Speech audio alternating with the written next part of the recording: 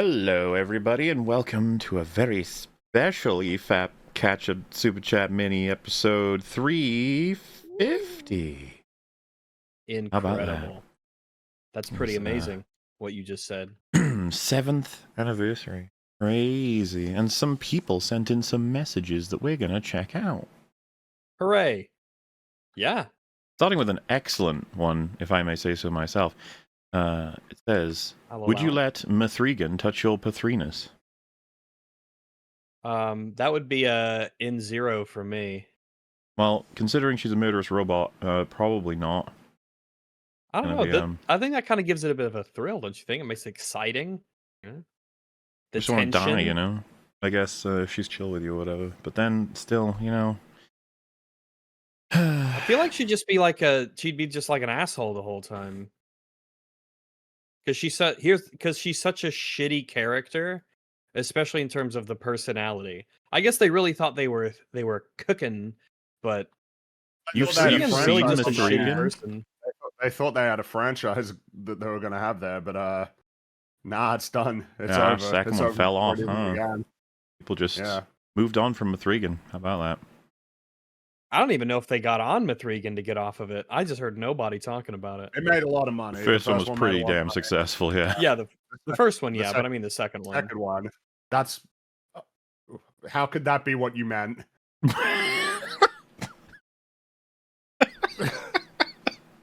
That makes literally no sense at all, but it's, you know, it's why we love him. It's why we love him. That's right. The real fans got it. The real fans got it.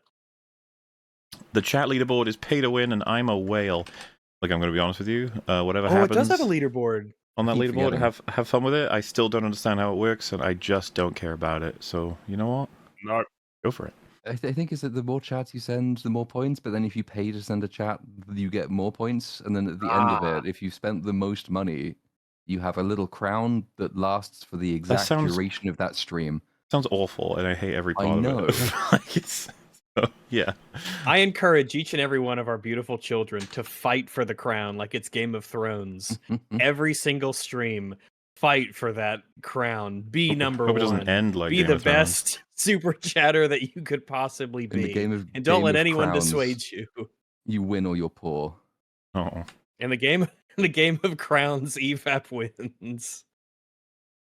Watch Memoir of a Snail. It's a good movie and will give you feely feels. I do intend to see it. It's on the list. Likewise. I've heard of that. Likewise. Animated film. Australian. I believe it was nominated for Best Animated Film last year. Oh, that's neat. Looking forward to the upcoming Hundreds of Beavers EFAP Movies episode, teehee. Sure, I mean, it's not an impossibility. We'll have to see about it. I mean, everyone wants to do War of the Worlds as well. So we got plenty of things to record. Obvious. Yeah, that's happening. We're behind on a lot of goofy-ass movies. I'm thinking of doing, like, a list. You know, the Daisy Ridley Die Hard one, and then the G20 movie. There's the Ruby Rose one as well that we never watched. Yeah. We have to watch all of the Die Hard. Yeah. Our Die Hard, when we announced the Die Hard arc. And it's just those movies. It turns out that's what we're watching. Skyscraper as well. Just, yeah, all of the ones that are very obviously trying to be Die Hard. And I mean, shoot for the moon, I guess, but good luck. I am now avidly awaiting the HOB EFAP movies. HOB? Hundreds of Beavers, I guess. Oh. Yet another. Yeah. Whenever you say Hundreds of Beavers, I just think about Timberborn, so. Of course. Good. Another year of ease faps. Been enjoying it since day one. Thank you, Fleems, for all the free fun you provide. Will Platoon survive his first 24-hour EFAP? He sure did. Is that true? What? I mean, you've really been watching since day one. If that is true, that is actually incredible. Well, I mean, some people have been watching since before day one. A lot of people usually say, like, I was watching EFAP back when, you know, it wasn't even called that, or when, because I think we did a few episodes, like, on your channel or Wolf's channel, like, just doing things in general, you know? Yeah, but that is legitimately quite amazing. But to have someone, you know, be watching us for that long. We are that entertaining, especially Yeah, especially considering the kind of content we make, because it's really long and stuff like that. After reading this super chat, you will forget that you are gay. Wow, crazy, man. Okay. I just don't remember being gay, but yes, that's what they said. Oh, I think that might be a reference. I don't think I ever was gay, but fair enough, I guess. I guess you forgot. We all did. Well, I don't think. What if I remembered I was gay? I never was gay. Why are we talking about EFAP 350? Spider-Man is coming out. It is coming out. It's just going to be a while. Nice it's a little while away, yeah. But it is coming out. That's true. Wouldn't it be awkward if everybody started hyping it up and it was dramatically, spectacularly worse than the John Watts ones? Well, if Yelena's definitely in it, along with Punisher, along with Hulk, along with unspecified other cameos, it is getting like a bit crowded, you know? I hear that, and I just think, the stocks are going down, down, down. Well, and also think about how there's a film started like principal photography about a year before it's coming out. You know, that's not great. Like in terms of that's not super reassuring. There are lots of films that have done that, and then they come out and it's like, didn't turn out so well. Yeah. 350 episodes in, I think EFAP did it okay the way that they did it. Good reference. Classic reference. I hope Metal is host by the time Wolf arrives for the 20th anniversary stream. 20th anniversary would be episode 38, right? 1000, right? Yeah, it would be. I think Wolf did say he'd come back for episode 1000, so it's going to take a while, but we'll get there, I'm sure. I've watched every EFAP 3 times and I wasn't even bored. Look at all these classic references. These are like season 1 references. These are a lot of classic references. Spider-Man's coming out. I wasn't even bored. Good stuff. To prepare, say 20 high rags, eat a reasonably sized meal for the average person, collect boulders with a loved one, meditate on the qualities of good rat, and accept that Soma is not a horror game. All that in preparation. Gets you through the 24 hours. I think it's worse, like his reasoning is, like you can't call it a horror thing if you're not scared. It's just like, what? The amount of things that wouldn't even be considered horror. Fantasy if they explain some stuff. I know, yeah, that fits right in. That's at this point, it's not the genre if it didn't make you feel like it was the genre. Mola, when will you play Rain World? Very good game. I don't know. At some point, maybe. It's on my to-do list. Heard it's very good. More and sometimes sometimes when people say in YouTube videos that because I started watching Matthew Matosis's video on it. And at the very beginning, he says, "No, seriously, you need to play the game. Don't watch this video until you've played the game." And I was like, "Yes, because it's Matthew Matosis, so I believe him unconditionally." So I just so I stopped the video and I just haven't played RimWorld yet. But some people have that sort of authoritativeness to them. And I've heard so many good things about Rain World from so many different people about the kind of experience that it is that I really do need to hop on it. And hey, it's worth knowing for anyone out there that doesn't know. Mathematosis released a game. So, you did. Logic Bombs. Yep. Have you played it yet? No. But to be fair, I haven't really played much of anything in these recent days. Yeah, I'm tempted to give that a shot, obviously. Matthew Matosis. Muller and Amnesia vs. Soma at minute 10. You scroll through an old frictional blog page in section 8 of this blog called Players Need a Role.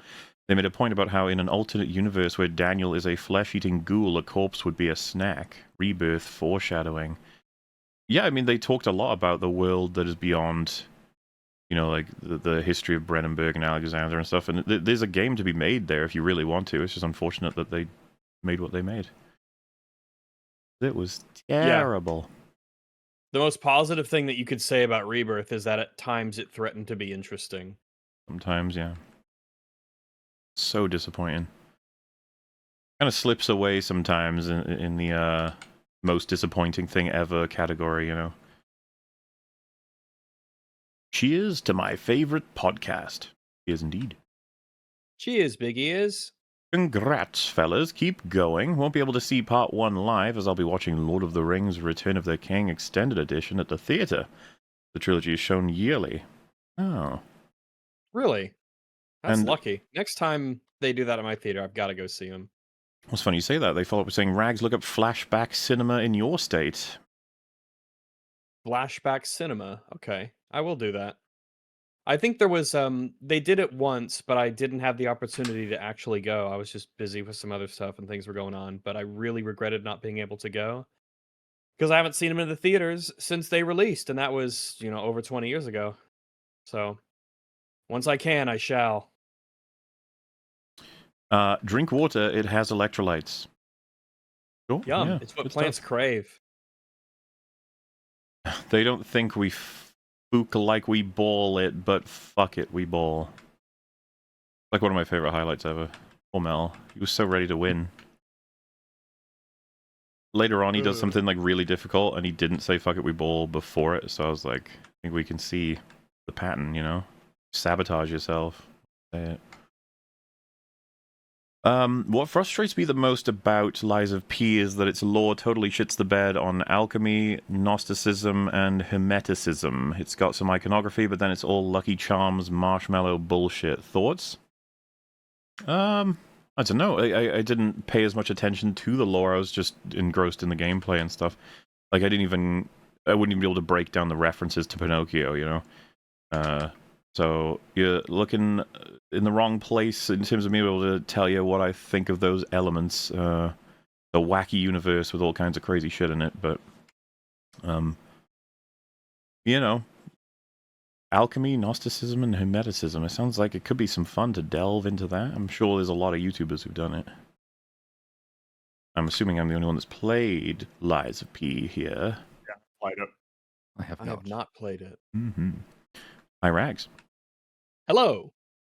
A good year of EFAPing and now a great new addition to the roster. At this rate, we'll have 10 hosts by 2040. Also, I imagine you dumbos won't have played DDLC by then, but I'd still recommend it anyway. Well. Enough. It's on the list of maybes one day, but that is a big list. We have 10 hosts. We won't be able to have guests. The petition Discord to expand the amount of people in a call. I would have thought they would have that as a feature anyway, but oh well.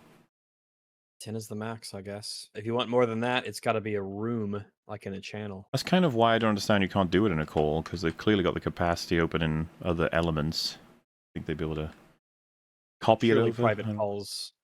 You would think that private calls aren't as common as normal channels that are filled with people. You'd Yeah, think and like private calls stressing would be it rarer. it wouldn't even be stress on a server for as long as someone's using it, right? And then so it's as opposed to it's always, Yeah. You know what I mean? Yeah. That's why they kick you after it goes a while.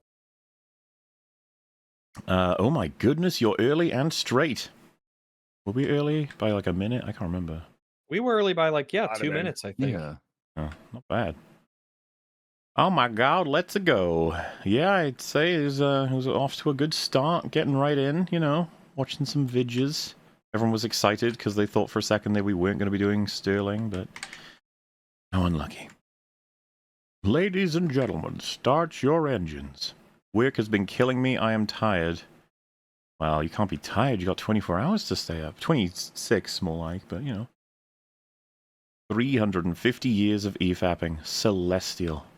Isn't that crazy that we're all 350 years old plus? I do feel it sometimes. Yeah, I'm starting to feel it. Gravity taking its course eventually. Yep. EFAP is a cultural institution that is required viewing. Correct. My body is ready for the street lights having very long trails again. Also, Rag, what is your favorite portmanteau? Ooh, that's tough to say. There's a lot of good ones. And now that you mention it specifically, it's hard to kind of pick them up. I mean, Frenemy is a classic. Frenemy is a classic portmanteau. Oh, man. Of course, now that you ask it and specifically say, they pop up all the time. But if any come to me during the catch-up, I'll mention them. But yeah, off the top of my head, I mean, I'll just stick with the classic Frenemy. There's one in Veep, which is rad, is a portmanteau of retarded and sad, which I quite like. That's yeah. We'll never know what you're up to or something like that. I'm Mr. Brown Christmas, I'm Mr. Shot, I'm Mr. Bum Dizzle, I'm Mr. Taco Bell. They call me Shite-meister. Whatever I touch turns to shot in my clutch. I'm too much. A classic. That's a classic Christmas song. Yeah.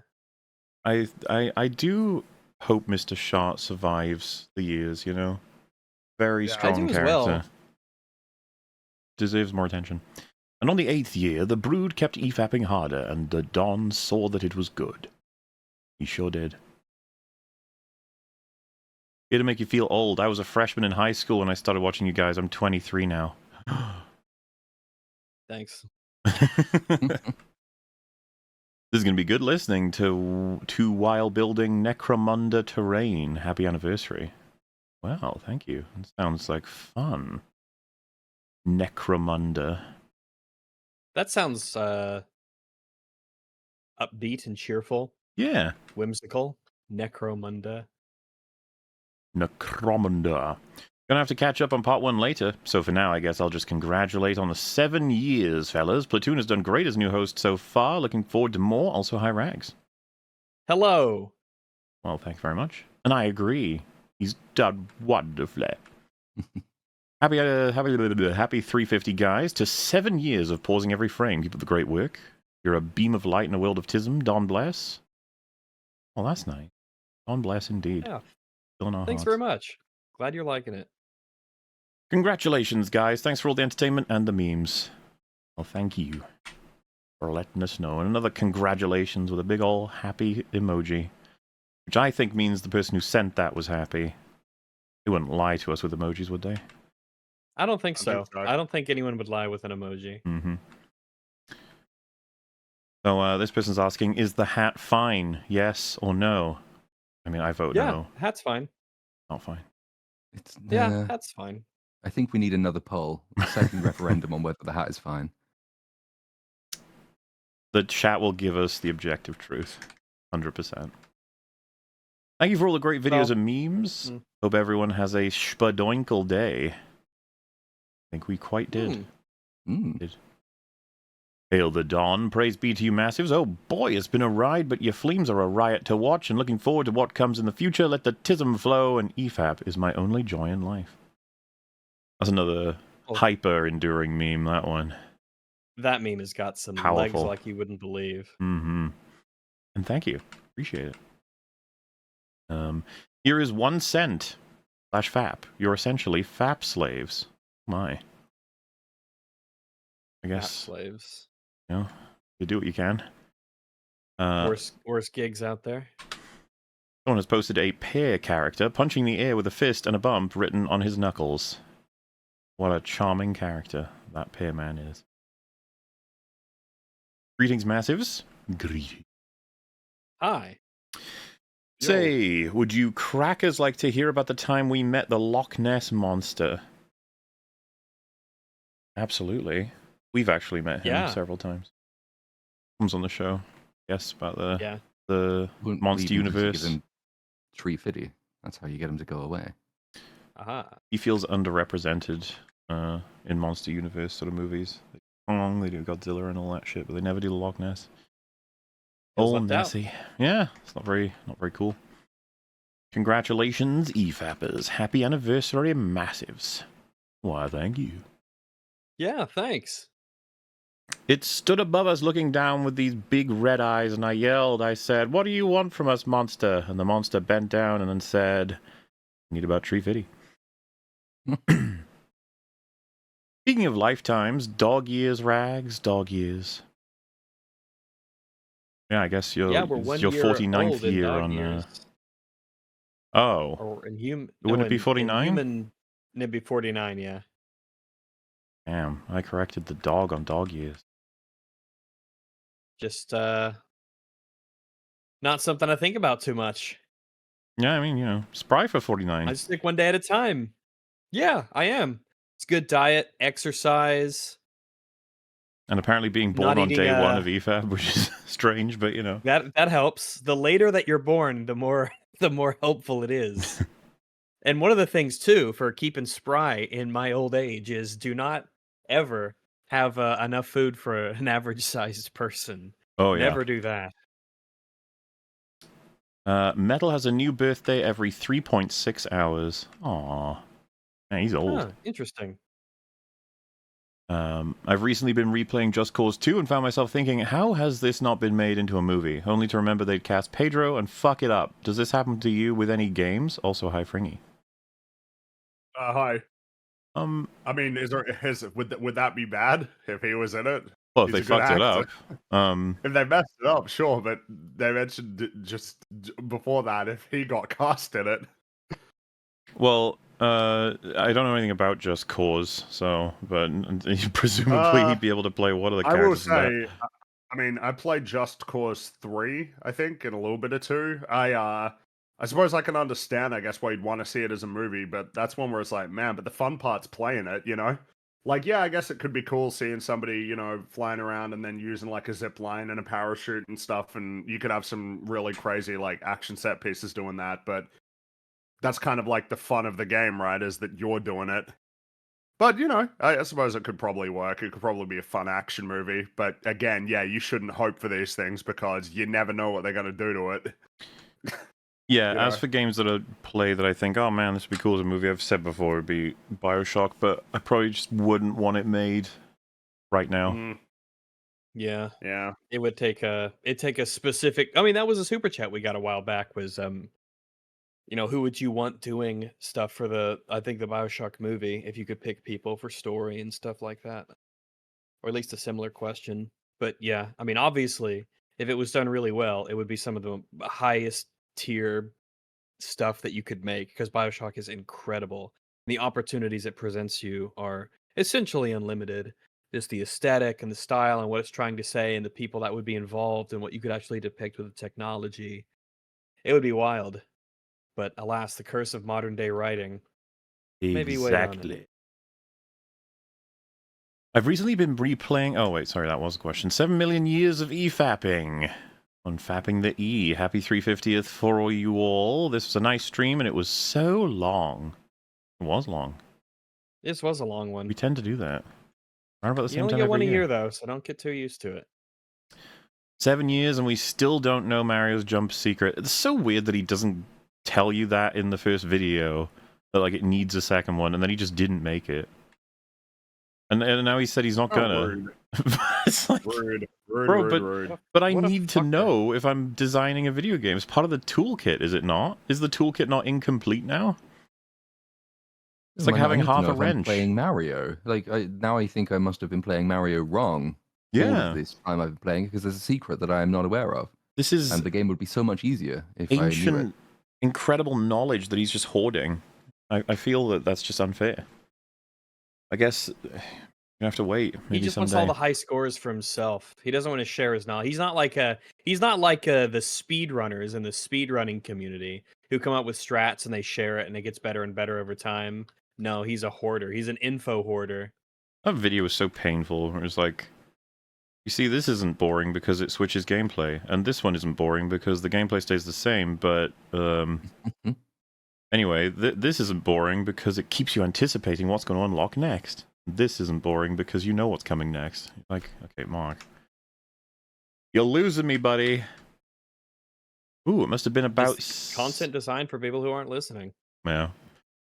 Must have been designed... it must have been about 7-8 years ago. Me and the lady were out on this boat, you see, all alone at night, when all of a sudden... Happy Tree Fitty.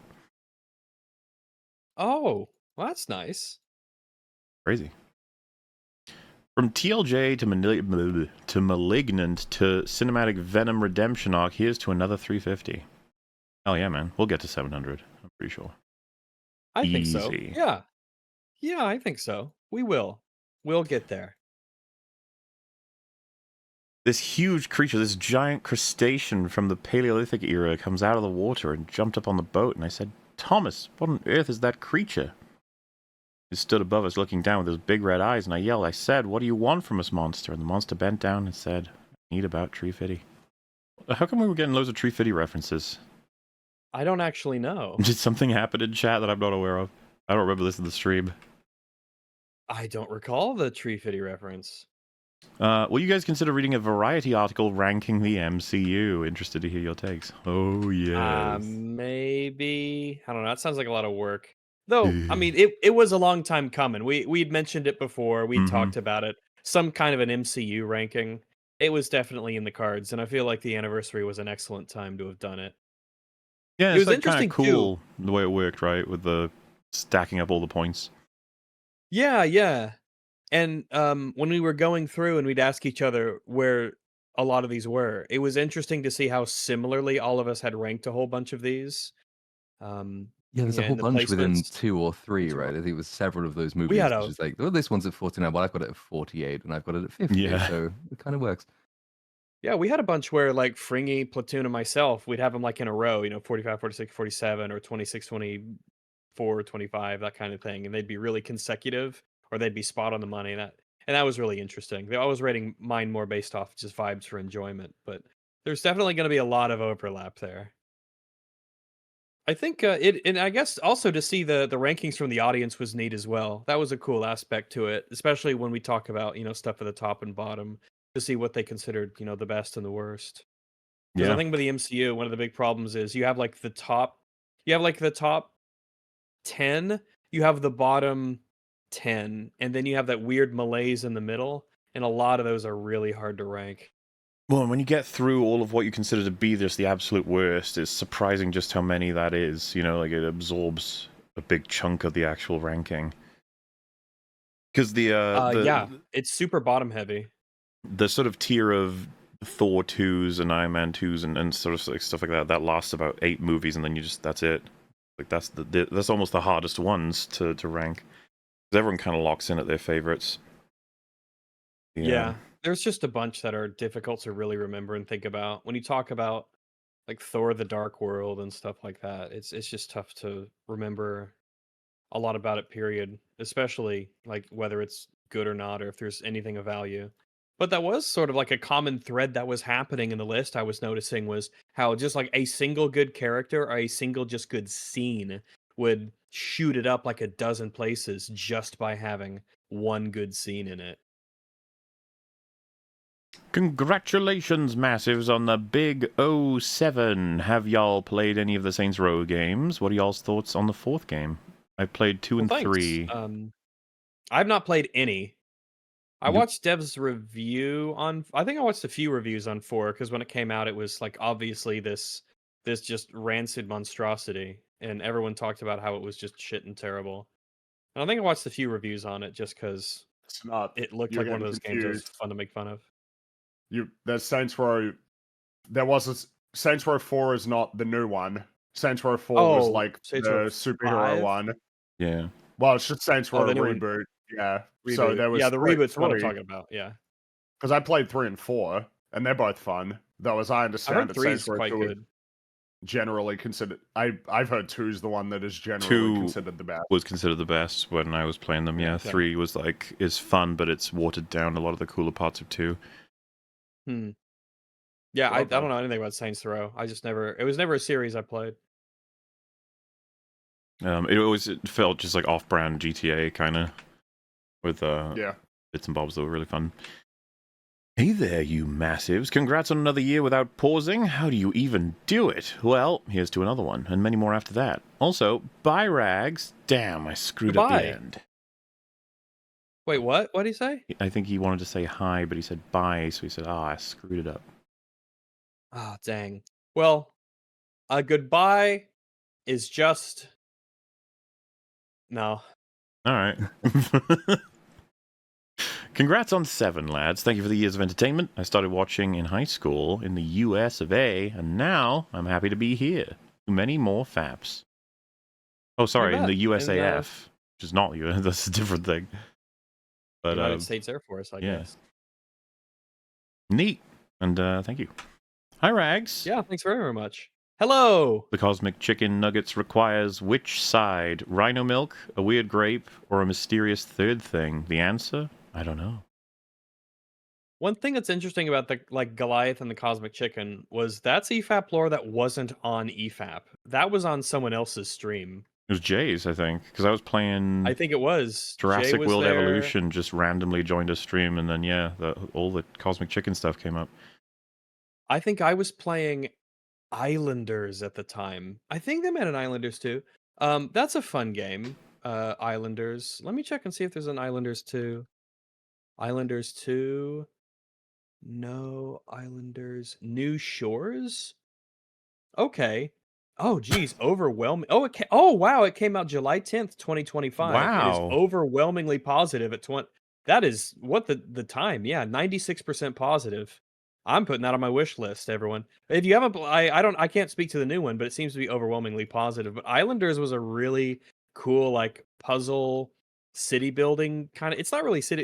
It's more like a puzzle game where you get, instead of pieces, you get buildings, and you have to arrange the buildings on an island together, and they get bonuses based off of arrangements and adjacent buildings and things of that nature. And you only have so much land to work with. So the idea is, can you build up the city using all the pieces and get enough points to keep getting new buildings and get to, as far as you can get, or the next level. And it's a really cool concept. It's got a neat style. So I'd highly recommend everyone, if you want a chill, like, puzzly sort of game, try Islanders.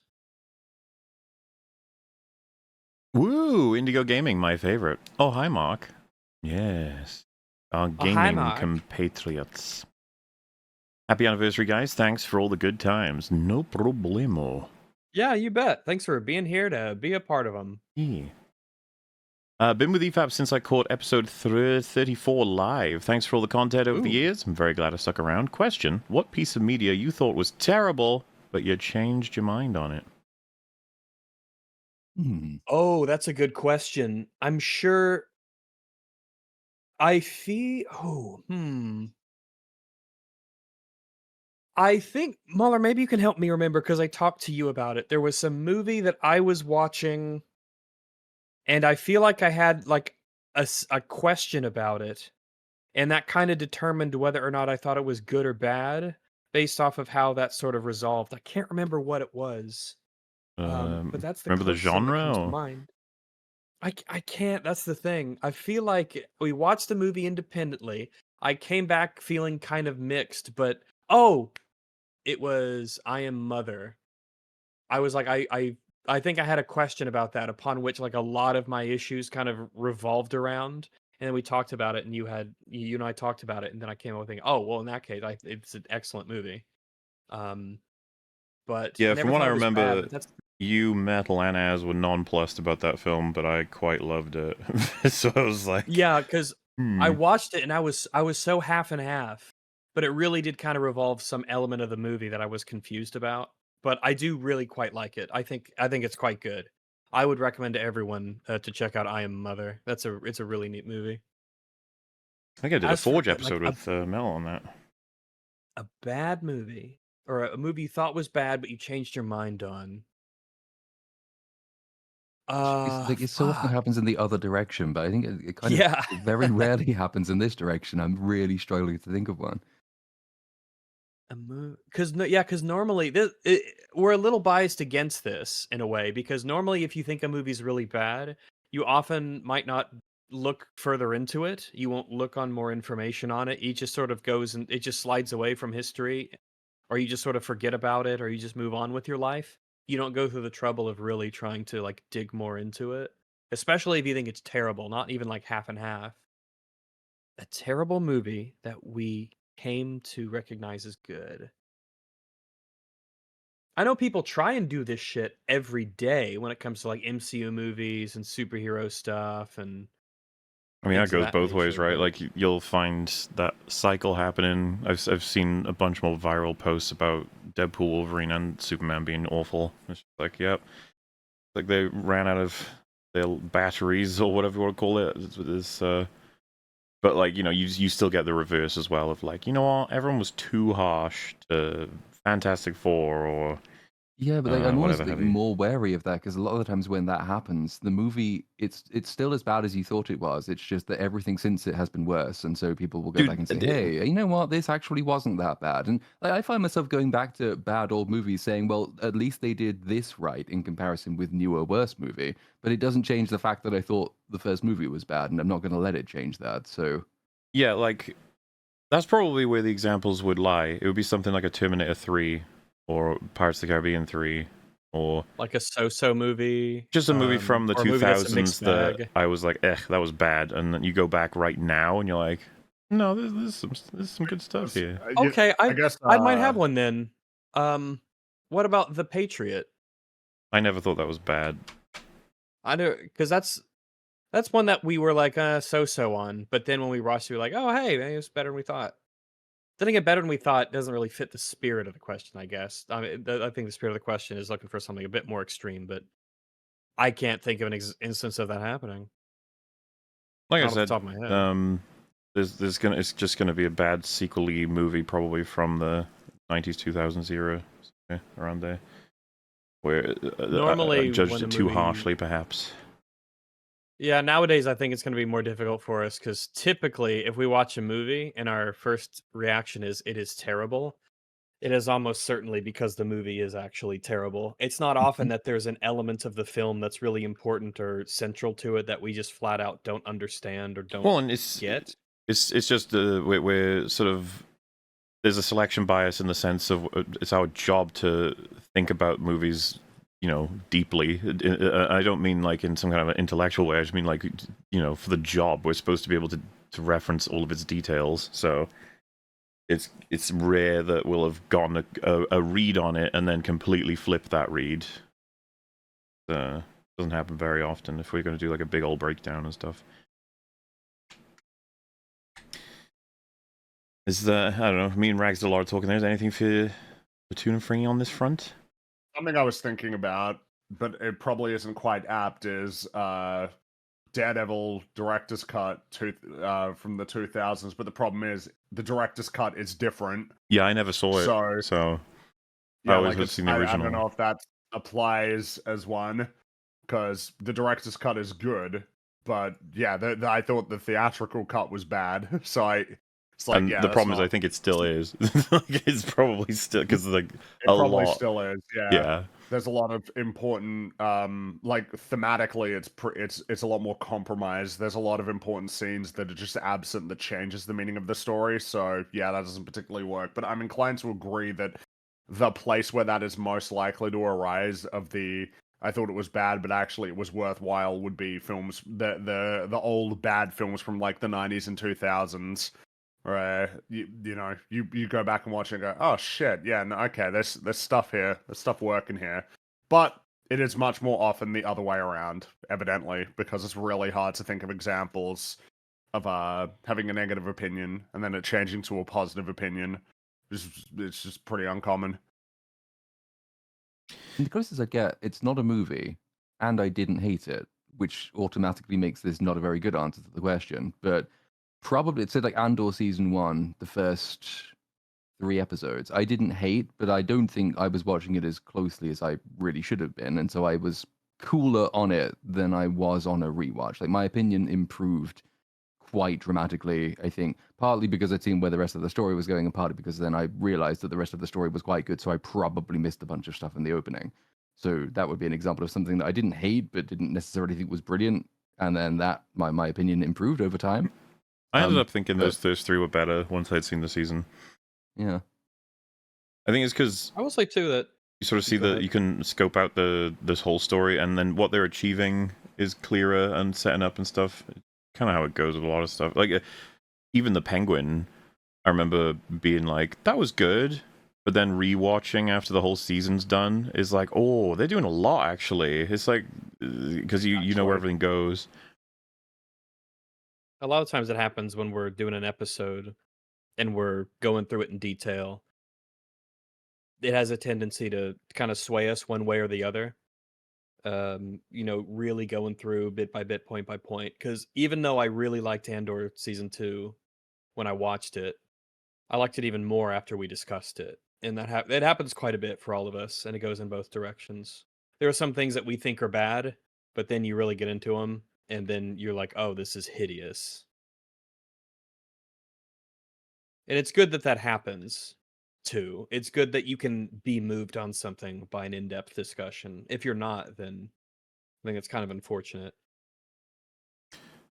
Although, as that video we covered said, why do we spend so much time looking at trying to tear plots apart? Why don't we just accept that it made us feel happy, and that makes it good? Yeah, I need that man to watch a movie, love it, watch it 10 years later and despise it, and then watch it 10 years after that and feel nothing, and then be like, so which of those 3 is the most valid? And then he'd be like, well, all of them. And it's like, what does that even mean? Like, what? You don't want to think about any of that? Okay, fine. It'd be more fascinating if those experiences were like a day apart. And then what do you say? What do you think? What do you do? It's like, don't think about it, just feel. Why, hello, pesky enemies of the long. Alright. We had some short videos. Oh, yeah, I guess we went long, but they went short. Look what they have to do to mimic a fraction of our power. I know. Happy anniversary, dear Massives. Thank you. Thanks very much. Thanks for being here. Woo, let's go. Thanks for the years of content. Make sure you have plenty of coffee and other substances for the long stream. Also, hi, Rags. Hi, water for and me. I did. It was a bit half and half. I had 3 energy drinks throughout it, which used to be a mainstay of my diet. And up until the anniversary, I'd cut out sodas completely for about a month and a half, almost 2 months. And I never really felt any temptation to have them. But I had some for the stream, and I haven't had any since. Just so I think that I've pretty securely kind of cemented those as a thing that I can have every once in a while without worry of relapsing. But other than that, it was water, and I had some little meaty sticks here to snack on, and that was pretty much it.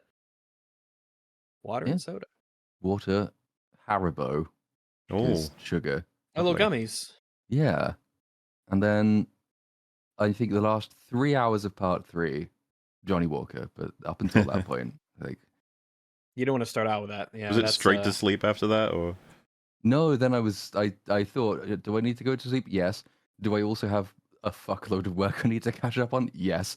So I was up, and then I had to leave in the morning for a stag do, and then I came back, and now here we are, and then I'm off tomorrow for another wedding. So it's a non-stop fucking week. Well, as long as you're not human... more tired than I really was. Oh, okay. Fair enough. I started with a coffee, but towards the end I was using Red Bull. So that was it was a mix. Start with a coffee and with the Red Bull. And I don't really drink energy drinks. So like it was just for the anniversary. I don't drink energy drinks. I tried my first ever attempt at doing a 24-hour stream. It was on Twitch, and I had energy drinks prepped. And I ended up like taking them just a little too early, like halfway through. And then I couldn't stay awake at 19 hours it was, and I gave up. And then the next time I tried it, I just, like, someone had recommended, it's like, just try drinking water instead of any energy drinks at all. And it was easy. Like, I got through the 24 hours, and I was just like, I guess. Well, that's the thing. They're good for boosting you if you are very badly flagging, but it's a temporary boost, and then you're more tired after it. So if you do start them too early, then the effect of being tired is worse than if you hadn't taken them. Because I was trying to time coffees kind of on the same principle. It's like, well, I could just have a fuckload of coffee at the beginning, but then I will be dead quite quickly. So no, I'm gonna 1 coffee per stream. That'll work, and it kind of did. For me, energy drinks don't keep me up. Well, they sort of, I guess, they don't give you energy. They just sort of delay tiredness. If that makes sense. You don't feel like, ooh, energy drink, I'm ready to go. But it's just like, yeah, I'm coasting through. The energy drink is staving away the drowsiness, and that's kind of it for me. But I think that the big determinant in keeping you awake is having something engaging going on. I think that does way more than like an energy drink or something will do. Is if you have people that you're talking with, if you got something that actually has your interest and you're bouncing off of really well, that's like super mega, revitalizing when you have that. Like way more than make you forget too. that you're even tired for a minute there. Yeah, unironically, yes, it does. It keeps your a busy. It's like in a horror game when they have the chase sequence where you're just like so busy focused on doing the running or whatever that you're too busy to be scared. You don't have your attention spans being taken up. It's kind of the same thing with tired. I think you're absolutely right. Your body doesn't even think about being tired. But that's how it normally goes, right? It's only when you're sort of kind of when you get bored or when you don't have anything to keep your focus on that your body all of a sudden gives you like, hey, buddy, you're tired. You should sleep. it's in those moments of silence that your subconscious Yeah, and I guess tells if you. your body then is also like, oh, this thing we're doing right now is important, so I'll put that to the side for a second. But as soon as you're done, I'll remind you about the whole sleep thing. Because I didn't get the best sleep in prep for the stream, but I don't know. I guess it didn't end up bringing me down early. Because I usually hit like some kind of, you know, like, oh, I'm getting difficult to stay awake sort of part of the stream, but I didn't this year.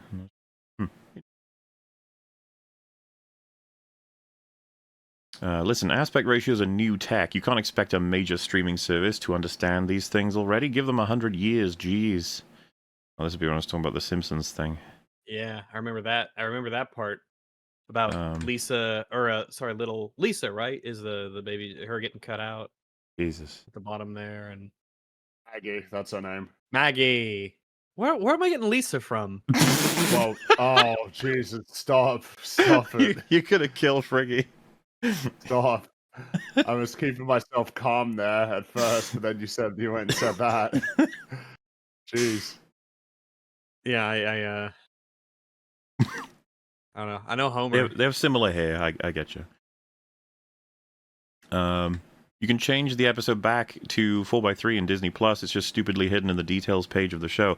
So I did see this when we were streaming, and I made a note, and I did check it out myself, and it is there. You can do it, but you have to go through, like, when you choose the show, you have to go across the tabs into, as they've said, their details, which then gives you the option to change it from 4 to 3. It's not even in, like, Disney Plus as a setting.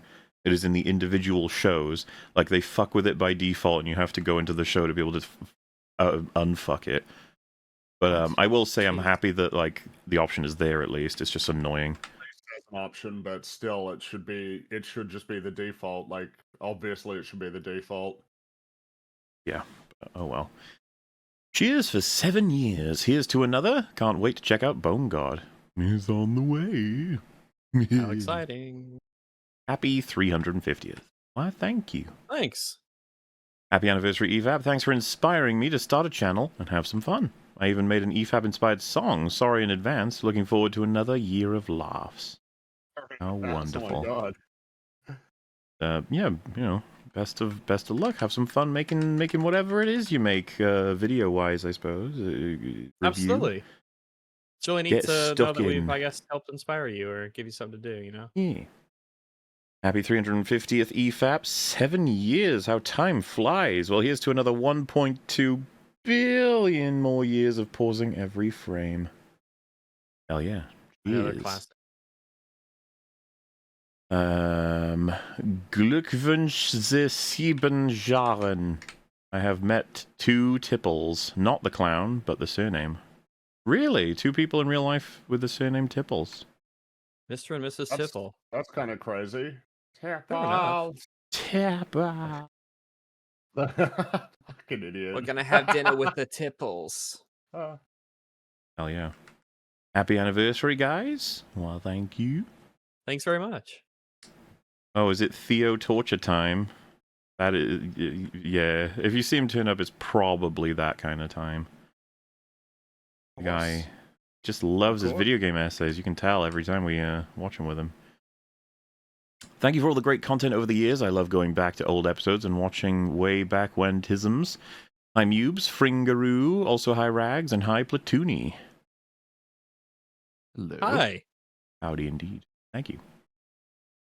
Rags ruined Jamie Lee Curtis.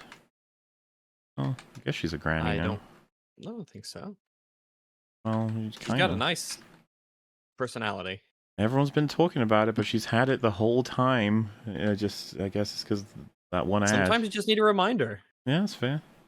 It just lets you know what films are now considered too old to even have been seen by the current generation of people talking about movies. True Lies, Trading Places. It's fine if you haven't seen them. It's okay. I mean, I guess you are. That is like a fair point. It is entirely possible that somebody could just have never seen them. Well, that's what I'm saying is that is the realization when these discussions happen. You're like, oh shit, it shouldn't be news that she's attractive, but I guess it is now because those films have fallen out of the zeitgeist. Yeah. A rat named Mouse. All right. That's confusing. Wizard of Oz is my favorite isekai. Why not? Yeah, That's sure. the Japanese anime thing where the person gets transported to a different world, right? Yeah. Yeah, that's like half of animes, isn't it? I think Or the 2/3. Yeah, superhero high school. That's why it needs a name. Who's using the typewriter? I think that was me. Sometimes when I'm typing to people, I try to mute it every time, but sometimes I forget. So. He just is an enthusiastic typer. My keyboard's loud, dang it. I hate loud keyboards. Well, it's mechanical, so it's really down to how much heavy I type it, I guess. Somewhat. 7 years typers, you know? already. Crazy how short it's been going, lol. I know, only 7 years. We gotta go longer. It's rookie numbers, as I say. Happy 7 years, boys. EFAPing is my only joy in life. Oh. If Australia I'll was find more joys. If Australia was real, then why did GM say we could have been so good together instead of together? Oh, like together. Because they're making fun of the accent, I see. Together. Don't know why you go make fun of the accent. Yes. You don't have to do that. I guess they're saying it's so silly, it's clearly made up. It's a bit mean, but what are you gonna do? Congrats on 350. Keep up the good content. Also, seeing KCD2 in the poll as King Come made me lol. Oh, King Come, because Kingdom Come Deliverance 2. King Come. Hey, EFAP. His Majesty's royal arrival. Congrats on 350. I was the guy last year who had his catalytic converter stolen, had to sell the car 2 months later. This year, I got a cyst removal surgery on Monday. Damn. Hope 400 is less eventful. Yeah, hopefully all that is just... Let's hope for good results for everything. Post that. It says 1 of 2, but I can't find 2 of 2. Control F for 2, maybe? Or well, I mean, I'll be reading every message, so maybe it's one that's not got a 2 of 2. It's just a message, you know. We'll just keep in mind the catalytic converter cyst man. Yes, and hopefully you are doing a little better, healthier, happier, and the year is treating you well. The sky is white. So I assume that at his operation, he told the doctor to cease and desist.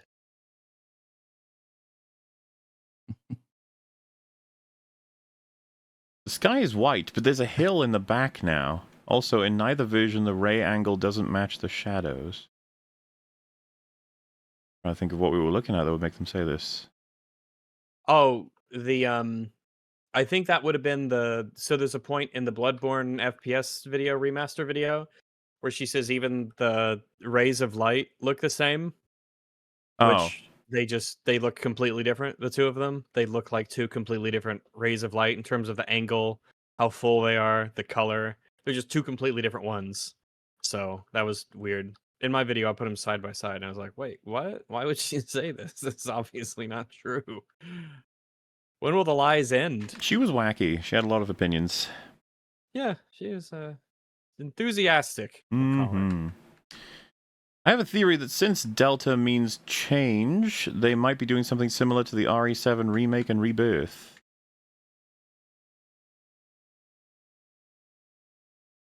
RE7 remake? No way that's happening. No, they're not making a remake of that. It just came out. There's no way. Fucking hope not. A waste of time.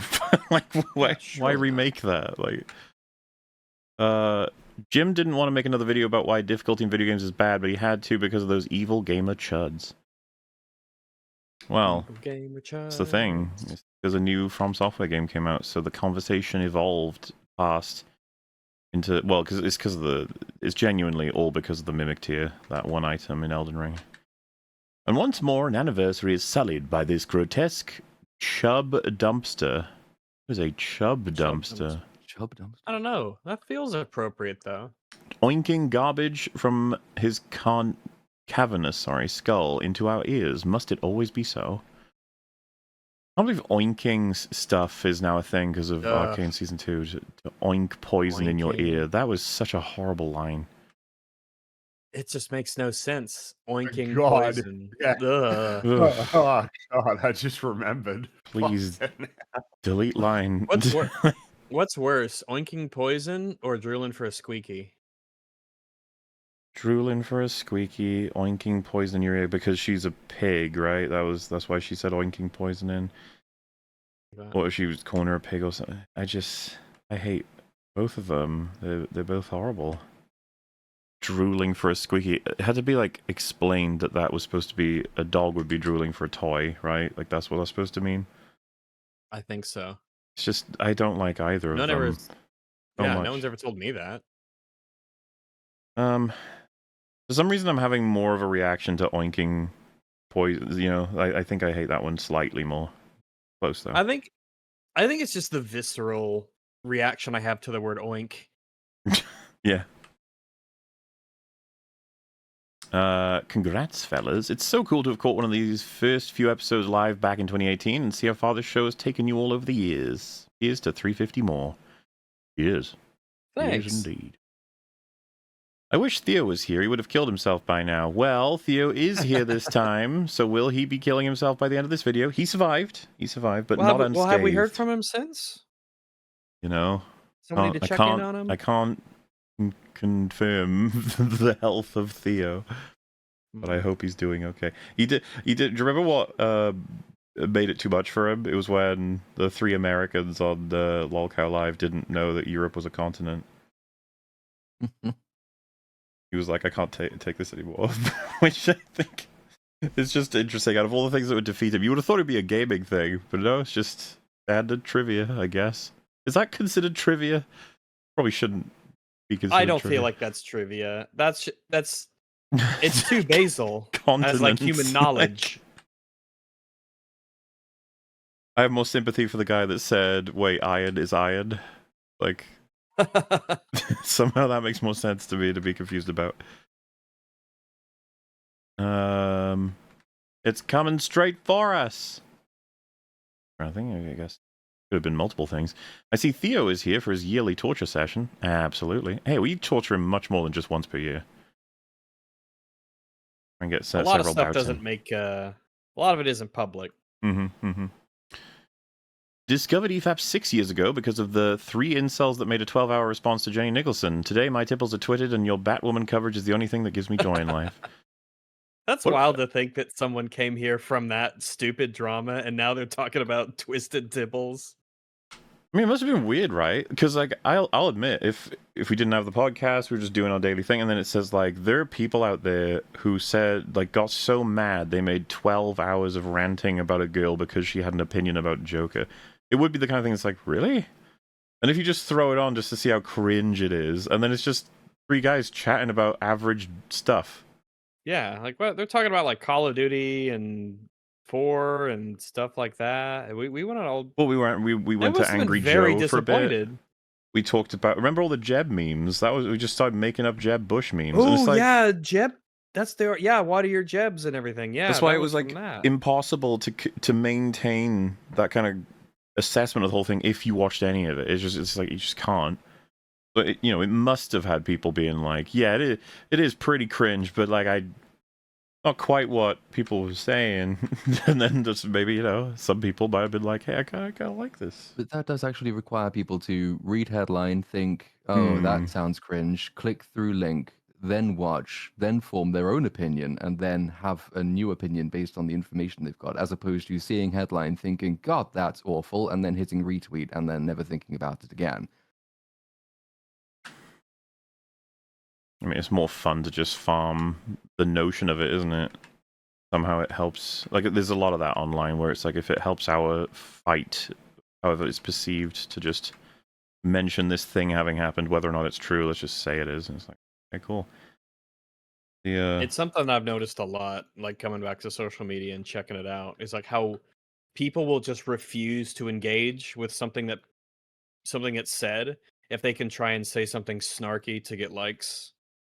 Yeah, and I mean, it was kind of nuts because lots of different prominent people were like reacting to it having happened, and it didn't happen. Like what was being said happened.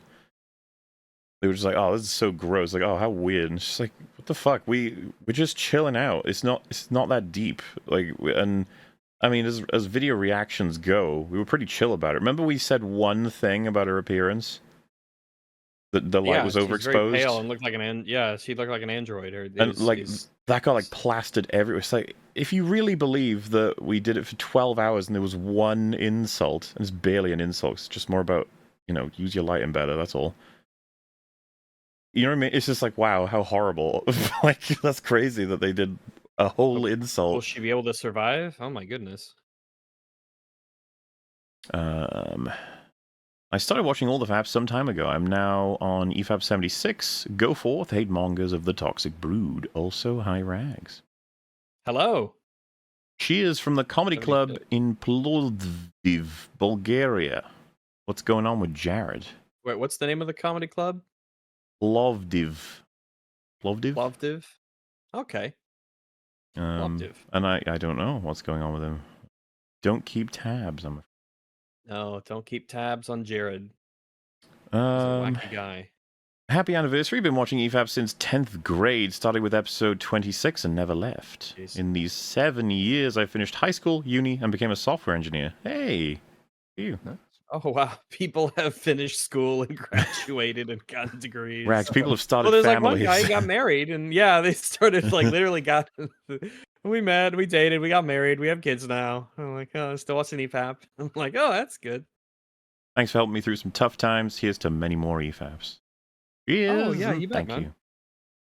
On the bright side, one of my favorite guests became a 4th host. Love you, Patoon. Your voice only makes EFAP better. Thank you very much. Oh, this was part 2 of 2 as well. There you go. Oh, that was it. That's the cyst man. Yeah, I don't know how it got separated that far, but hey, there you go. Hi, Theo. Your voice is still my favorite of any guest ever. Aw. Really? Theo's? Wow. Interesting. That's mean. Jeez. What's wrong with Theo's voice? Yeah. Nothing. We're on to you, Rags. Voice of an angel. Annual tradition making Theo want to kill himself. One of these years. The poor man, he does not want to watch video essays, but it's so funny watching him watch them because he listen, just to be clear to everyone, he comes onto these voluntarily. We do not force him. Right? I swear. He gets some sort of a masochistic pleasure from doing it. It's like picking out a scab or something. There's something fascinating about it for him, I suppose. Congrats on another year. Just finished filling out the survey. Hopefully next year we'll have some better movies. Yeah. Hope so. Hope so. I hope so. I think the best we can hope for realistically, though, is there will just be fewer movies. That would be nice. We're at that point. Free up our weeks a bit more, yeah. Mm-hmm. Love all you guys, and occasionally gals. Thank you for many hours of droll, mellifluous. I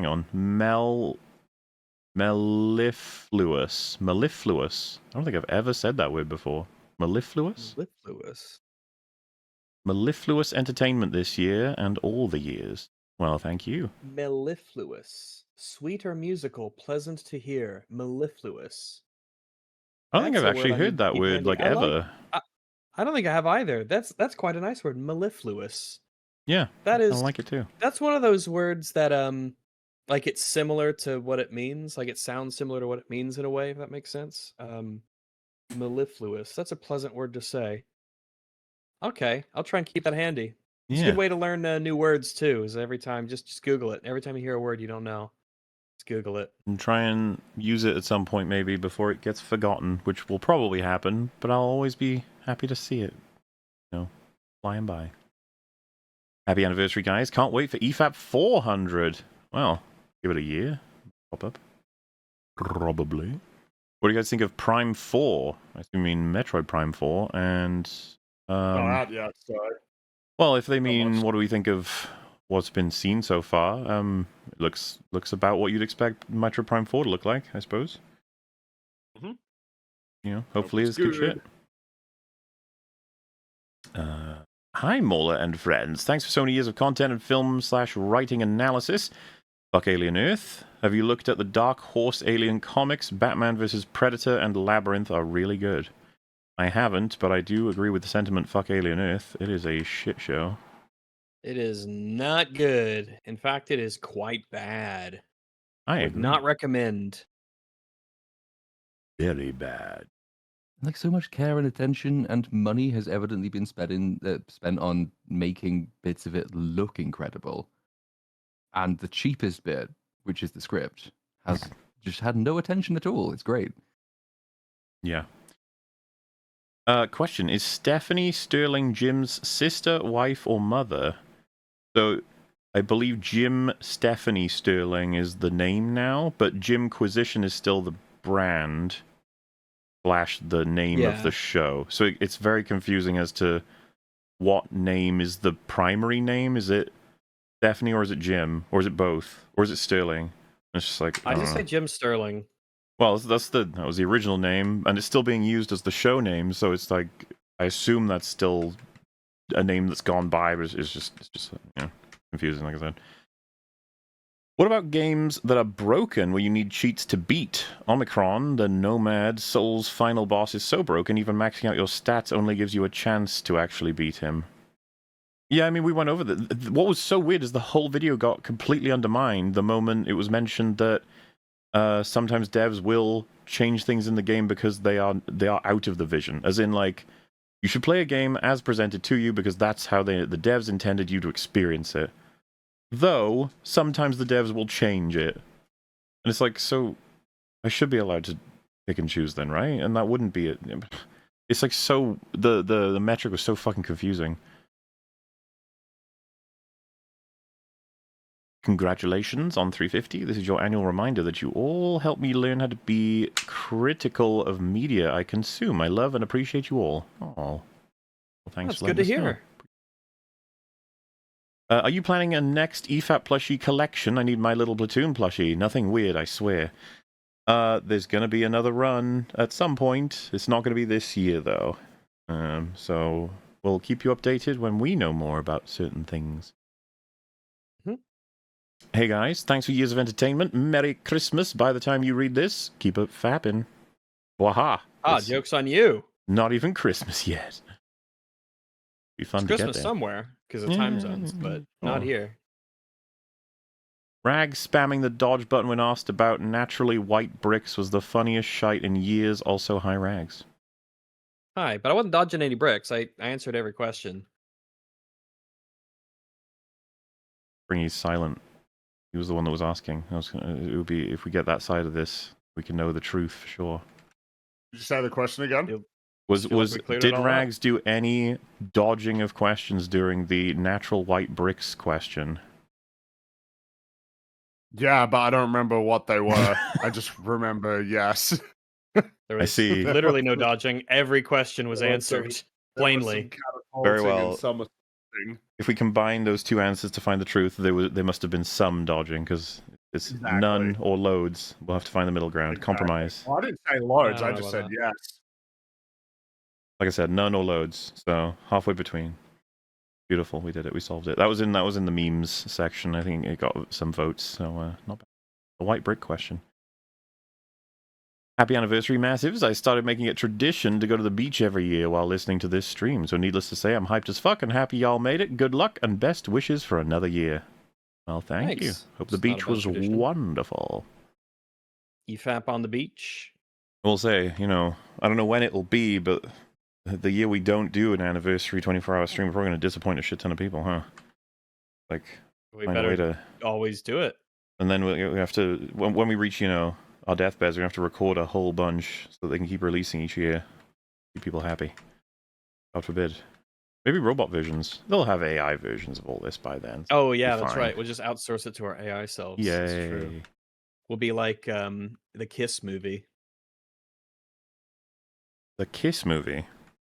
Yeah. As in where a guy made animatronic versions of the band Kiss, and then they would then they would play music for people, but they were just like robots of Kiss. They weren't actually Kiss. You sure that wasn't Five Nights at Freddy's? I've seen that. No, this was the Kiss movie. It's back in the day. It wasn't Five Nights at Kiss. Oh, it might have been Five Nights at Kiss. Kiss Nights at Freddy. I haven't Happy played any of those games. And you shouldn't. So, Yeah, they don't seem like the kind of game that I would enjoy or get much out of. No, I think you'd think they're awful. Happy 7th, Rip Wade. Yeah, man. Wait, Wade was a real Crazy. one. It's just... It was a real one. It was kind of cool that they had the balls to take out such a prominent character that was, like, so popular, too. They knew that, and they knew it would have that kind of effect, but at the same time, he was a ratings spiker. Like, every episode Wade was on. Just, you know, they always said it broke records. A lesser show wouldn't have had the guts. No, not even Andor could have compared to what they did with Wade. Not even Andor. And you knew that once you saw Wade and Andor, he was safe. And be like, oh, okay. Yeah. Actually, it was pretty lame that Andor used Wade as a key jangle. Yeah. When all the Gorman were raising their fists in the square, and they were like, you know, remember Wade, remember Wade. Didn't even make sense, but yeah. Kind of wild. Guess word gets around. Summons and Guides ruined DS3 for me. Dropped the run after someone else killed Nameless King for me. After playing DS1, I'll start a new run. I had a friend who got into like Dark Souls well ahead of the sort of group of people that we had, and this was well before I played it, but I remember him telling me that he had a friend who said he was not enjoying Dark Souls at all, and so he'd gone over his house and he was just like, let me just see how you play it, because I just want to, you know, just see if I'll give you some little hint here and there or something, because it's a really good game, you know, you should probably try and blast through whatever's giving you trouble. And he saw the guy set it up, and I shit you not, he put like a let's play of someone playing it on the other monitor and just started playing, and then he was like, whoa, you know, you should try and beat it yourself before you look at a guide or whatever. And he's like, no, this is how I play games. That's wild to and, me. And I remember him telling me, and he was so sad to say it, you know, like it killed him that someone would play games that way. And I was like, yeah, man, that sounds horrifying. I specifically make sure that that doesn't happen in my life. Like, even to the point where I very rarely will watch like trailers for movies and shows and stuff like that, because I really do want to kind of just go in and let it wash over me.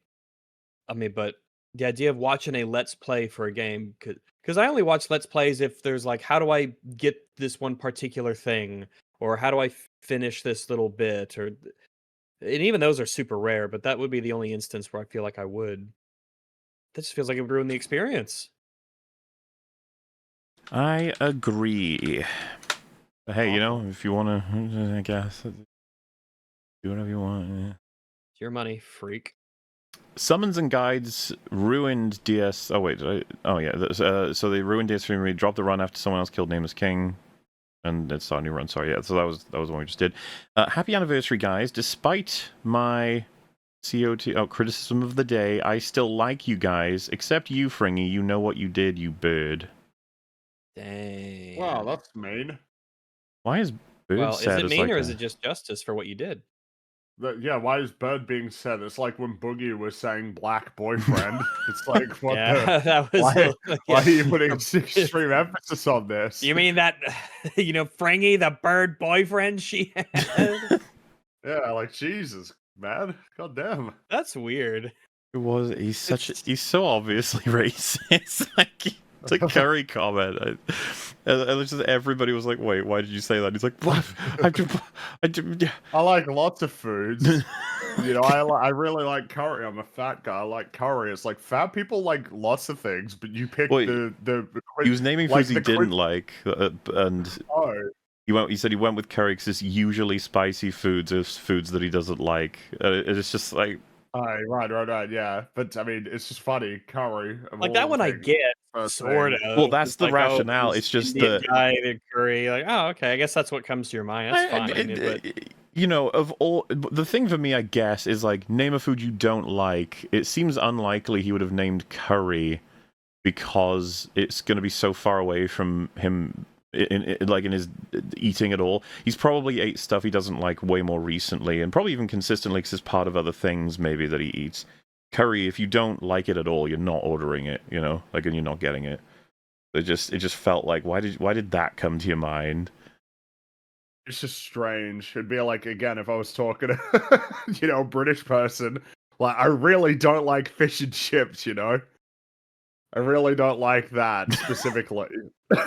Just like suspicious. Because that would be something you'd have to lean in by just that's one of those things that has to be obvious to get like you'd say, well, hey, you're British, and I don't like fish and chips. You'd say it like that as a way to sort of connect it to maybe something that they would know or used to. Or but I think it's the issue is that they're both from essentially the same country. I mean, Canada, U.S. It's not like they're on the other side of the ocean or in some faraway exotic land from one another. It's just it's funny. It's really kind of awkward. I only use summons on mini bosses because I think they are cool as fuck, not major bosses. It's cool to see them decimate trash mobs, but all major bosses, no summon runs, had me fist pumping after Melania. Yeah, I get that. That's kind of, honestly, what the main conversation comes down to is just when you work at a boss and defeat it the conventional way, quote unquote, if we want to call it that, whatever. It just feels really good, and then you're like, I want other people to feel that because that's really cool and unique and fun, and I really liked it. And then they use the summon, and they seem to be like, yeah, I beat it, and you're like, oh, that's basically it. It doesn't, because Jim Sterling keeps making it about this like mega elitism. Never entertaining it's like any good with difficulty and. But it can just never come from a good place, It can't be that. It has to be some crazy shit. His bad faith. But that's Jim Sterling. Yeah. There's not a good faith bone in that body. There are bones in that body somewhere. What was the straw man? Wasn't it something like, if you use summons, you haven't played the game? I think was the straw man he used, which is. No, I don't think anybody has said that. It is just you haven't played the same game, and also you haven't played the same difficulty of the game, and you've missed out on an avenue for satisfaction that might be worth exploring. But you still played the game. You can probably find someone who would say you haven't played the game, and then if you explain to them in great detail that of course I have because I've hit the credits or something like that, they would then eventually clarify and be like, what I mean is the game that involves these experiences is not something you've experienced, so and then maybe you bypassed a lot of those experiences that sort of maybe not necessarily, but like kind of make up what the gameplay. What could cause them to get pissed off and gatekeepy, I wonder. It's like, well, it could be someone saying, yeah, I defeated the difficult game that is Dark Souls or whatever game you want to pick. And it's like, well, you can't make that claim if you did it with summons. That's how those people are going to feel. They're going to be like, that's some stolen valor or some shit. And we talked about this, but in the same vein, if someone beats a Call of Duty World at War on Veteran and someone beats it on Easy, and it's like those two claiming they've beaten the game it just means different things. So everyone's going to jump to certain language to make sure that distinction is drawn, which there's an air of reasonableness, but then on both sides you get the crazy people who maybe say some stuff that's not as fair. EFAP is my only joy in life, also High Platoon. Hello. EFAP trashing Elden Ring is the only thing that brings me joy in life. It's not a bad game, but it strayed too far from what I enjoyed about Soulsborne's. That's kind of, I guess I could say that I agree with the sentiment. It's just that probably not how I describe it. It's like it drove into the parts that I feel like at this point have become a bit stale, and it made those like the mainstays. As opposed to, because it's the innovations in the From Software games. It's crazy. I love the branch of Bloodborne, love the branch of Sekiro, and it's like neither of them have been pursued. They've both been dropped in favor of sort of the very consistently satisfying on a mass market level, roll attack sort of thing. It's just like, well, that's that then. That is the future. Congrats on 350 mainline episodes of Pausing Every Frame. Pausing Every Frame. Gary Oldman as Stansfield voice. Every frame. It's a funny fucking clip. Leon the Professional. Good movie. Do you think Jim watched the end of Cars and got angry when McQueen goes to help the blue car? Gonna win, Lightning. Go, you prat. Maybe. I don't know. But nobody was happy that Chick Hicks won. You know, he was so happy that he won, but everybody was like, boo, you suck, Lightning McQueen. Yeah, look at him go.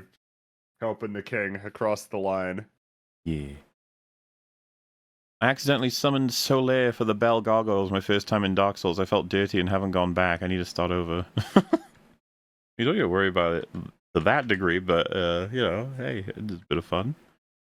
Solaire is he's quite a helpful dude, but like I said, I think everyone should try it out, you know, summoning and stuff, and just mess around with it and everything. It's just also do the other stuff. Use different weapons. Use a shield if you wish. Happy anniversary. When will you play Alien 2014? I assume they mean Isolation? That came out in 2014? 2014, yeah. Well, then that's probably it, yeah. I don't know. I did play a little bit of it, but I haven't gone back in a long time. I just don't know how where in the list it is, you know, because my list is Chungus list. I don't know about anyone else here. All playing in Isolation anytime? I think I played it for like an hour or two. I've heard interesting things about it. Couldn't tell you what the interesting things I've heard about it are. So, well, it's the best Alien thing since Aliens, and I know everyone says that about every Alien thing that comes out, but this one is considered legit on that front. This ain't no Romulus, okay? Or everything else. Glintstone weapon art invalidated all my spells. Probably frustrating. Summons and Spirit Ashes are actually a net good if you use them to skip all the awful DLC bosses in Elden Ring. Try using the don't buy it cheat. I wouldn't have any problem with people doing that with repeat bosses either. If you just want to get past them because they're kind of annoying you, but you want to get to like the good fights and stuff. It's just the Elden Ring is enormous, many bosses. So, you know, I could understand there.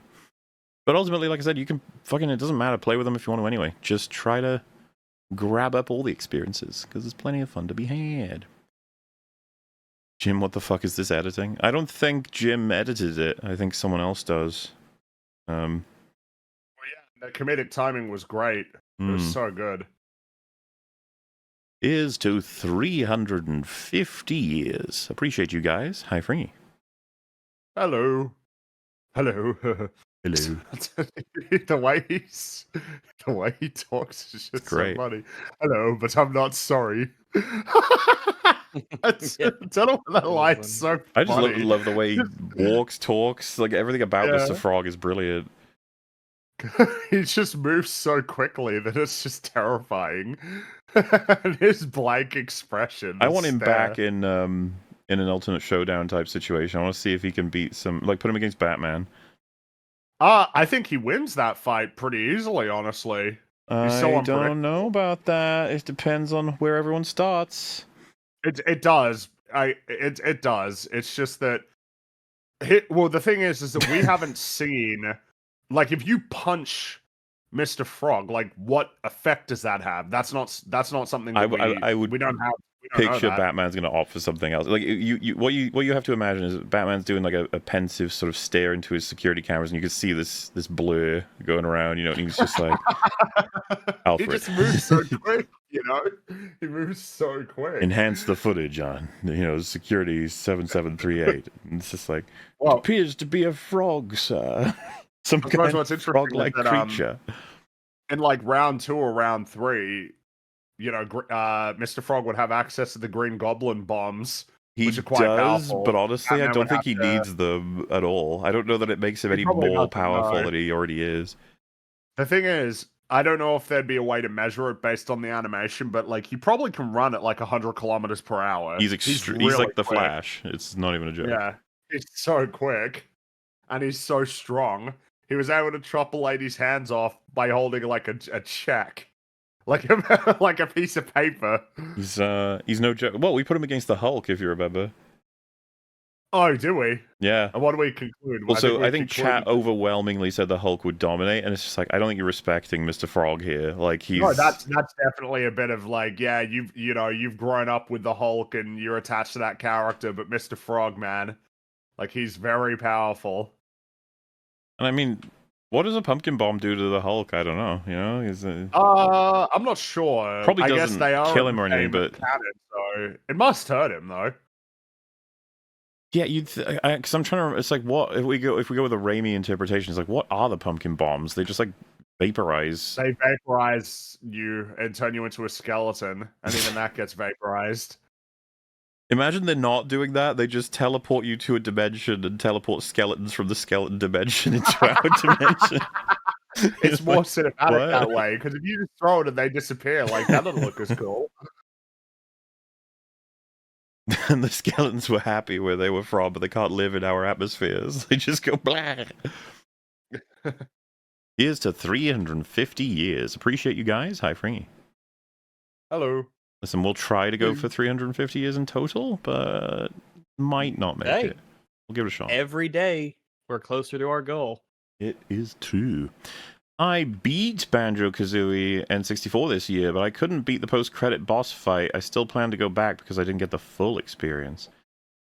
I think I played Banjo-Kazooie the first time, I want to say like 10 years ago now, I think. And it's really cool when you play a significantly older game and it ends up being one of your favorites that you've ever played. Yeah, it's fun when that happens. I started replaying it because I had it on Switch too, and then because I've just fallen into the mode of just assuming all games autosave, and so I wasn't saving it. And then my Switch 2 turned itself off, and then I booted the game up, and I just all gone, like more than half the game, and so I stopped. But it is a very fun time. Yeah, because like some games from earlier eras, you might expect it's like, would I have loved this if I had played it as an adult, or is it all that nostalgia and like the tolerance you have when you're younger for maybe things being buggy or drawn out or extremely, I don't know, laborious, like difficult even, got me past things that nowadays I just like have no patience for or something. But no, some games are just fucking good, guys. They stand the test of time. Tears of the Kingdom has this same thing with the sages who just do combat for you and confuse the enemy AI. Yeah, loads of games do. It's not like some new invention in Elden Ring to summon something alongside you that's going to help you. But the problem was, as Jim Sterling put it in the video, is that it's so powerful the devs had to nerf it twice. I don't think they truly knew how to balance it. For reference, by the way, because I can't remember if we said it, the Mimic Tier creates a copy of your character with a hell of a lot of health and like a percentage of the damage you deal. And it's like summoning, and to the point of summoning a creature that's incredibly powerful to the point where it can solo most bosses, at least when the game first released. And you'd think to yourself, how do you make that mistake?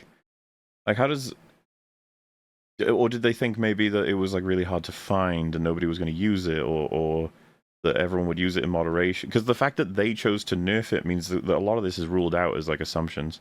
They just didn't test it, I guess. I don't know.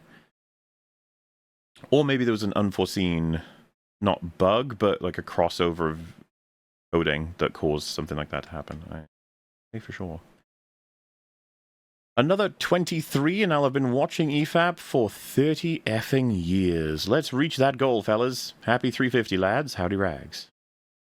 Hello. Howdy. We've done 7, which means 7 is possible, which means we could do 14, 28, 56, 112. There's no stopping us. Happy 350, boys. Time is flying. Sad to say, but haven't caught any VODs for the past 2 years. All those movies are either dog crap or not interesting. Sad. Well, we've done a few other things that might interest you. You, done some quiz shows. Some little breakdowns of videos. And, hey, if you like The Thing, or Die Hard, what else have we done for classic films? I'm trying to remember. There's another one that I'm missing. Can we do one? There is, I'm sure. But I'm blanking at the moment, though. Annoying me. Oh, we did, it's not a classic movie, but Train to Busan we did at some point. That was fun. A real neat movie. Anyway, this is a topic of clout. It's, if you are there for fun, it doesn't matter how you play or mod your game. He wants the clout of Halo on Legendary despite playing on Easy. Challenge runs are celebrated because we appreciate difficulty. Those people are out there, and that will obviously piss other people off. You try and say you've done the thing, and then you're obviously haven't really done the thing, then everyone starts getting testy with gatekeeping, which I get. Like I said, try and have a clean conversation sometimes about the specifics, because everyone wants to be mad. Hail to all. Hail, indeed. Hail. Practical physical testing is necessary for functionality. I'd rather play a beatable, buggy game that's fun to play than a polished, inexcusably big-budget slop. People prefer graphics, though. I mean, that would just depend surely on like how buggy we're talking. If it's game-breakingly part of buggy, the problem you is can't finish it. they've baked in, like, you know, beatable buggy game that's fun to play rather than big budget slop. And it's like, well, yeah, if it's slop, then you probably don't want to play it, and if the other one is fun, then you do want to play it. So, you know, you kind of, it's like, yeah, I guess I agree. But if we're saying, you know, I'm trying to think of what would be a beatable buggy game that's fun off the top of everyone's heads. Beatable buggy Sunshine? game that's fun. I feel like it's unfair to call, like, I you know, like, as much as Sunshine's got plenty of bugs in it, it's like not to the point of everyone just calling it a buggy game. I don't think. Oblivion. Sure. Oblivion. Kind of like a famous buggy game. That's probably fair. So it would be like Oblivion versus a polished, big budget slop game. What was that Indiana Jones game? Oh, that's probably a good. Good one. To be fair, there's a bunch of bugs in there. Great circle. But yeah, well, so personally, if a gun to my head, I have to play one of those for X amount of time, I'm gonna pick Oblivion. It's not even close. Yeah, same here. Yeah, I mean, I ain't playing Resident Evil Village again. Fucking, I would prefer Village over the Indiana Jones game. The Indiana Jones game is just such a it's just a nothing burger. What are you talking about? It's like the best game of 2024. Yeah, it got so many views. Man, that was a rough, just like boring experience. I feel like games are capable of so much more. And you think to yourself, like, Indiana Jones, that's like perfect for a video game, and you're like, yeah, you'd have thought so, but you know, oh well. My favorite Noita mod is the MLP mod because it's more than just cosmetic. It gives each character unique quirks and adds spells based on the show. Good for you, man. Well, yeah, I mean, you know, the fans of My Little Pony will be satisfied with that mod, I suppose. This is quite dumb. Like, have people forgotten that overcoming a difficult challenge is the most rewarding feeling? It makes you become better, more attentive to the game. It lets you appreciate the game more, too. I don't know, something weird has happened in the modern world where it's like, hey, easy, medium, hard, expert, pick whatever you want. And then when you say to your friends, like, hey, have you beaten it on expert? It's fucking hard, but I managed to pull it off. And then another one goes, yeah, the part with the thing and the stuff. Did you do that? Yeah, I did. What did you do it with? Oh, the rocket launcher. Is like, oh, I actually saved up loads of shock and blah, blah, blah. You know, it just, that used to be a thing. Feels like, I don't know, something happened at some point where it became gatekeeping or what have you. Because, you know, like, you have to spend your saves carefully with Dead Space 2's hardest difficulty. Yeah. You could discuss that with friends. Like, where did you save? That's right, hardcore. Semi-recent example, Odyssey, RimWorld DLC. People focus on, but you said a DLC is paid mods rather than weighing trade-offs in types of dev cycles. I've got no context for any of that, I'm afraid. I'd need to hear that again. I feel like it was really confusingly worded. Can you say that one more time? Semi-recent example, Odyssey, which is a RimWorld DLC. People focus on, but you said the DLC is paid mods rather than weighing trade-offs in types of dev cycles. I don't exactly know what they're trying to say there. I'm not sure either. A game doesn't need to be balanced to be fun. Sure. I'm guessing lots of things can be unbalanced on purpose to create certain experiences. There can be things that are accidentally unbalanced that the devs will leave in because it's creating a particular amount of fun. Just generally speaking, there can be an intention with the difficulty or the experience, and there's something that's ruining that intention from the devs, so they have to rebalance it. But no, I agree.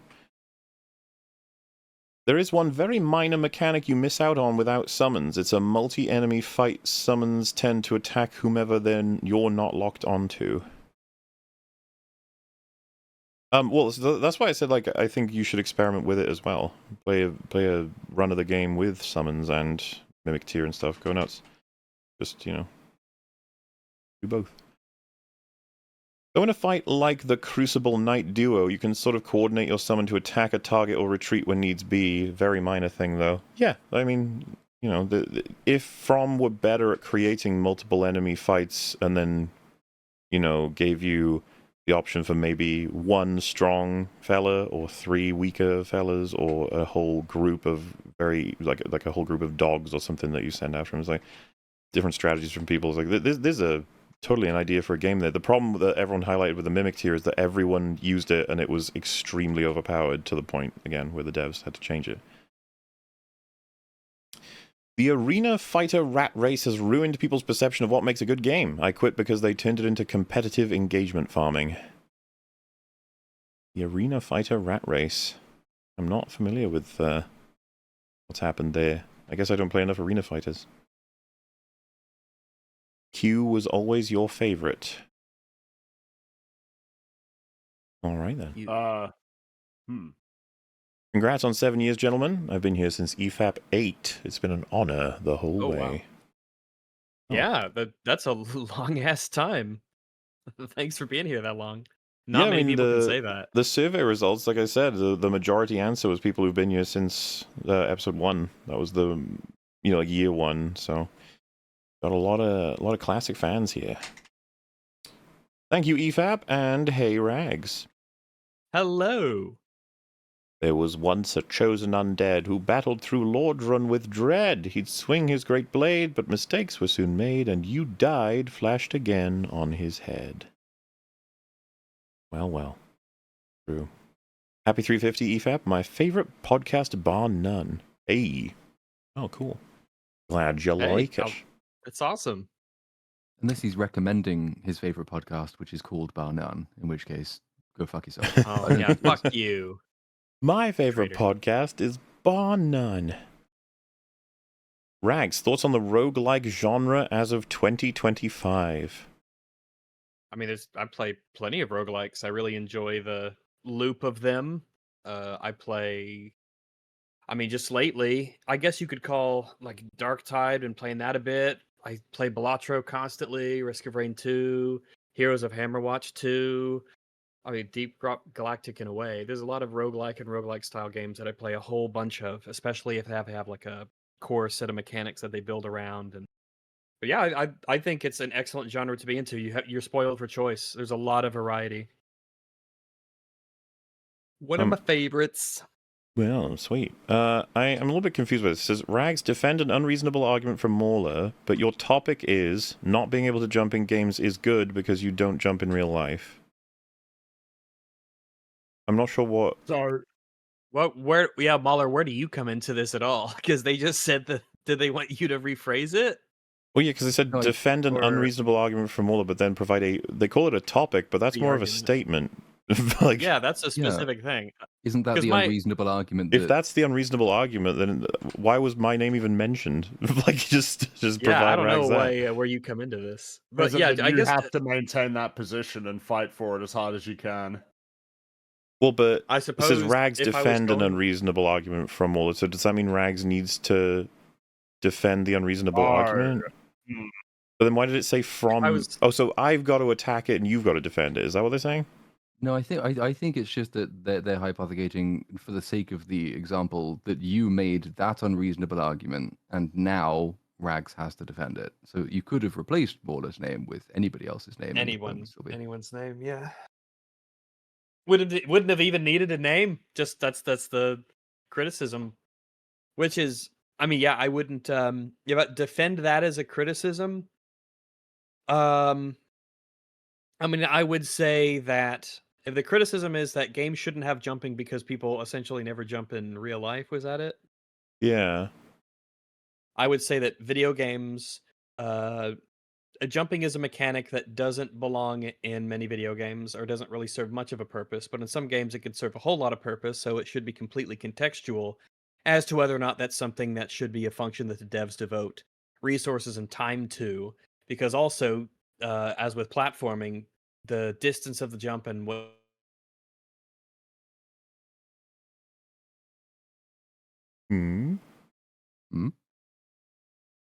Was that? I guess that was him. Oh. Huh. And we'll never know. It's the jump thing again. Whenever jumping is a conversation, we just never get the answer. I feel like I'm lost because is he trying to make a reasonable version of this argument? I think it's just a case of you have to be able to like defend any position that you are given just as a thought experiment. So this is the thing Rags has been told to defend, just to see what he would say in defense of it. Because what he's saying is reasonable. Like jumping should or should not be a mechanic based on context. Yeah, whereas I think the example given though was you're defending the position that it should never be in a game, right? Yeah, not being able to jump in games is good, just definitively, because you don't jump in real life, which is way harder to defend. I mean, yeah, unless you're going to deliberately take the piss out of it. Like, I don't know. Well, a lot of people in life are disabled and can't jump. And statistically speaking, most gamers are too fat to jump. Therefore, jumping is not actually an experience they have any emotional attachment to. And it's much better that we actually use games which make mechanics relevant to the stories that are relevant to the lives of the people who play them. Therefore, jumping should be gotten rid of. And most games should feature a protagonist who is constantly slouched in their chair. There's that. You could also go the angle of like, well, you see, jumping should never be in video games as a mechanic because it's always not representative of how jumping works in real life, and so instead it should have a different name. What Mario does is so far beyond the capacity for a human to do that it should be called something else, like bouncing. Like, that's the only way to... I don't know how you defend that statement. It's just so... Jumping gives players dangerous ideas about what they are physically capable of, because in video games you can jump and change direction in midair, but if you try and do that in real life, you will die. So games are responsible for many unnecessary injuries. We did it. Yeah. I was involved in a debate once, though, where we were given, I think we were told we had to defend some argument in favor of donating organs, which is fine and not actually that hard to do, except for my debate partner, who was an idiot. Oh, no. Whose argument was that, sorry, we were against donating organs. That was it. Which is still, you can do it, harder. Yeah, but his position was you shouldn't donate your lung, for example, because you only have one of them, so you can't donate it. And I just slammed my head on the desk. Like, do I have to? I feel like I could defend this better if I were on my own. Just like, oh. Mm-hmm. Happy 350th to the best gosh darned YouTube channel ever. You guys are irreplaceable. Thanks for all the many, many hours of good rat. You're the best. Hi, Rags. Oh, hello, and thanks. I'm really glad you feel that way. Very kind. I guess we'll stick around. Yeah. Hey guys, just got here. Well, hope you had a fun time with the show. Yeah, I hope you stuck around. And this one just says GG Gamers, which I you need to hear that a lot when you're a gamer, because it's tough out there. Most oppressed class in history are the gamers. That's true. A great stream, but 100 is still unbeaten. The fabled 100, where we got to speak directly to Tonald himself. I remember it. Legendary. Some believe it didn't even happen because it's so ethereal and incredible and mystical. But it did. Great stream, everyone. Glad you're having fun with it. Tell Someone Outlaws is GTA set in the Star Wars universe. Have them play it. Find out the limit of disbelief. A promising premise executed poorly. Yeah, no one's going to tell you that, like, open world Star Wars is a bad idea, but then you see what they do and you're like, oh. Yeah. But it's almost like it's not even, I mean, it isn't even anything to just say that. Open world Star Wars, like, oh, cool, so you've done, like, zero work, like, to just say that. Now you gotta actually do it. We're a step away from good game, and you're like, yeah, let's do it. Yeah. It doesn't really mean anything, and yet it seemed like it meant a lot to a lot of reviewers to just point that out, you know, like, oh, it's like an open world Star Wars. It's not... Okay. The amount of them that were like, it's like Red Dead Redemption. It's like, oh my god. Yeah. It's like Uncharted. It's just like Red Dead Redemption. Like all these games. Like games that have graphics. Does Red Dead Redemption have a bit where, like, if you turn mildly off the beaten track, it gives a big warning label saying, hey, no, you can't do that? Stop right there. What's his face comes in? I don't know the characters. Dusty, who is Rufus? Rufus. Rufus. Yeah, Rufus comes in and he says, hey, now you better turn around there, partner. These are some dangerous places. And then you turn around and you go back to the or Robert Redford, right? He comes out of the woods wearing his coonskin hat and his musket. He tells you, I don't know, he just gives you a nod like the GIF from the movie Jeremiah Johnson. And no words need to be spoken. Your character just turns right around and heads back to the horse trail to rattle up some grub. Somehow you described a better way of them doing it twice than what they do in Outlaws, which is probably how it would work if they had it. It was just like, go back to the fucking game, retard. We hate you. Thanks for the money. Well, that's if you're lucky, right? They'll just kill you and set you back anyway. That's one of the funniest clips when the Star Wars Theory, the counter starts, and he goes, "Oh yeah, well let's just see what you do," and it hits like 4, and then the screen goes black, and he gets reset. He's like, "That didn't even." They can't even do a countdown. Happy anniversary, Mauler. Slay the Spire is great, and I can't wait for the sequel. What's your favorite character? Mine is the Defect. I love the lightning combinations. He's very cool, and I don't think he's in the sequel, which makes me sad. But there's like a creepy Grim Reaper character that I'm probably gonna end up playing instead, I guess. Year 8 should be the year of weekly 36-hour EFAPs. Hail the long man. We decided against that. It was definitely gonna happen, and then we were like, you know what? Maybe it was not. on the wheel when we spun it, though. We gave it a chance when we spun the wheel of what the strategy was. That was on there. It didn't land on it. Last criticism, it's a sin you haven't finished Astrobot. That's true. That's fair. I need to finish Astrobot. I'm just going to do a stream where I do the whole game again, I think. There'll be a time where I'll do it. Astrobot was awesome. Yeah, it was. And then people were mad that it won the Game of the Year at the Game Awards, which, number one, just don't even worry about it. Who cares about that award show? Who gives a shit? But number two, it was way better than whatever the other games were that I don't even remember. And I probably it was way better than whatever the other games were.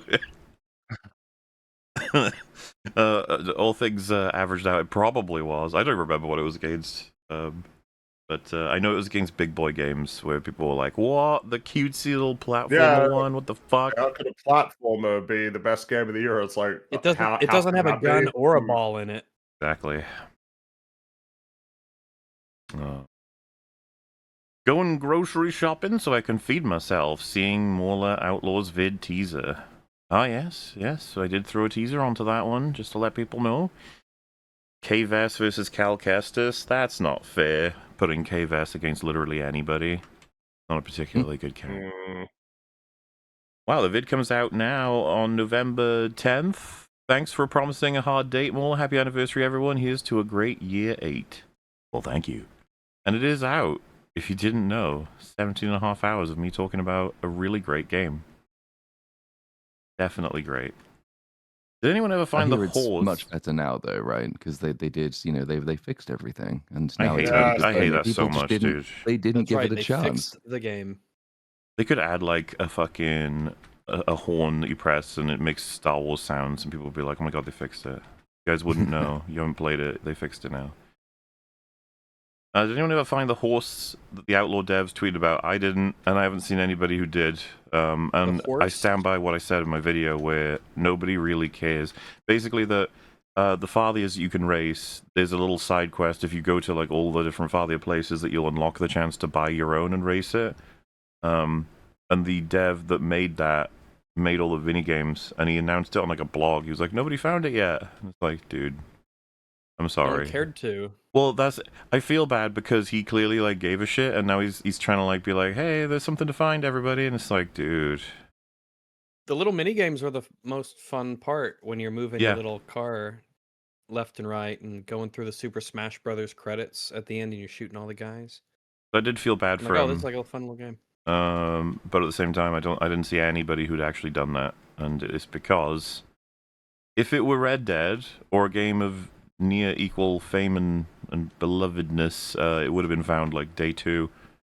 But like that's not you've not the people who are playing it who even like it are not doing that shit. They're just going Star Wars. The people making the YouTube videos saying that it's a really awesome game that you should play, they're not playing it like they give a shit. Nope. And they'll never play it again. They're not replaying it. and they're not going to go back and play it again. It really Whereas I annoys can me. pick up God knows how many games that I love, and just I could pick up BioShock or Resident Evil 4 or any of those games right now and just sit down and play them. And it's fun. I love it. And it's fun and it's good. Did anyone ever find... Oh, wait, sorry. Another excellent anniversary comes to a close. Thank you all for an amazing 7 years. Here's to many more. May the Dawn give you Rhino Milk. Long live EFAP. Well, thank you. Oh, thank you.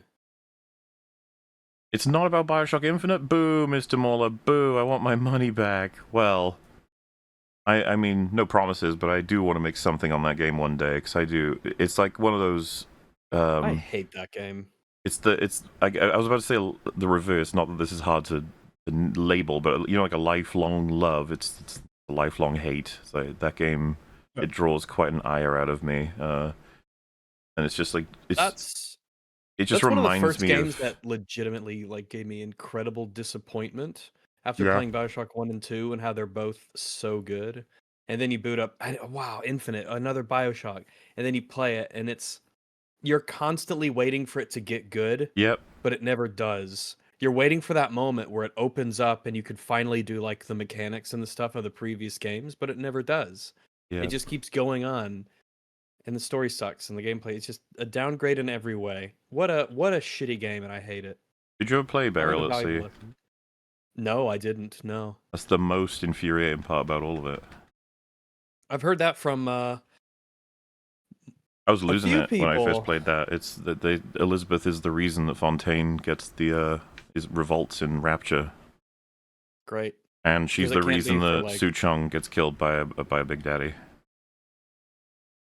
Great. It's one of those things where it's just like I can't believe you fuckers got away with this. You always wanted to find the answers. The secret reason when you were listening to that tape, the real reason why that happened. You thought it was character driven. It wasn't. Yeah, you fool. You thought it was based on the characters and the politics and the world. No, actually, it was this fucking bitch. He's such a satisfying tape to listen to, right? Because he's just like a torturous, horrible piece of shit, and then he hits the little girl, and then you just hear the Big Daddy start to move, and he's like, oh no, and then he just gets killed. But no, it's because Elizabeth tinkered with some shit before that happens, and you watch it happen in game, like him get killed. Theater of the mind. No, I know, because I will say, like, the audio diaries in Bioshock are fucking awesome. They're very good. It's more than I wonder if it's sort of you'll have to maybe tell me, because I'm not certain, because at the time I didn't play that many games because I didn't get a lot of time to play games. But the idea of learning the backstory through recordings and tapes that you pick up and having those play as you play the game, did BioShock kind of like really start that, or did no? No, we got a lot of game history for logs. I mean, what you might be able to say is that it unfortunately inspired a lot of games to do a much worse job of it in its aftermath, because it didn't create them, but I mean, a lot of games use them, and very few games am I ever interested in a lot of the audio logs. I'll give them a listen as like, man, I don't care. This is really boring. I don't get the timing compared to Bioshock, where it's just like every time it's fascinating. You have to have done enough in your front story and in the world people actually see to make people interested enough to listen to the audio logs about how the things you see on the screen at the moment came to be. And if you don't do a good enough job at that, then a lot of that's wasted effort. Much of it is the same as, but in many ways, I mean, it's actually worse, I think, when games do this in long text strings, because even fewer people typically will read those, and they are quite often much, much longer than an audio log has to be. Like for Judas, we have a limit of like 111, 113 words for an audio log. But you will see a lot of games which put so much effort into crafting the backstory through just text on screen. And it's never worth reading those things, because most of the time the game they're in isn't there either. It's really easy to use it as a crutch if you're sort of going through doing a bunch of world-building stuff, and then you suddenly realize, shit, there's a whole number of massive questions that we haven't answered yet. Fuck it, stick it in an audio log, that'll be fine. And you have to sort of resist that temptation because it has to inform your understanding of what you're currently doing really to be worth it. And what you're currently doing has to be interesting enough for it to be worth it. Lots of games will not do that. They will just say, well, audio logs are in games, we'll do those.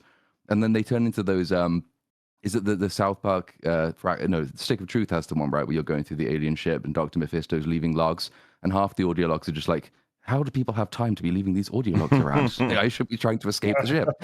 Yeah, that's a lot of game audio logs. Most of them just don't need to exist. But They don't make sense sort where of you pro find forma. them. And Well, they're trying to why contextualize were you them as recording well. this? Because, like, I think about in Infamous, there are dead drops that you're getting from a specific character who's like leaving them to be picked up because he's trying to get information out. I was like, yeah, there you go. You can contextualize it that way. Compared to just like, yeah, they're just sort of around the place. There you go. After Bioshock, then, because I remember I liked Dead Space as well. Their approach, because you got the video files as well, where we're relevant, we're necessary, and popping up. As part of the suits. It's like watching the tape wherever you want. Always like that shit. But Bioshock got it from System Shock, which I think are not necessarily the first ones, but the System Shock 1 and 2 are the ones that like made it way more popular as an idea. Which I will say, having different voices and accents and stuff, very helpful to your ADHD adult audience. They'll be like, oh, I know that guy. He's the Scottish one. Now I remember. It's little tricks that'll help. Distinctive voice is very much useful for that, but it's funny when you go through like making these, and because you have to eventually obviously have to get around to casting those, but you can't do that until usually quite late in the day because audio logs being so quick and cheap and easy to do will often be kind of the last round of stuff you do. So like you'll be writing a bunch as you go through, but there's always the assumption that you will get to the end of the major development process for the game. And then you will be mopping stuff up and you will be writing a lot of audio logs, at which point you cast it. But until that point, usually it's the writing team doing scratch audio, which I sort of wish stayed in the game more because we just have to do really shit accents to try and get the idea across. And it sounds awful because none of us are professional voice actors. There might be one or two that sort of get left in and around, but they are very funny to listen to. They're very distinctive because it's incompetent.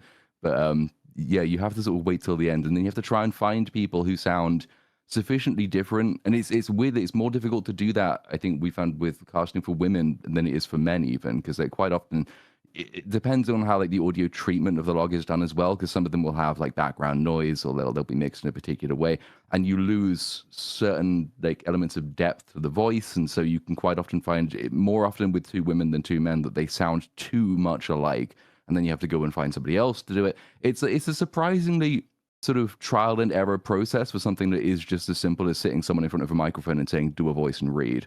But it takes a while to get that right. Well, Atrioc got me to casually speedrun Hitman. Alright, yeah, cool. I guess. Atrioc? He's the one that had to apologize because he watched AI porn of his friends, I think. Oh, right, yeah.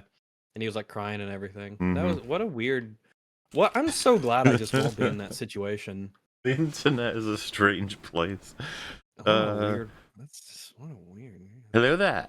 Well done on getting to 350th, lads. What a great achievement. What's your very favorite YouTube memory and why? What's the best? Oh, well, we'll do that one first. YouTube memory. YouTube memory? Favorite? I mean, YouTube some of memory. our anniversaries have been super fun to do. Well, we've got everyone here and we're covering something fun and we're all just having a good time, laughing and talking about stuff. Plenty of good ones for EFAP. Yeah, I mean, But the if it's Tonald one I mentioned, that's pretty top tier.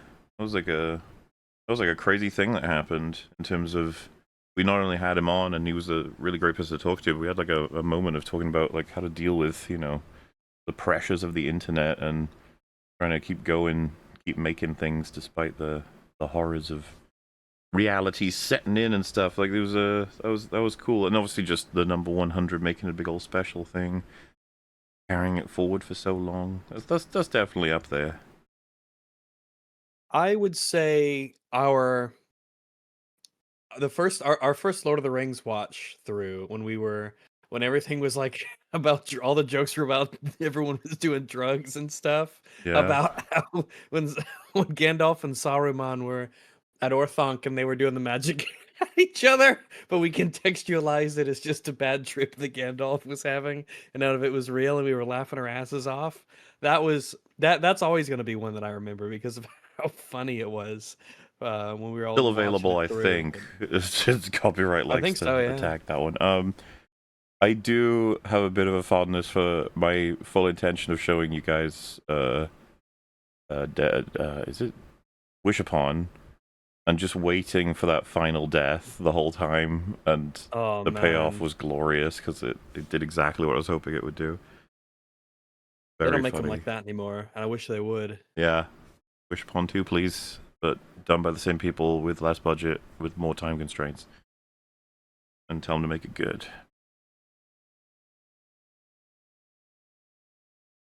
You know, me and Rags sort of said some stuff. I don't know if problem is nothing's jumping out right now. I'm sort of just been thinking. I'm like, I don't know. I did like the Ultimate Showdown. The first Ultimate Showdown was a lot of fun. That was great from an EFAP perspective, from a YouTube generally perspective. I know. I think like first video clearing 100,000 views was nice. First one getting to 1 million was very nice. Yeah. And quitting my job to do it, that was really nice too. So I liked doing that. I'll do that again.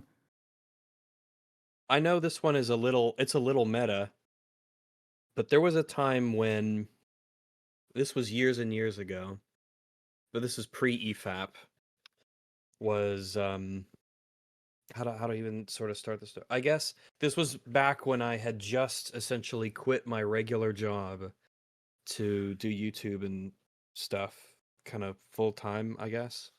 And I remember my dad had came over to where I was, the apartment I was at the time, so we could just like talk and stuff.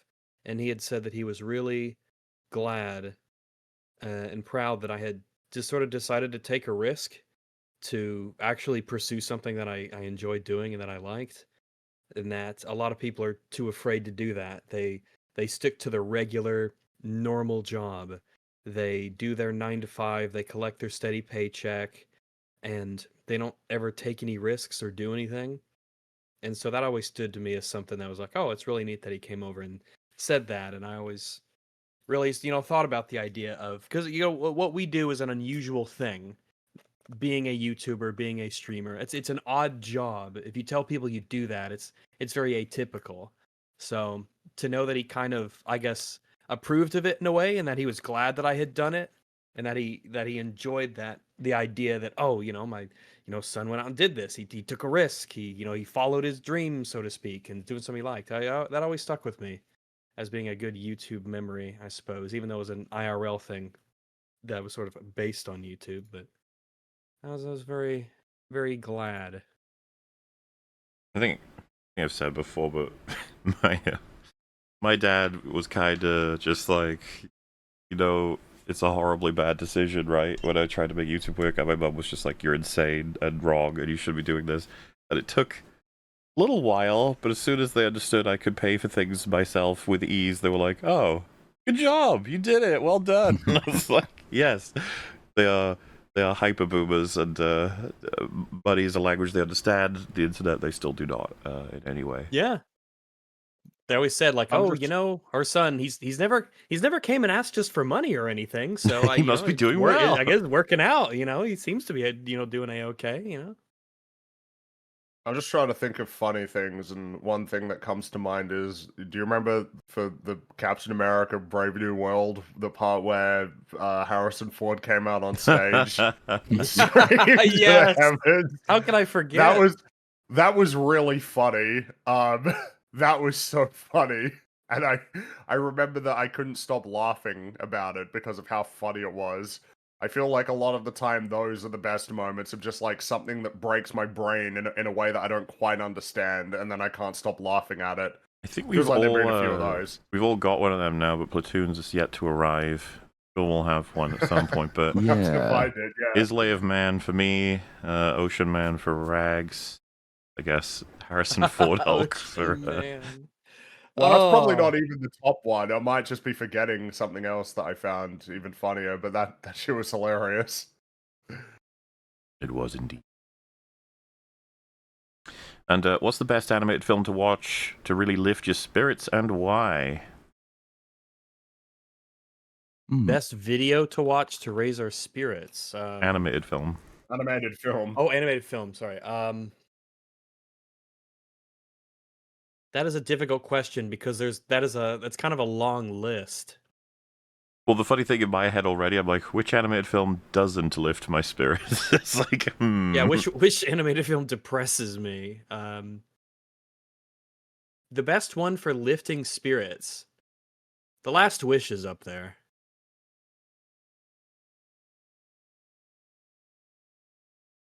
I'm trying to figure out how to optimize for, like, sort of strictly getting, like, really good feelings compared to... Because it's like, does Incredibles lift your spirit? It's like, I mean, it certainly does. Because, again, a lot of these films do. But, it's got its serious moments, and it's more grounded, moments, which don't necessarily... That doesn't... it's not like it means that it's sending you into the depths of despair or anything, but I'm trying to think, like, we're talking about like really feel good. It's like where would I want to be sort of moving towards for that? I didn't want to opt for just my favorite that is like, oh, the house. But at the same time, it's like, well, that would make some sense. And Incredibles, I think, is incredible. But I do think that on a scale of ratio, like, WALL-E is also the favorite. It also, I think, there's so many different categories of how it would lift spirits. It's like a gorgeous to watch film. It's also like life affirming and appreciating from an entity that isn't even human. So, like, but yeah, WALL-E does get smushed underneath a thing, and that is not fun, and that makes you sad. But he gets saved, and he's all okay. He does get saved, but I'm almost wondering if it's like part of the, compared to something like Over the Hedge, for instance, where it never gets too heavy for too long. But I wouldn't want to argue that might give it more of an uplifting spirit sort of angle. Yeah, no, I maybe I might be looking at it wrong in that sense, because it's almost like uplifting describes something that's a slightly different than just fulfilling. Whereas fulfilling, it's like, well, yeah, but that could include like intense negative emotions as well. I'm not sure. Maybe I'm thinking of it totally wrong. The reason maybe why it's just naming my favorite ones rather than trying to figure out. That's what I was trying to say. It's more than just my favorite. I would be like, WALL-E, I think, really works because it's basically in a world that's just trash, and you just see this little creature who's made a lot out of it and finds the beauty in different places, and then goes on to, in a way, save the world, by chance, because he's find the love of his life. Yeah, because he's fallen in love. It's like, oh, what a nice, happy, cool movie. And then the credits are just like, yeah, it's gonna get better. Things are getting better. Yes. No, it's one that maybe we overthought it. Maybe it was always WALL-E from the very start. Dude, imagine the credits were like Prey, where it shows all of them rebuilding, and then it shows predators arriving, and then it cuts out. We're like, wait, what? And then they see how gigantic and fat everyone is, and they're like, nah. There's no point. There's no honor in this. One that does actually come to mind that it's a bit of an odd choice, I guess, is Fantasia 2000. I watched that a lot as a kid, and I really do like it. I think there's excellent, music selections. I really, really like the animations to it. And it always was, always put a smile on my face. We're probably never going to get another one of those. And if we do, it'll be full of shitty pop songs instead of proper music.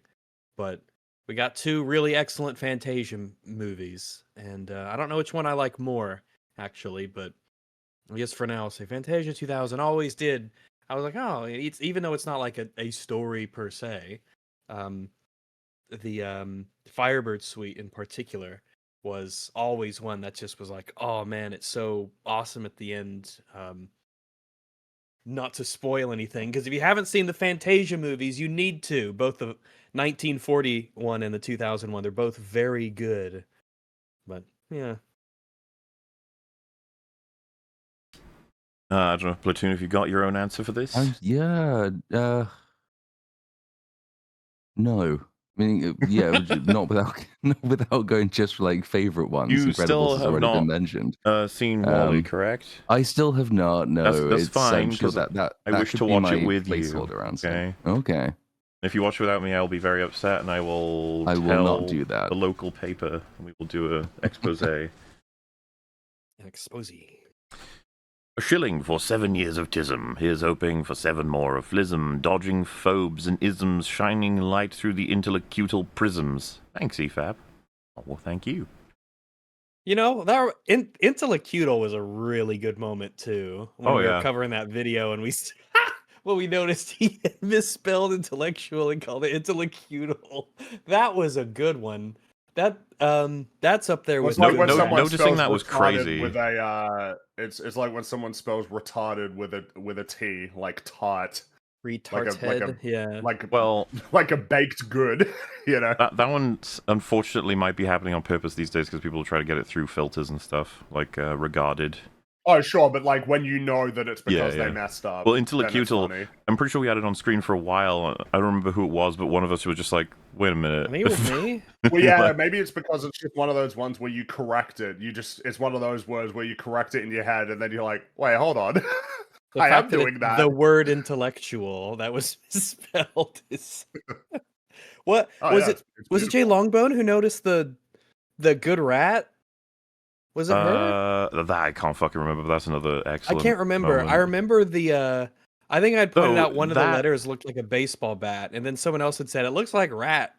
That one doesn't. So good rat started. As far as I'm concerned, compared to the moment where we were all playing the clip and he just talk about fucking superhero movies or whatever have you, they just goes, "This reminds me of Karl Marx." That Karl shit is Marx. priceless. Yeah, that was a good one. Yeah. What a great summary of media analysis for, I was about to say foreign era, as if it's over. But like, not necessarily over, we'll see. People are still trying to make Karl Marx work. They're still trying. In their superhero movies. I want to hear this Sterling's take on competitive Smash Melee and other many mechanics that ended up being used in ways Sakurai never intended. Because this is regarding. Well, we're talking about like game design and intention and everything. I mean, it's kind of the tricky thing. It's like you kind of don't know how things are going to be used, and people will.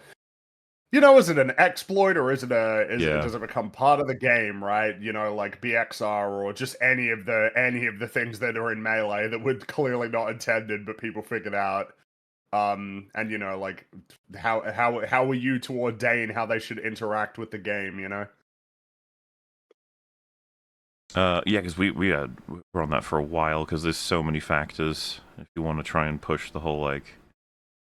You know, what's the correct way to play a game or whatever the fuck. Bungie has destroyed Destiny's weapons balancing because too many players were having fun.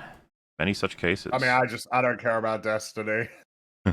As I've seen on Twitter lately, the people talking about like Marathon, talking about the aesthetics and look at how it looks, and some gameplay has come out and like it looks very, very basic, the actual gameplay itself. Some of the aesthetics I like, not many of them, but some of them I really, really like. And like a lot of people are saying, "Oh, this is gonna be great. It's gonna be a big thing. Oh my gosh, look at it. It looks so amazing." But then I think like, well, yeah, but this is Bungie. They made Destiny 2. Why would I ever get invested in Marathon, regardless of how good it is? Because because at any moment this company could rug pull content from underneath me that I paid for, that I played and enjoyed, and it'll just be gone. Or they'll do some microtransaction bullshit and make me. Why would I ever want to invest myself in any game that they make based off of their behavior with Destiny 2? You'd have to be a psycho to be like, oh yeah, I'll put a lot of time and money into Marathon, the next Bungie game. It's like, no, absolutely not. There's no way. There's no way I'm getting invested in any game that they make now. I work at a theater. When people see a movie in an aspect ratio that doesn't fill the screen, you'd be surprised at how many people complain and don't understand when I explain it's the ratio the film was shot in and ask for a refund. I'm not surprised. Ask for a refund? I'm not surprised people complain, but the refund, are they like, it was broken? you broke it, so I shouldn't have to pay for it, even though I experienced the whole thing. The thing recent-ishly, the guy who's got that clip just complaining, like, the idea that he would play a 2D game, or that he would pay to play a 2D game is insane. It's just like, oh...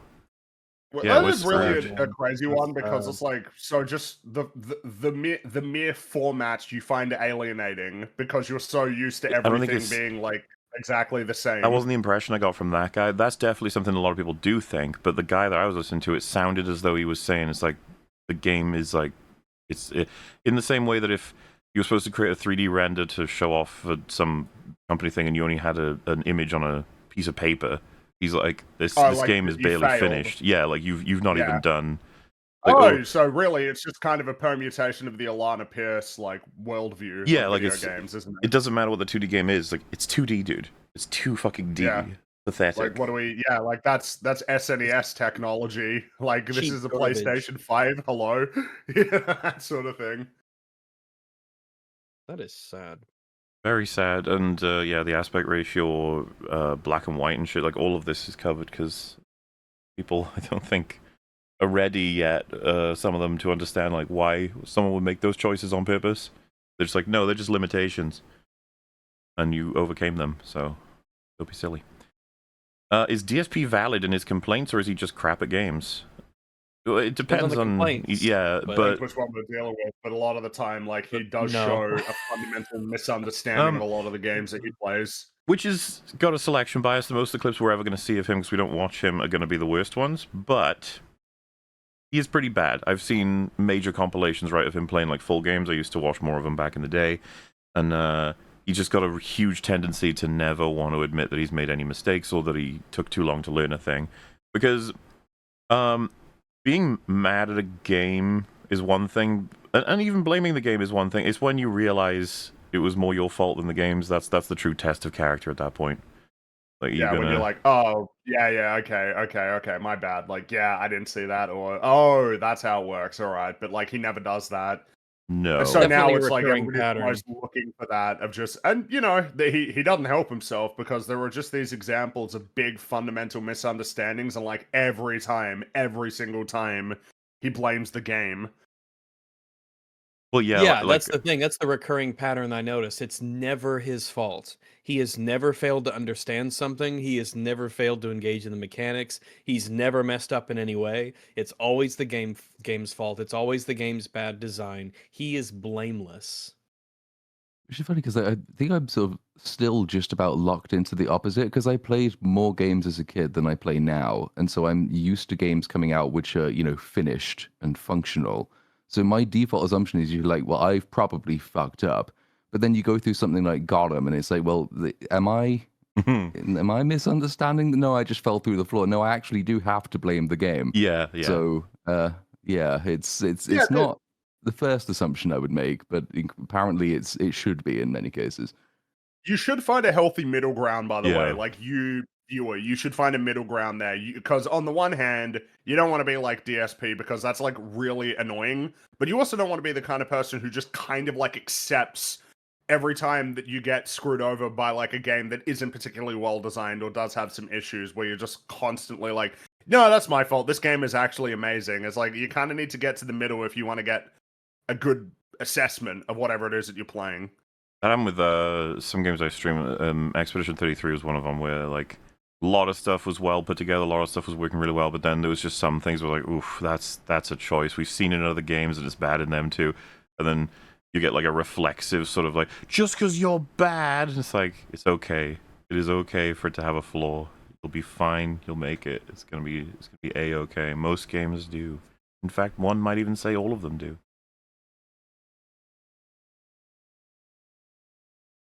Damn, I overslept. Happy 350 years of Tisms. 350 years? Oh my goodness. Going for a while. That's listening to the Boogie episode last year made me quit diet soda. I went from drinking 10 or more cans a day to quitting the garbage cold turkey. Have a good stream, lads, and chat. Stay safe.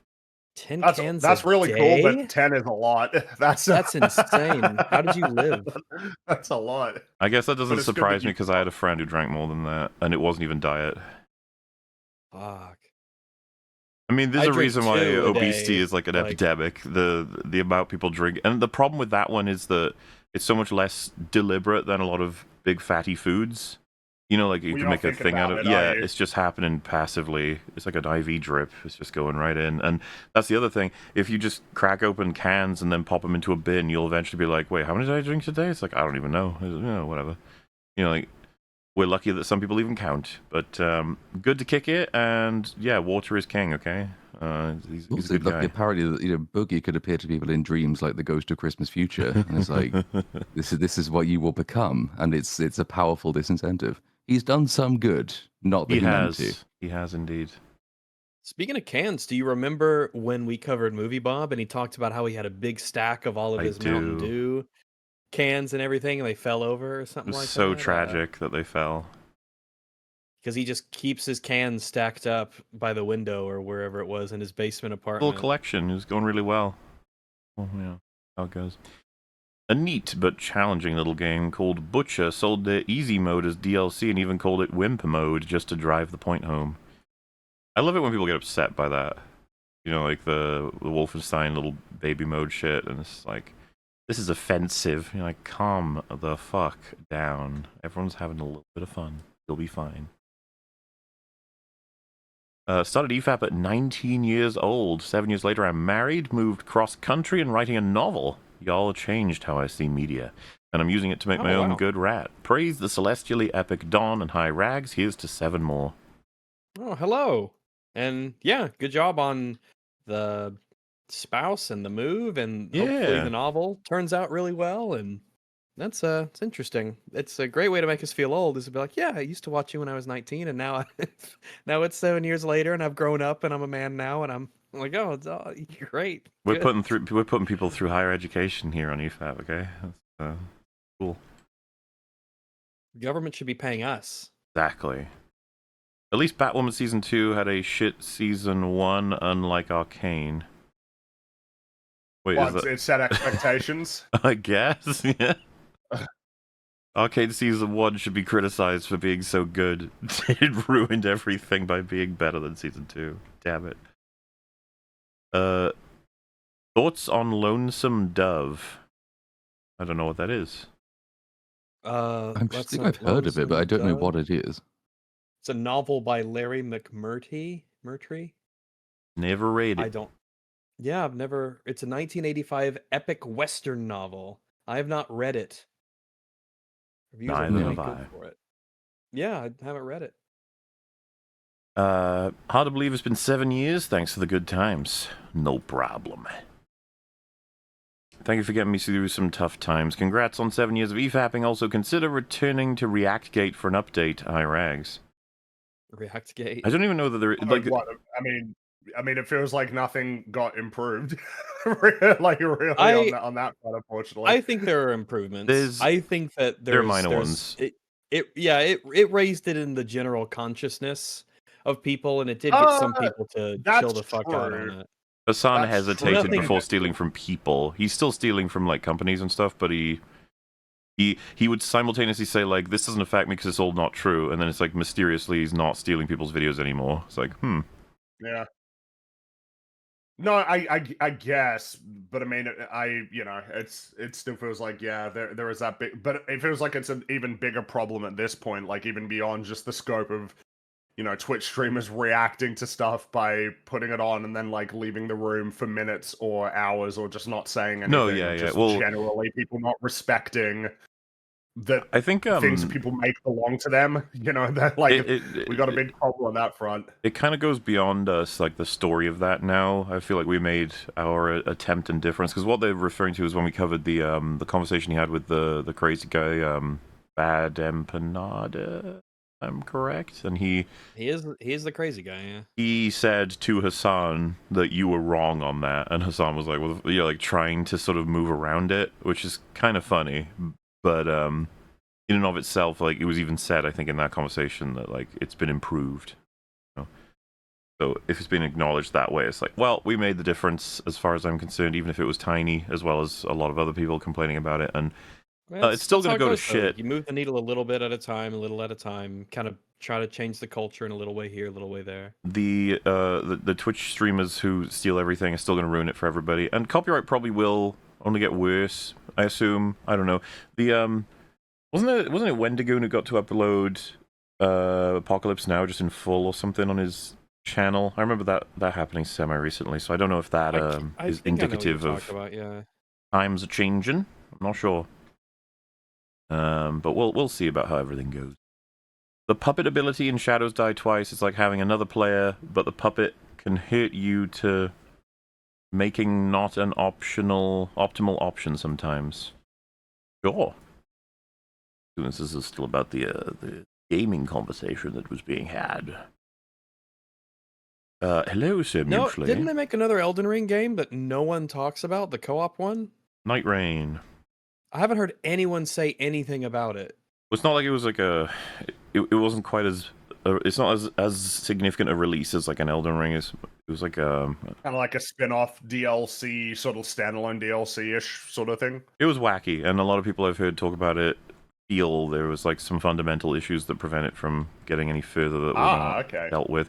I don't mean in terms of it being broken, just in terms of like, oh, this would have been more fun if they had made it so that blah blah blah, like some kind of just simple choice, but it wasn't the way that it worked. So, but no, you're right. I think it did kind of disappear from people talking about it, while Elden Ring hung around for a while. Yeah, people really talking. I mean, we did a whole episode on it. Hello, Sam Usually of the Long. Thank you for filling the void of entertainment that Hollywood created. Much appreciated, and thanks for the long fab. No problemo. Fringy, have you watched Johnny Test? It's the show of all time. I feel like I've heard of it, but I haven't seen it. It's like an animated series, isn't it? I don't know. But no, I haven't seen it. You know, I still got some animated shows that, you know, I haven't seen. There's a few of them. It's probably growing a lot higher with like a lot of these new ones that are coming out that I'm not paying any attention to. And think of the anime that you've yet to see, Fringy, that are obviously on the list. Yeah, no, there's like a pretty short list of things I know I need to see. That's And once I cross that off, it'll be like, yeah, I guess I've seen all the anime has to offer. Summon help to fight bosses. At the end of the game, those same summons believe they are more deserving of the ending because the player needed their help to get that far. The player must then fight those very summons. That'd be kind of cool. Like a little thing, but, you know, like try and integrate the difficulty changing into the way that the story kind of unfolds. Hello, Mongus, Rongus, Frongus, Little Platongus, and other guests. Happy anniversary, you massives. Keep the good rat coming. So we shall. People that brag about video games that aren't getting paid for playing them need to seek testosterone injections ASAP. Haven't seen Cat since birth. Okay. Haven't seen Cat since birth? Oh, maybe they wanted to say pussy, probably. Unfortunately, you haven't seen any. Oh, I was going to say, unfortunately, you haven't seen any cats in your life. That's a shame. Yeah, cats are great. Just trying to get around filters, I think. That'd be crazy to have never seen a cat, wouldn't it? If you were like a 30-year-old man and you'd never seen a cat before. I don't even know. Yeah, and then you see it and you're like, what the fuck? And then a person just like picks it up and it'd scare you. It'd be like, you just picked up that creature. And like, yeah. Yeah. Aren't you afraid? No. It's afraid. It's a friend. It's my little furry friend. Whiskers. Mr. Whiskers. Yeah. Never sent you guys money before, but it's a special occasion. But anyways, thanks for the 7 years, guys. No problem. You're welcome. Mm-hmm. Did the N-words of EFAP get their daily twisting of their tipples today? We do eventually give you guys some tipple twisting in the anniversary, so don't you worry. Oh, yes. Every year, this pudgy burger beast stoops lower. It's funny, that could be about several people. But, okay, yeah, fair. Congrats on 350, y'all. One Piece character of the day is Lindbergh. I'm sure you guys will love him. He has a jetpack. One Piece. As in Lindbergh, the flying like the Charles Lindbergh, I assume, is where he gets his name. If he flies around on a jetpack. I guess, Isn't that a kind of cheese? No, it's Limburger. Oh, look at him. Oh, that's Is that an animal? yeah, It's like a cat. that's very steampunky. Crazy that story has gone on for like 10 billion years. I like his Yeah, I jacket. mean, I like his coat. there's no reason to expect that it will end, right? It will just keep going. If it did end, you'd really have to make it a good one, you know? Those fans, they'd be expecting a They lot. find the treasure, and then The One Piece, you mean? yeah, the one piece of treasure, and then it sells for a lot of money, and then they retire, and they can just live happily. Or the One Piece was the friends they met along the way, right? Aww. True. Yeah, it's like sort of. I mean, that's got to be the something. message. I don't, I'm not very familiar with that story, but that's got to be the lesson, the great moral of the story. You didn't need it; it was in your heart. The One Piece was your soul, or something. It was adventure. Yeah, the spirit of adventure. In the Styx games, Styx will insult and berate you for being shit. It's great. That does sound like fun. Styx? Yeah. That's it's like a stealth game where it's like an orc, like right? Orc. Oh, yeah. STYX, I believe is how it's spelled. Yeah. Mm-hmm. Oh, the goblin guy. I've heard of this. Okay, I gotcha. Bedtime for me. We'll catch up in the morning. Go well, gents. Also, ciao, Ragu. Goodbye. And hello. Congratulations on 350 lads. Been watching since episode 7 when I was 18. I'm now 26. So that's going to be a thing now. For every anniversary, we'll just talk about how old they are. We're just going to, how old people have gotten. Yeah, how they've grown up. I wanted to thank you for all the laughs and memories. Can't imagine working a shift without you this long. Lol. Aww. Hooray. We have accompanied many for long work, days and nights, I suppose. It's pretty neat. Imagine, we've been all over the world, ranting about movies. Used to speedrun DS2, not because I enjoyed it, but because the speedrun was so broken, it was tantamount to a hateful. DS2 is shit, by the way. Agreed. Agreed indeed. Rag, smoking a cock is very common innuendo in other languages than English, by the way, to the point where it's not even considered an innuendo. Smoking a cock? I've never heard that expression I've never heard before. of this. Oh, Smoking it. That'd be terrible because it implies a horrific level of friction. Smoking the pole. Enough to induce vapors. Or burning, which would also be bad. That's not good. If it's smoking, that's bad, man. Smoking. You don't want that. Who was the guy who couldn't get past the Cuphead tutorial? Dean Takahashi. That was Dean Takahashi, yeah. Adventure and then people they jump to his defense, which is just insane. You should just be like, dude, you like it's funny because we don't even need to like relitigate this conversation, but it's pretty simple. Like if you can't beat a tutorial for a video game, your experience of playing video games is like fundamentally different than most people who would be seeking out anything that you have to say about them. You can't offer insight. It's like it's impossible. It's just not. It's not. Like it'll be funny, but you know, in any serious environment, like you are useless. Yeah. And it's the music that really made it such a good meme. Just the he just can't make any of these jumps. What do you think is the worst opponent for Jim? A Dark Souls boss, a male pronoun, or the treadmill? It would probably be the treadmill because he's got the back problem as well. So, yeah, it's gonna be a tough one. He'd consider it degrading to lose weight or something. Is difficulty an entirely subjective thing? I don't think so. I mean, it depends on what you mean by that, I guess. which itself would be subjective. I don't know. I guess in the sense that what somebody else finds hard might be easy. But at the same vein, right? There are some things that are pretty definitive, as in the enemy with 50 health is easier than the enemy with 100 health. I don't think there's any way around that. Yes, I get you. That there are ways that you can break it. I was thinking like being an astronaut is hard is the kind of thing that nobody would argue with, right? Except the guy who's really good at it and bored. He's like, fucking easy, everyone. Happy birthday, EFAP. Well, thank you. 350 years, as they said. Give Pirate Software a break. He was out of mana, dude. That whole thing was hilarious. Watching like all the retrospects. What an amazingly good drama cycle that was. It was the gift that kept giving because he's such a psycho narcissist that it just kept going and going, and everyone found out what like a loser fraud he was and how he'd have to cheat like puzzle answers when he was streaming puzzle games. Yeah. So he'd come across as really smart, and how his game's code was horrifically shitty, and just all the stuff. Well, just that he was like a massive benefactor of like his dad, right? Yeah. Being a prominent guy at Blizzard.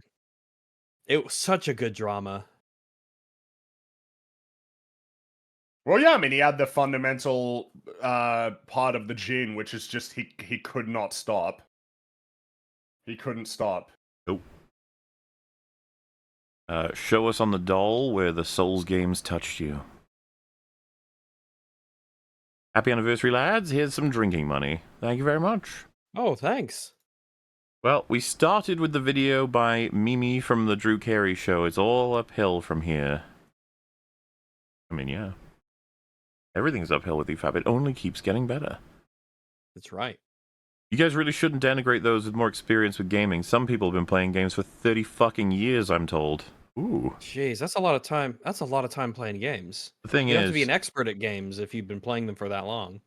The thing is, DSP kind of outdoes all of us, even the 30-year guy. So, you know, we got to defer to him, I'd say. Yeah, I think he knows best. I can't play tic-tac-toe. Who has time for that shit? I have 217 kids and 14 jobs. Oof. That's tough, man. It's a lot of kids. It's a lot of jobs. Yeah. It's a lot of jobs and kids. Then again, I guess if you had that many kids, you'd need to have that many jobs, you know? What came first, the jobs or the kids? Why not both at the same time? Who's in the hospital? There will be kids that can't read that could talk about Cuphead better than Dean Takahashi. True. Yep.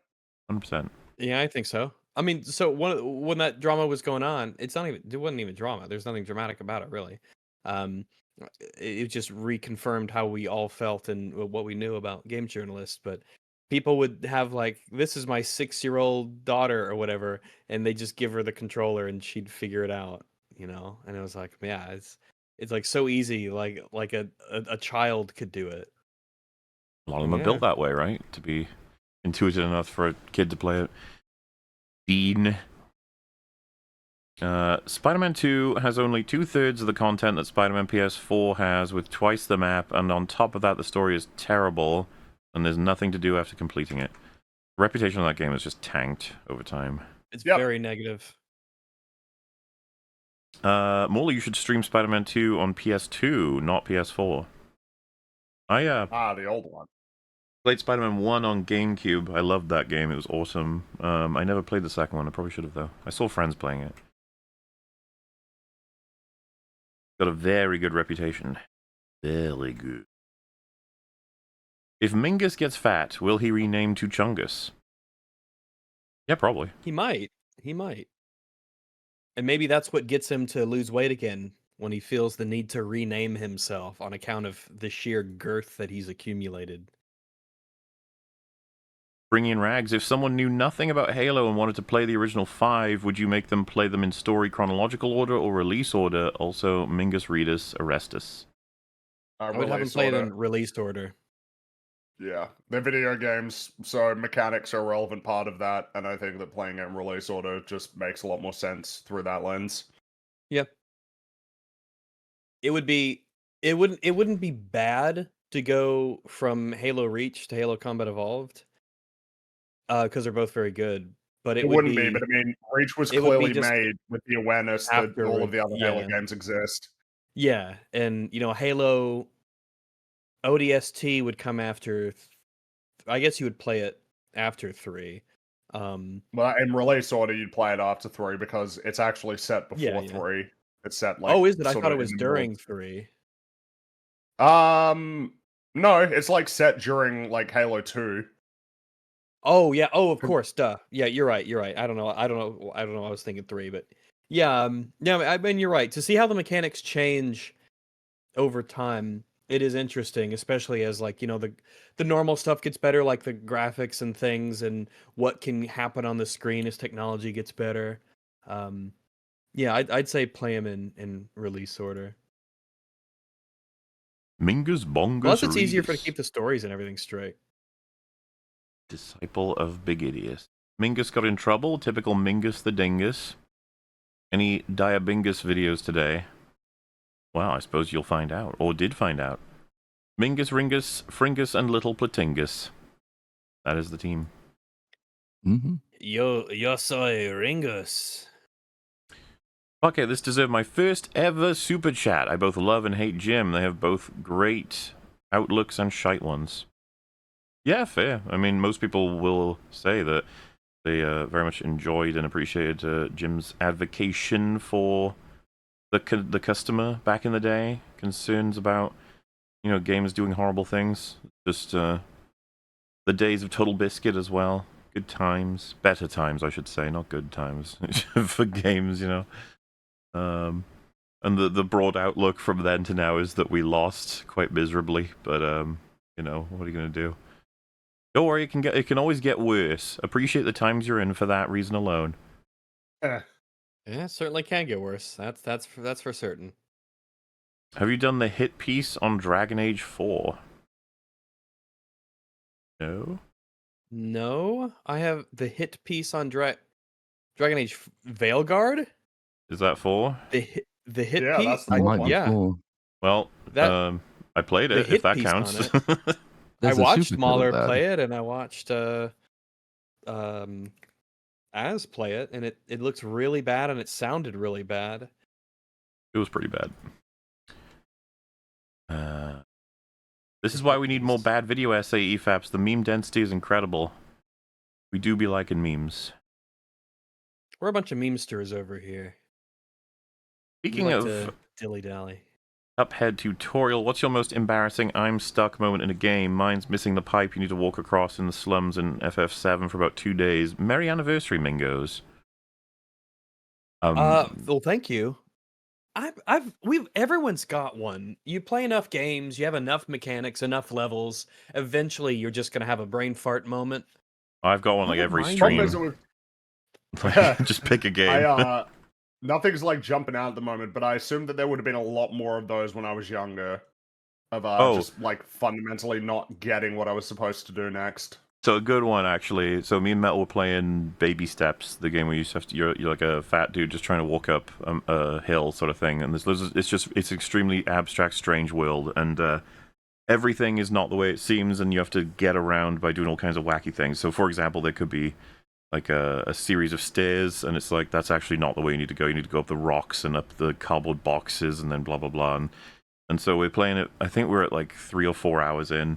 And we finally do a really tough challenge, and then we encounter like a castle with an entrance, and you see some rocks around the castle, and so me and Mel immediately are like, right, we got to climb the rocks, and so we start doing it, and we're there for like a while. We cannot figure it out. We don't know how the fuck we're supposed to get up this castle.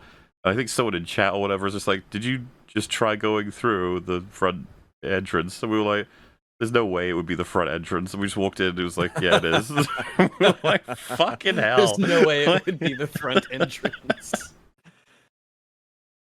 I wish something came to mind, because I am certain that I have them. I've played enough games. There's been enough times where I'm trying to think of like not knowing something exists as like a mechanic or something, then learning it and it changes everything. Or like I didn't read a map or a tutorial thing, and I should know basic information that I didn't.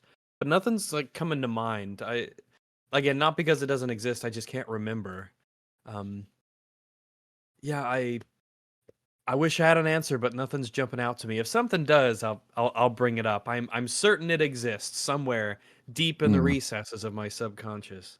I think I probably blotted all mine out of sheer embarrassment, so I don't remember them. Very normal. They must exist. They're out there for someone to find. Drunk as fuck in a field. All the content you guys have provided has been nothing short of great rat. Tell Theo it's going to be okay. People can introduce vids for more than 8 seconds. Wrong. However, audacious. Springy's the best. Schmingus going, no question. Top Springus meme accolade, Fringy. That's incredible. Yeah. I'm just now wondering what he's doing Top being drunk in a Springus, wow. field. I mean, there are places to be drunk. I'm not sure I'd pick a field as my top choice. I wouldn't There's be in a strange things field can either. happen.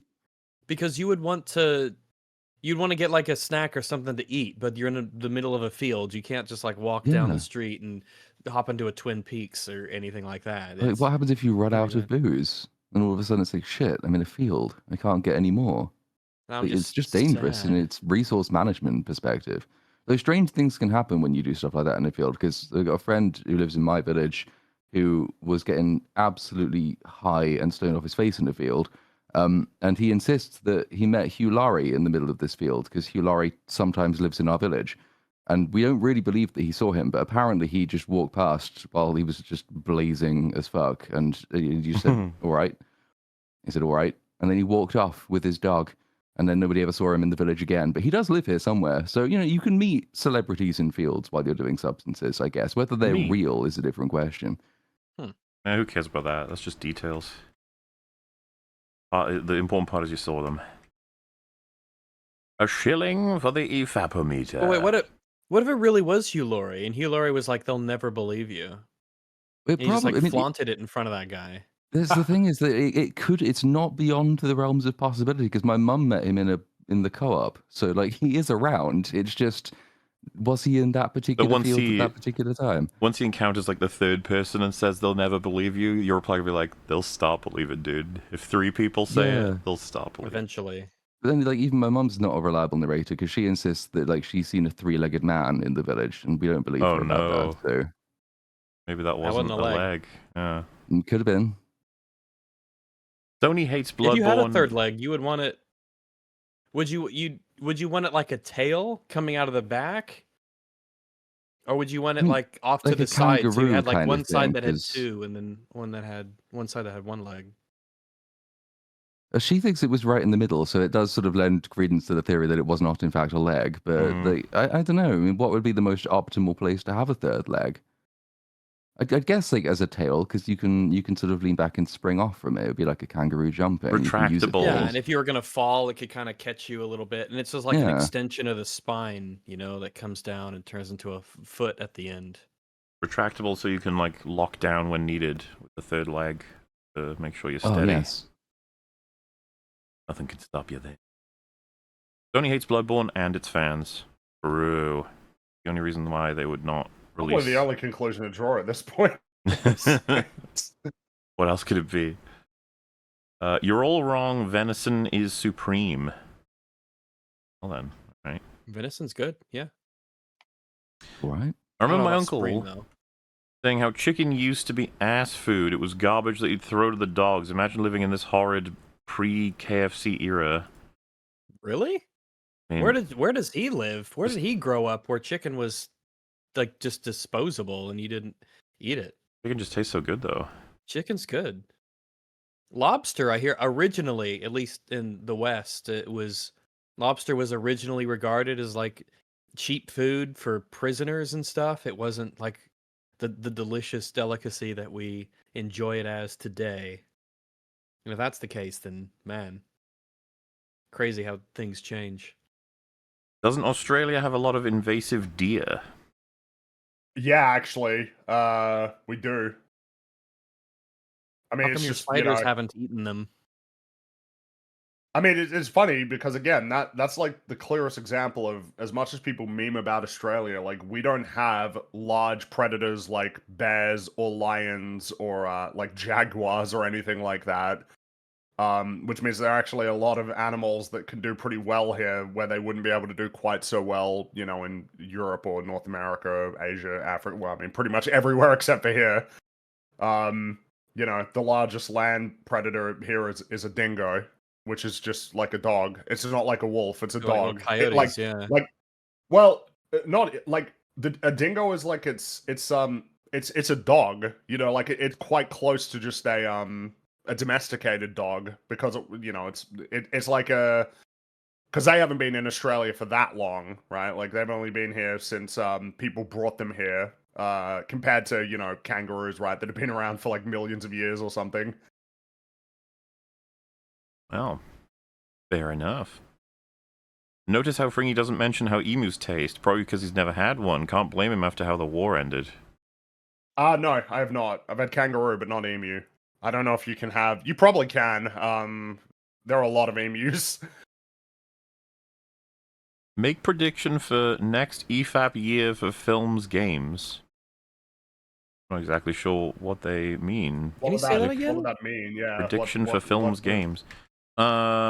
I predict... Games based off of films? Unless they just mean coverage of films and games, which... Oh, that's pretty straightforward then, yeah. I predict we'll do Eternal Sunshine of the Spotless Mind. We'll probably decide to do that eventually. Yeah. Good movie. That's a good movie. We'll probably do Avatar. They make that next Mario movie, right? The next EFAP year at this point. Countless epic excursions into media you have along the way, but if you were talking about games adapted into films that maybe we'll cover, I guess the Mario movie, right? Whoa. Mm-hmm. What are the classic? Is it Iron Lung? Yeah. Yeah. It would have been funny if Shelby Oaks was also based on a game. Oh no. As is convinced it was like a clone of Silent Hill, but didn't take anything worthwhile from it. I just wonder if Chris Stuckman ever played Silent. He just doesn't come across as someone who's played games even. Who has fun. Even though he's got like a Star Fox tattoo on his arm, he often has like NES, SNES, Nintendo 64 and stuff in the background of his little set. Do you wonder though, like he has played them? Yeah, but see, you're probably right. It's just I just picture him being kind of, you're like, oh, what did you love about Star Fox? And he'd be like, yeah, it's a really great game. No, I get what you mean, because it's like I like Star Fox. I would never get it tattooed on myself. But I assume that I probably have more to say about Star Fox. Chris is the kind of guy Mantis, who would get filmmaker tattooed to his forehead. Be like, yeah. Filmmaker right on the forehead, right in the front. Don't want anyone to mistake him. Something else. At this point, I think the rumors about Sony not remastering Bloodborne because they're embarrassed by people preferring it to Horizon and Last of Us are true. I mean, the core assumption is there's some kind of legal tangle, basically, because it doesn't make any sense anymore. It's one of the most obvious ways to make money that's ever been presented to a company. Also, unfortunately, you can't really say that because Horizon sells very well. I know it's crazy, it's baffling, but like Horizon is a very successful franchise, even though nobody talks about it. We must spend 30 minutes talking about the origin of man before I can explain why Bloodborne doesn't need to be 60 FPS. Ugh, video essayists. I know, right? You remember this is the video we were watching? Yeah, I remember. I remember. Fargo villain has a Mungo name, Lorne Malvo. Lorne's not a Wumbo name. Lorne's not a Wumbo name. Malvo is close, I'll give you, but it's malevolent, right? Like, it's kind of feeling like, it's probably why they chose that. The prefix MAL typically is bad news. Except for Mal. Firefly. Malcolm. You like Malcolm. I can't believe this group of incels did a 24-hour video about a woman's opinion on Bloodborne. I think we're safe from that now. Obviously, the first time we'd covered a woman, that was catastrophic, but since then, it's been okay. We got a lot better at covering women. We've leveled up. Well, but also feels like the meta shifted a little bit on that one. It's like, no, we don't care so much about that as a topic in the world now. It's just like, okay. It is funny though, like if someone said, what is the most? I think it is the most controversial thing we ever did on this show, and it's like we said that a woman was incorrect about her opinion on a movie. That is pretty much it. Well, only partially, right? Because most of it was just memes and shit. Oh, well, but I guess in total, like what is the controversy at the core? If you look at everyone's complaints, it's they disagreed with a woman. They say it in a sense of like... And did so for too long. The long part is definitely a part of it, but the core seems to be that you would even bother taking someone's opinion on a film, a woman's opinion on a film, and disagreeing with it. Like, what is wrong with you? And when you put it like that, I mean, isn't that just insane? Really? Yeah. So, but you know, ultimately that is the thing that pissed off the internet the most out of everything we've done. So nice. And to this day, it still gets referenced. It's kind of like nostalgic at this point. Because it's gotten so iterative that I don't think anybody has any clue what it even refers to anymore or what it was. It's just an image that makes people go, heh. I think some people aren't even convinced it's real, but then they check. It's like, it does exist, the video. You can watch it. It is one of the more popular episodes, too. I assume because of the fact that it's controversial, even though it's just us messing around talking about Jeb Bush. Wow, the first RLM and now EFAP. This metal guy show does get around. He must be famous or something. Congrats everybody on 7 years of awesomeness and amazingness and longness. Love you all. Oh, well, thank you. I used to play Warband on a potato at 20 to 25 FPS. The jump to 30 matters a lot. The jump to 60 is massive. The jump to 144 is great. I don't know what to say. If you can't tell the difference, the more each one matters. Yeah. If you can't tell the difference, your eye is broken. Yes, I'd say if you can't tell the difference, you're lying. You can. Absolutely, you can. Yeah. You can tell. One thing I've seen a couple tweets going around, and they both said that essentially because they said they grew up on playing consoles and stuff where 30 FPS was very normal and it was just kind of like what was expected and what they were used to. And humans are very good at adapting and getting used to the situations that we're in and just kind of dealing with it. So you get used to 30 FPS.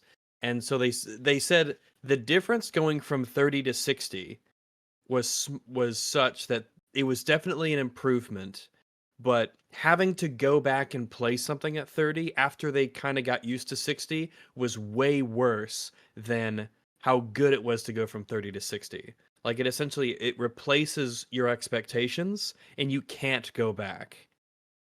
That makes sense. Which I think was baseline. Yeah. Because there's I guess a good example would be like the difference between if you play shooters on consoles, playing Call of Duty versus Battlefield. Battlefield would run at 30 FPS.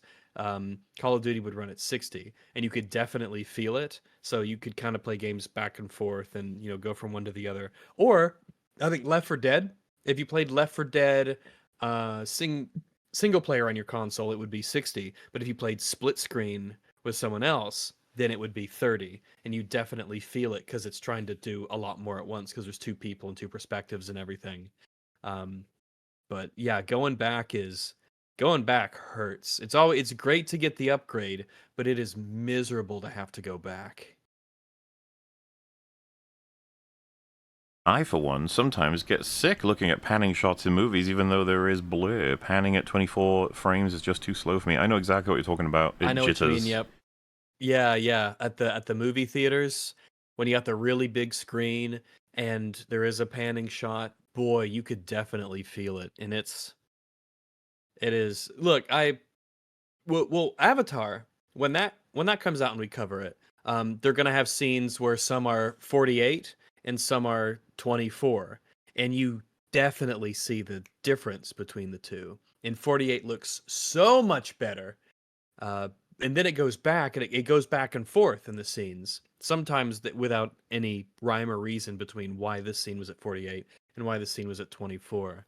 And getting them back to back just sort of is like, oh shit, it's a huge difference, because of course the less frames you have, the more each frame matters. So the jump from like 30 to 60 is really, really big. It's less impactful than the jump from 60 to 90, just because that's how math works. But boy, getting them side to side like that really, really clues you in on the difference. And it's hard to explain to people the difference too, because it's one of those things you actually have to see like with your own eyes, and until you kind of have that first-hand experience, you can't really.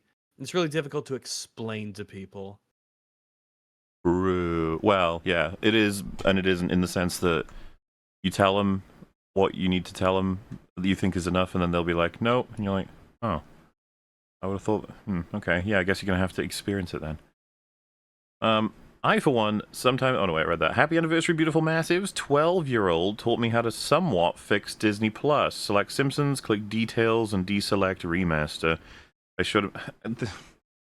The fact that it's considered a remaster to chop out many such cases, by the way. I showed him that bit of the stream, and he's going to rewatch it in 4:3. No, yeah, I did. Someone else had let me know about that, and I did do it, and that is possible. So credit to Disney Plus that they let you do that. But nice. I don't like that it's the default. Just criticism of the day. You guys were wrong about Andor. There was never any plans for 5 seasons. It was always 2. Tony Gilroy said so himself. Sorry, dude, but you're wrong. It was originally pitched as 5 seasons. Yep, that's been my understanding for forever. Obviously, because of the combination of how expensive it was and how it didn't get the numbers that and how Disney much time wanted. it takes.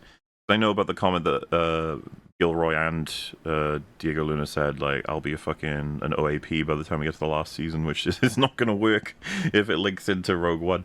I have to do a lot of de-aging, but no, the fact is, it's all just a shame. It's not even to do with necessarily the story of Andor or the characters in Andor as much as it is just would have been nice to have more good Star Wars for longer.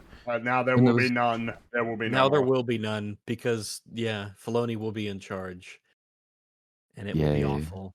I remember there was lots of evidence in season 2, even of like it's so easy to see where the ideas for lots of different decisions were going to go if they'd had more time. Like Cassian dressing up in different guises, adopting different disguises and different personas. Being a good spy, That's one of those so obviously scalable ideas that like you probably wouldn't.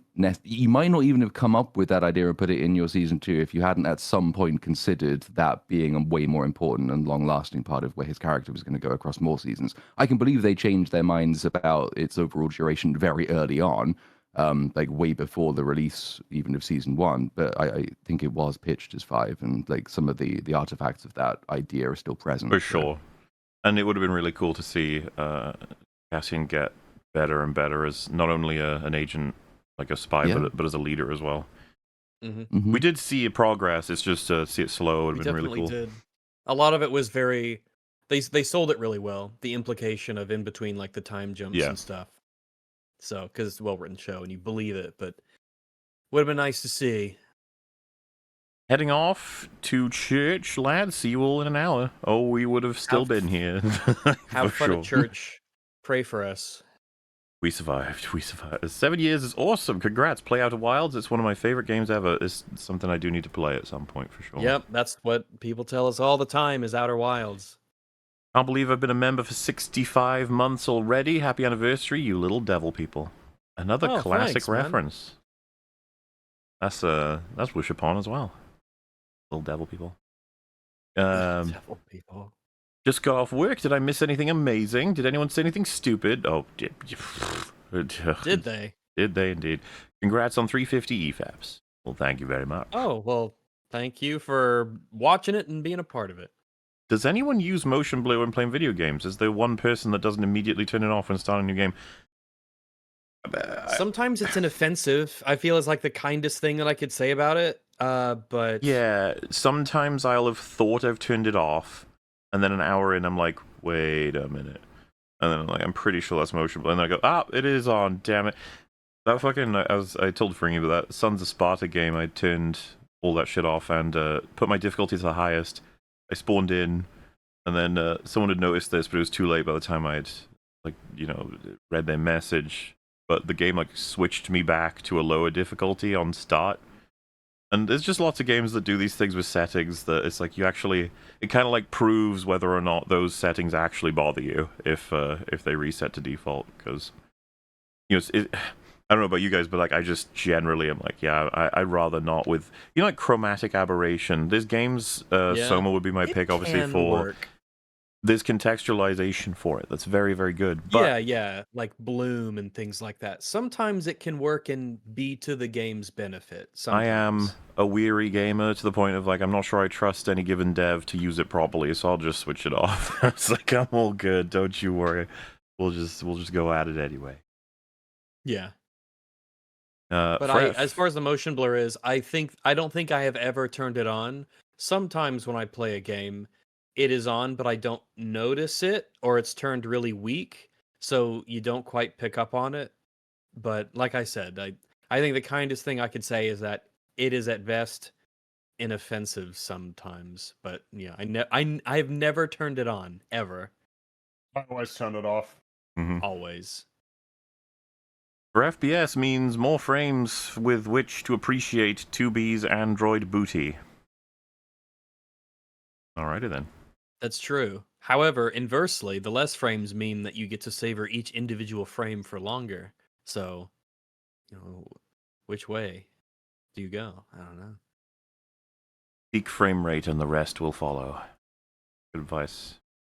You can't go back, man. You just can't fucking go back. You ever have that moment when you're playing a game and you like I got this with Cyberpunk. I got it recently with Deadlock. Where there's like a setting where you could change like the frame generation or something, and it gives you like a massive boost to your frames after you've kind of gotten used to what you had, and then it's like, oh, and it feels so good. You're like, I wish I knew about this the whole time. That's a good feeling when you find that setting and you flick it on, and it makes everything so much smoother. Give it that flick. Get it right in there. What? Every frame of watching me get my ass kicked helps me be a better player. Exactly. Yeah, it does. You know when Frame rate, it Bloodborne... allows for your skill to express itself with the least amount of obstacles.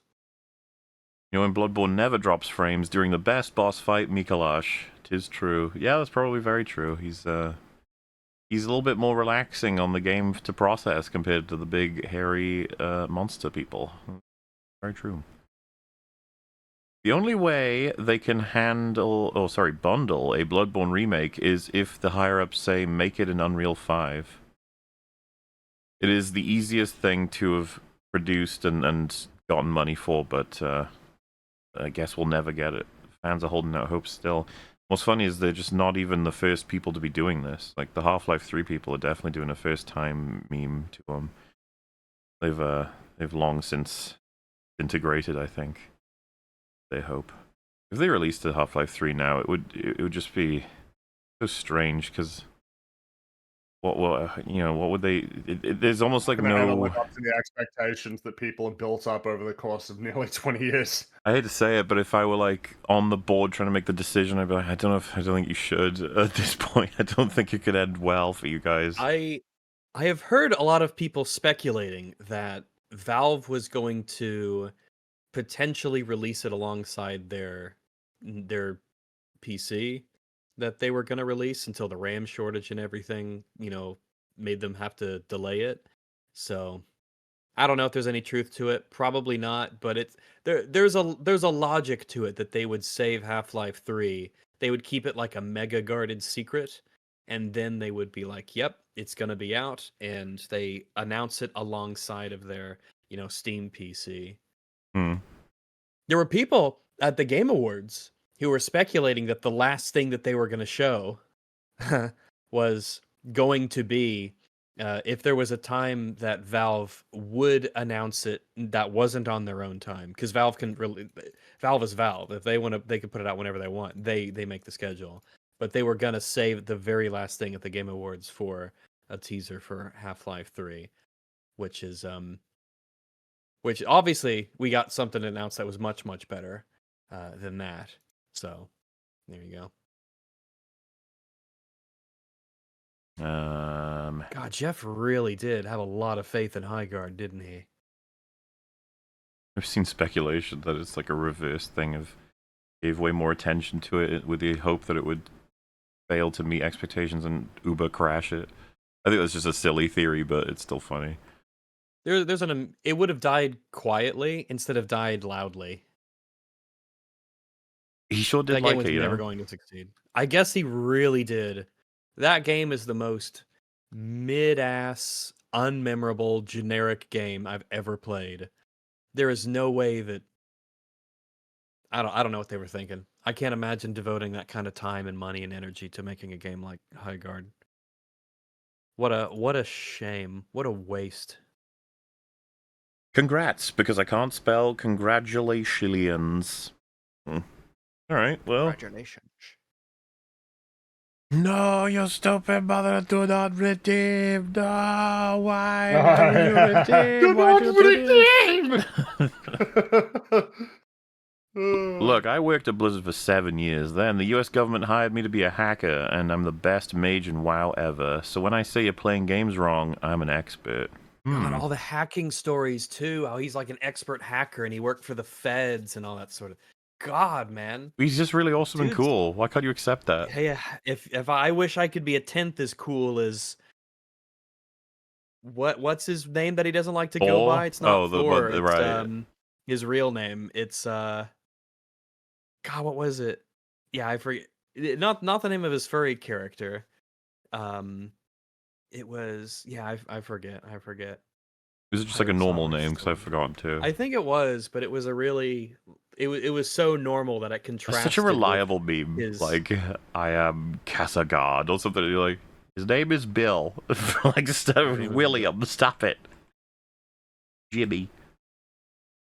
Fringy, I always forget that Apostles puzzle in U1. In what? Uncharted 1? Oh, Uncharted 1. I guess, yeah. Man, I don't remember the puzzles very well in Uncharted 1 in particular. Kind of in all of them, but certainly in that one. There you go. Naughty Dog made Jak and Daxter open world and 60 FPS on PS2 in a cave with a box of scraps. Well, yes. Don't let people say that it's a hardware. It's priorities. Always, you could always make the graphics worse. You could always do that, but a lot of games choose not you can to. always, God forbid, optimize a bit. I think the recent, I think one of the recent things that like Arc Raiders has gotten really, really popular, or will get really, really popular. Sorry, and it'll be really quite well optimized considering how good it looks. It is a nice breath of fresh air when you get a game that looks very good and it runs quite well considering how good it does look. Whereas one of my big complaints about Highguard will be that it runs quite poorly. Like when you're in a base, and it was a 3v3, only 3v3. But when you're in a base and you're fighting an enemy team, I mean, I have a really strong computer, like a 4090 and everything, and I was getting like 70, 80 FPS. When these were supposed to be like really, it's a first person shooter. And we're just all focused in the base fighting each other, and I was like, man, this is fucking awful. It isn't fun to be playing games at this frame rate when I'm trying to get every single shotgun shell to hit the opponent, and it can come down to winning or losing as to whether or not I hit it.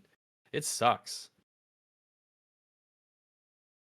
Fair enough.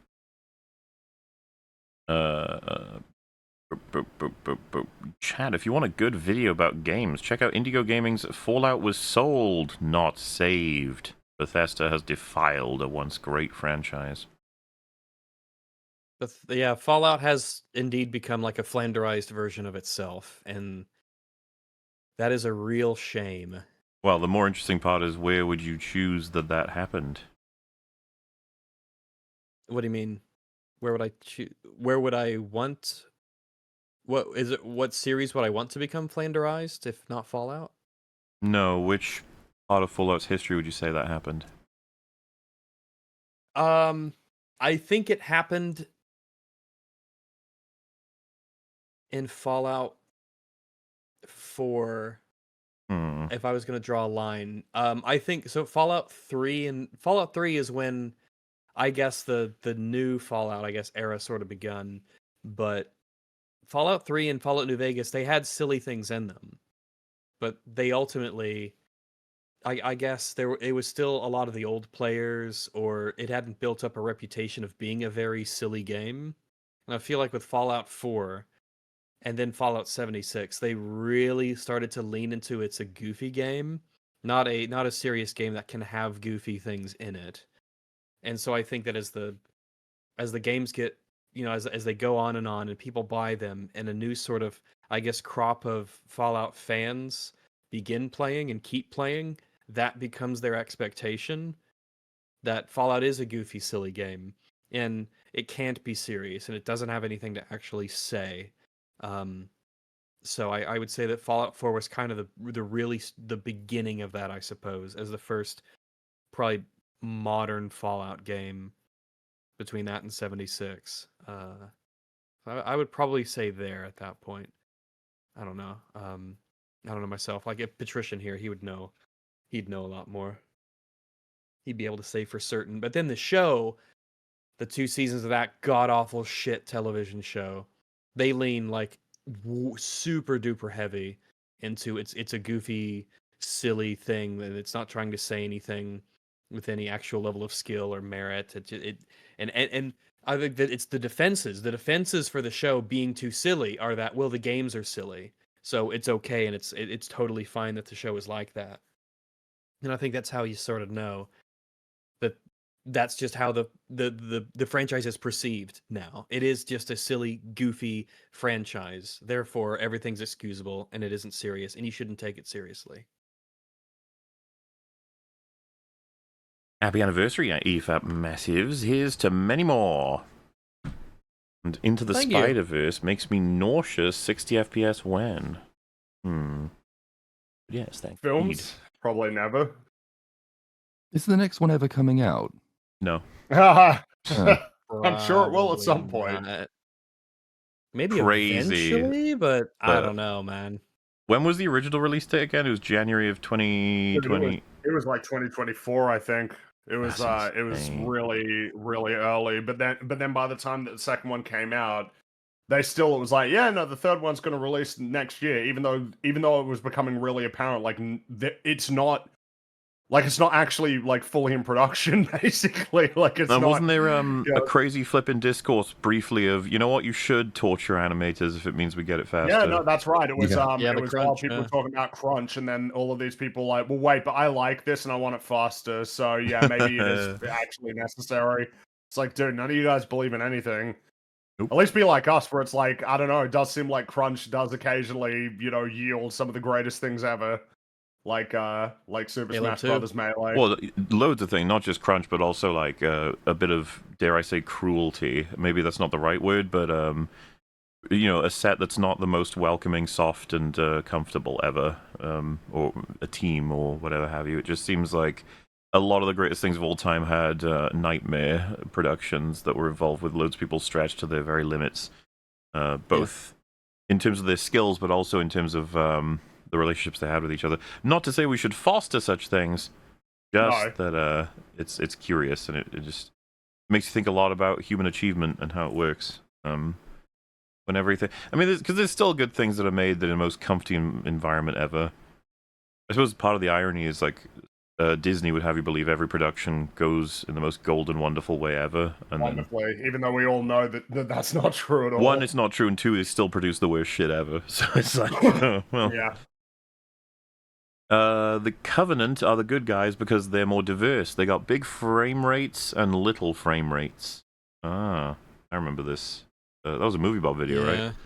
Yeah, and he just had to struggle with Reach the big old slavery problem that the Covenant has. That they are not equals. This is not an egalitarian society that they've created for themselves. Hello to my Aussie Fringy, and thanks for the background noise while I edit videos, lads. Yeah. You bet, man. Have you ever said howdy to someone and they respond, good, how are you? I live in Tennessee, and that's been like half the responses. Howdy, Rags. How are you? I think he said, good, how are you? Like, you respond to the question, then you ask it back. Oh, I thought you said in response to howdy, you say, how are you? The good, how are you? That was the... Because you're saying, I'm good, how are you? Well, howdy means, right? It's shortened. Yeah, it's like...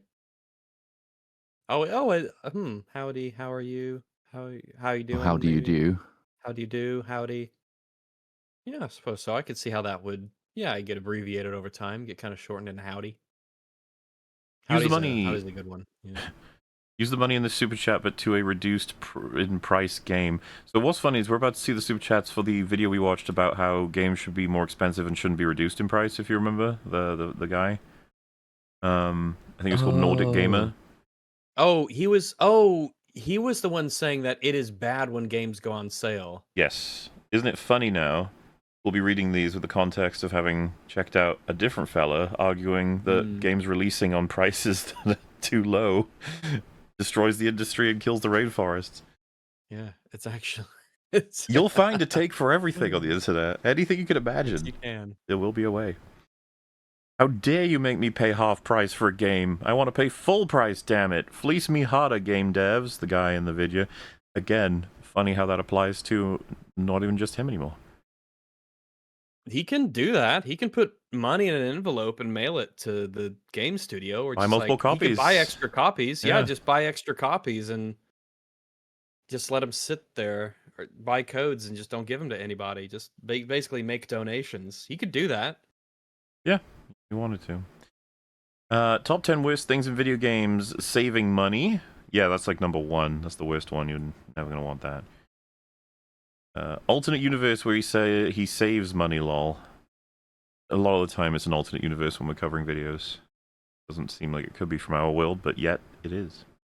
Yeah. I just love that. Basically, the argument was, yeah, if you get this on discount, that means poor people get to have the game, and they're not as big a fan as I am because I paid full price, and that's not fair. So it's like the alternate universe where the poors don't get to play.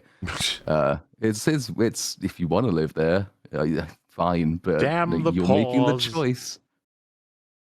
I'm a YouTuber who gets most of my games for free. You should buy at full price, peasant. Stop waiting for sales. It's difficult to argue. He tried, though. Thanks for the countless hours of entertainment you guys have introduced me to so much of my favorite media. Platoon has been an incredible addition as well. P.S. Make Rags host more. Haha. See, I'm a... The people yearn for the doggo. Can't get enough of me. Got a little fan club going in the comment section. This reminds me of Carlingus Margadingus. Yeah, no, yeah. Yes. Great man. Carlingus Margadingus. Never mind the fact that Ubisoft have been launching broken games for a decade. I'm going to buy the next Assassin's Creed game at full price. Nice. Really makes you think. I guess you do have about $350. Well, maybe one on sale. Spend that, okay. Why are we talking about Nordic Gamer? Spider-Mingus is coming out. Spider-Mingus! True. My bad. We'll have to talk about Spider-Mingus. Canoe and Eri say happy 7 years to EFAP. Well, thank you very much. Appreciate it. Yeah, thanks very much. Canoe and Eri. This guy is a Maybe streamer. Those are critters. All the games he buys can be written off, assuming you can write stuff off in Euroland. Oh, yeah. So, no, you're right. He should be less annoyed, but he's still annoyed. It's about the principle, right?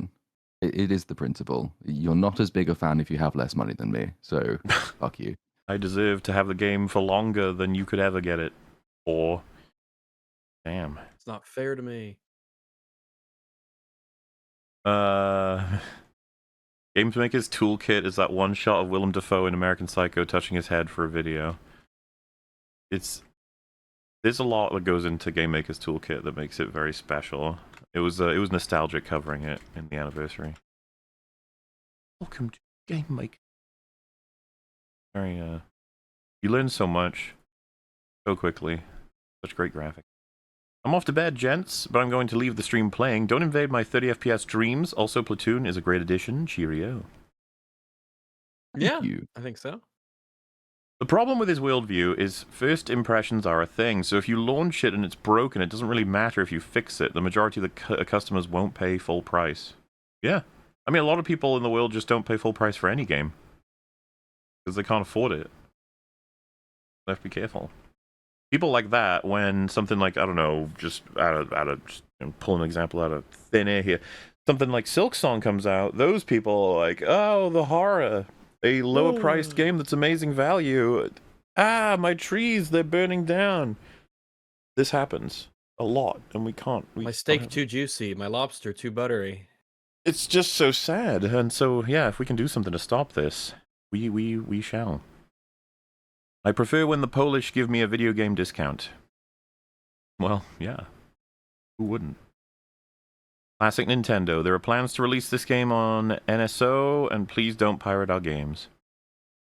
I think piracy has entered a new sort of kind of a new vernacular now, in the sense like it's almost like an inappropriate name because a lot of it is preservation, where it's not possible in other ways. It's kind of crazy how much data through piracy will end up being super important for the preservation of all kinds of like lost media. Yeah, there's a whole bunch of stuff that you could. Occasionally, there's is it Lord of the Rings, the Battle for Middle Earth games? They were always kind of fun, especially if you Yeah. modded the fuck out of them. But nobody knows who owns them anymore, so you can't buy them. So you have no alternative if you want to play and preserve than to pirate.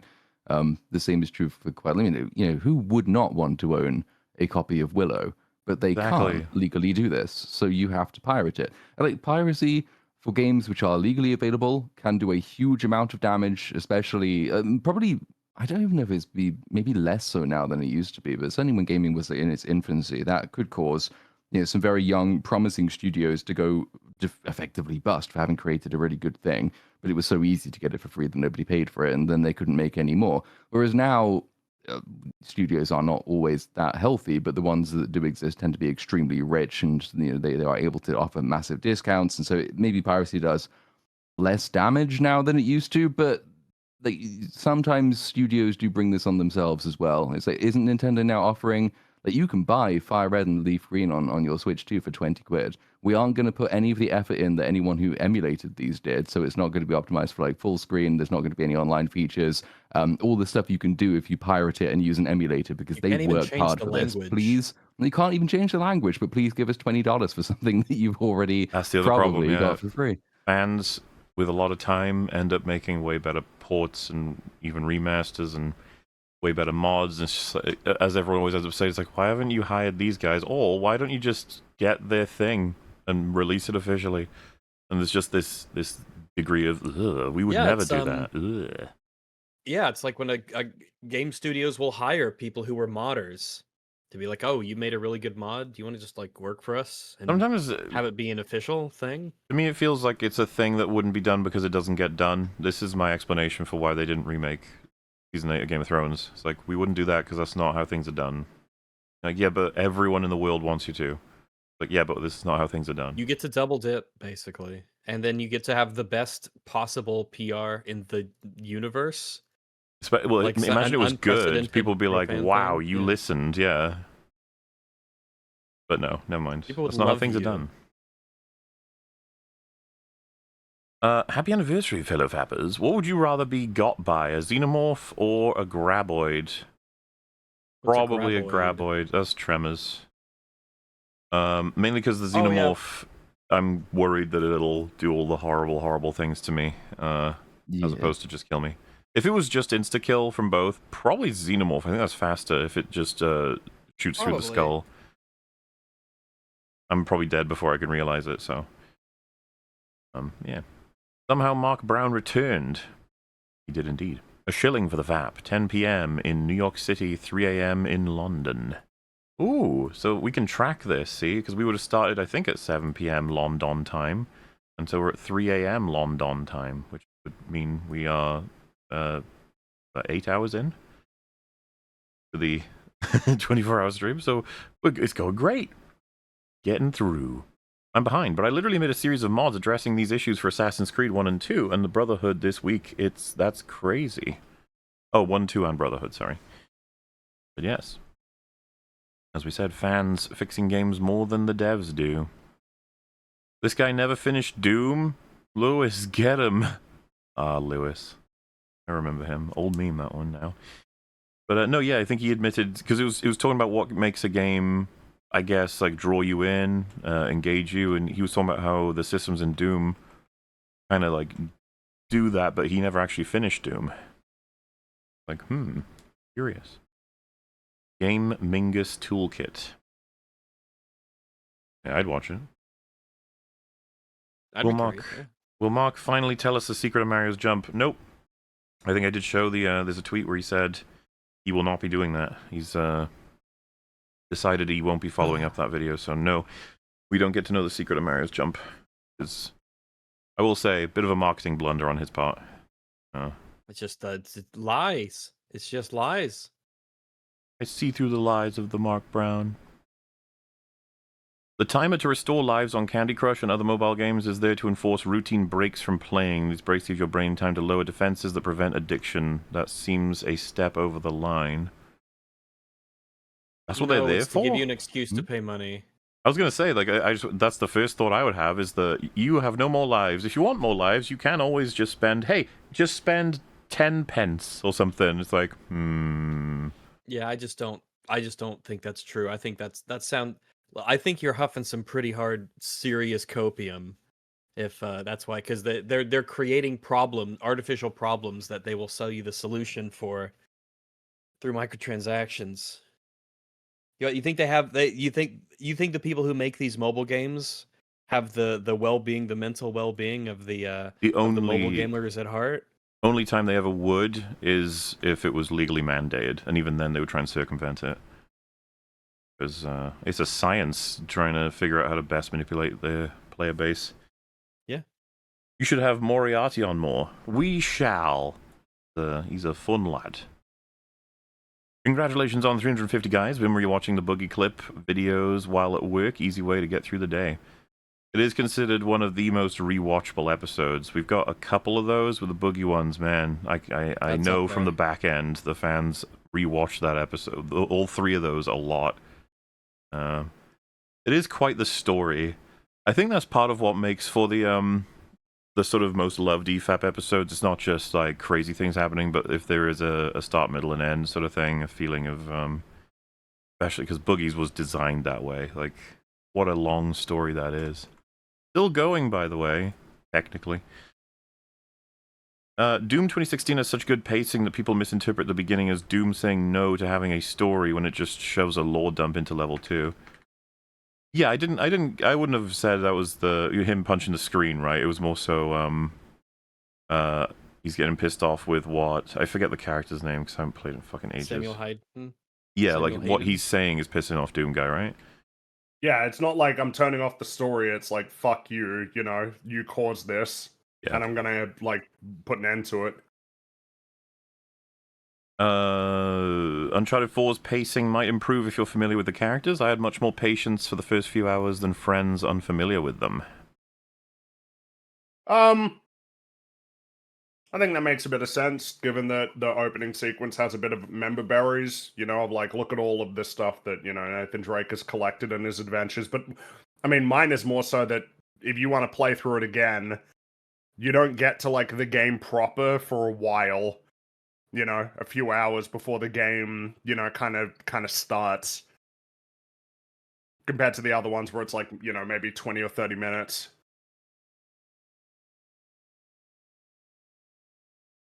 He used pacing against us, hinting at the long-term goal of this video being him telling us about why Doom doesn't work, and then he did, or tried. Figuring out Game Maker's Toolkit videos is quite an exciting prospect, because you never know where you'll end up. There's no reason to commit to anything. Fring Brown. Fringy's Game Maker's Toolkit. Good day. I have returned from the church, and unfortunately a crusade has not yet been called. Happy 7th birthday, EFAP. Being watching you guys from EFAP Movies 2 Unicorn Store. Long live the glorious dawn. Oh, the Unicorn Store. Jeez, that's the movie. Samuel L. Jackson's in that one. Yes, he is. Sure he was the Unicorn Store purveyor.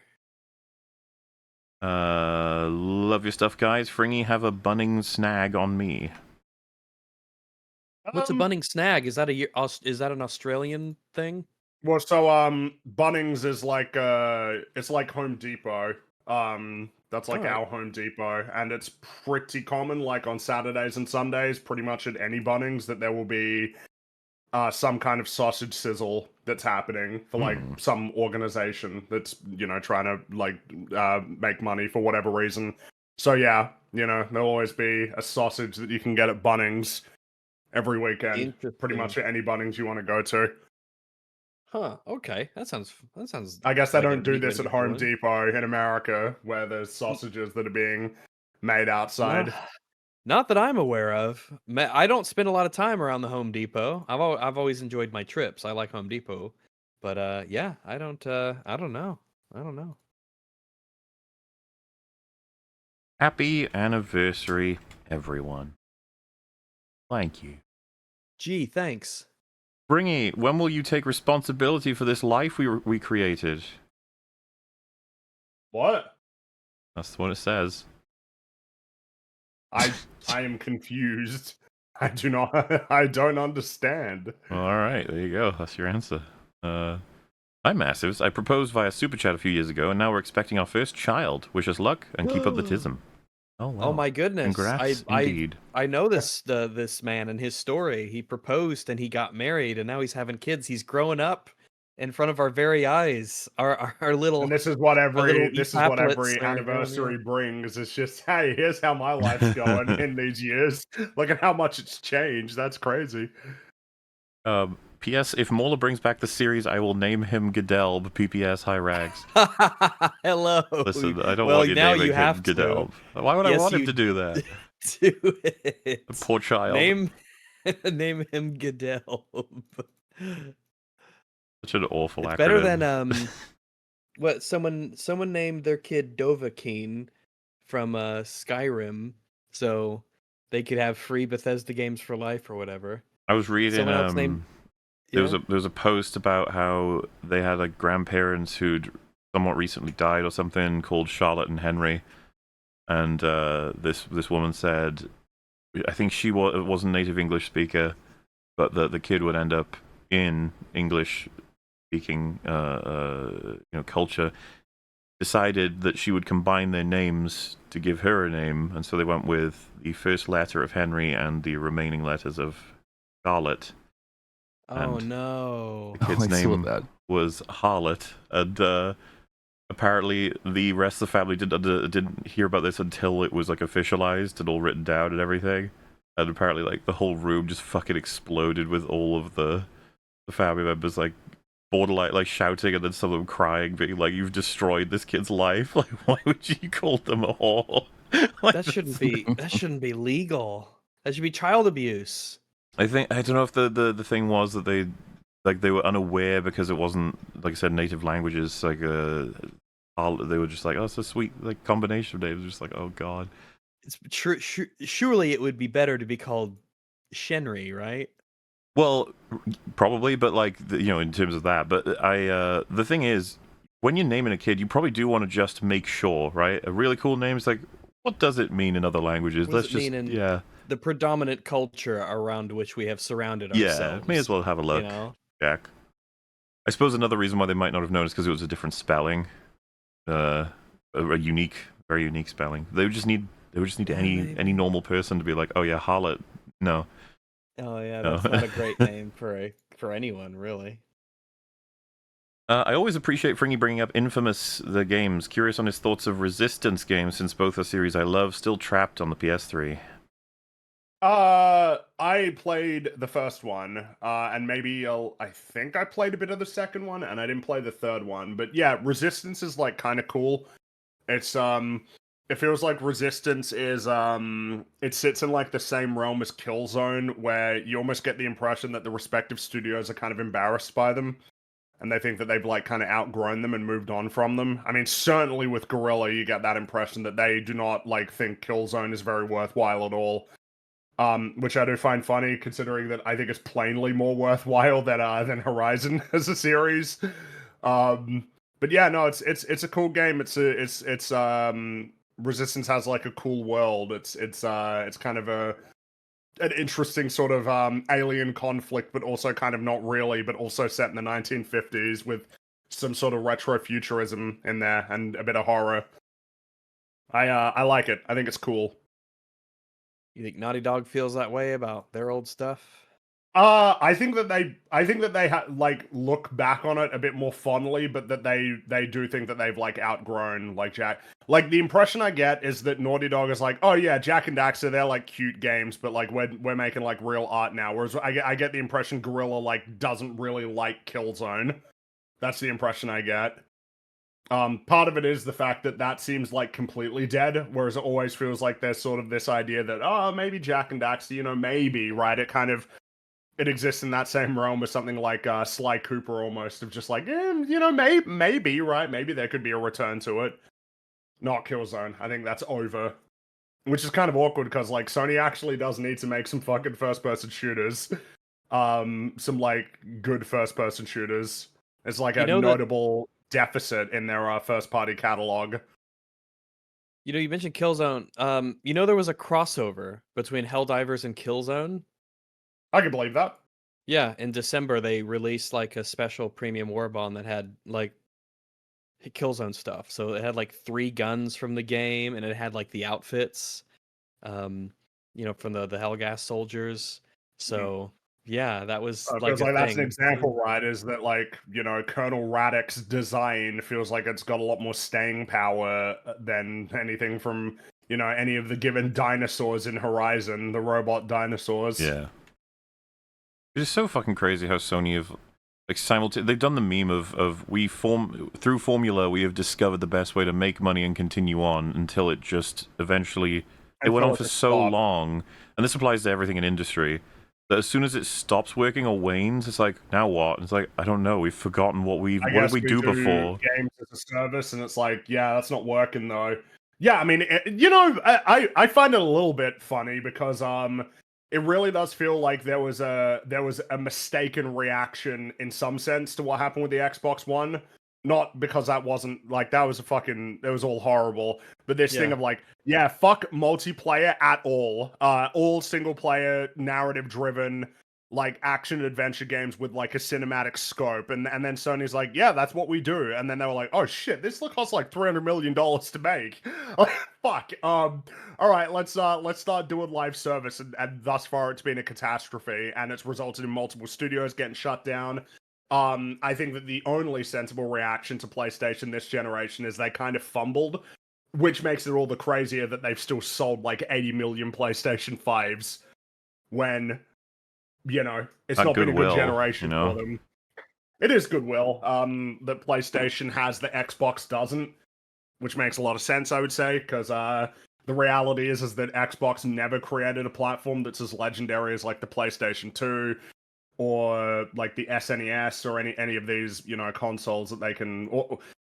I mean, their situation just seems bleak. But I mean, yeah, Sony's in a bad spot as well. Of like, like we've fostered an audience that like actively kind of hates like multiplayer games.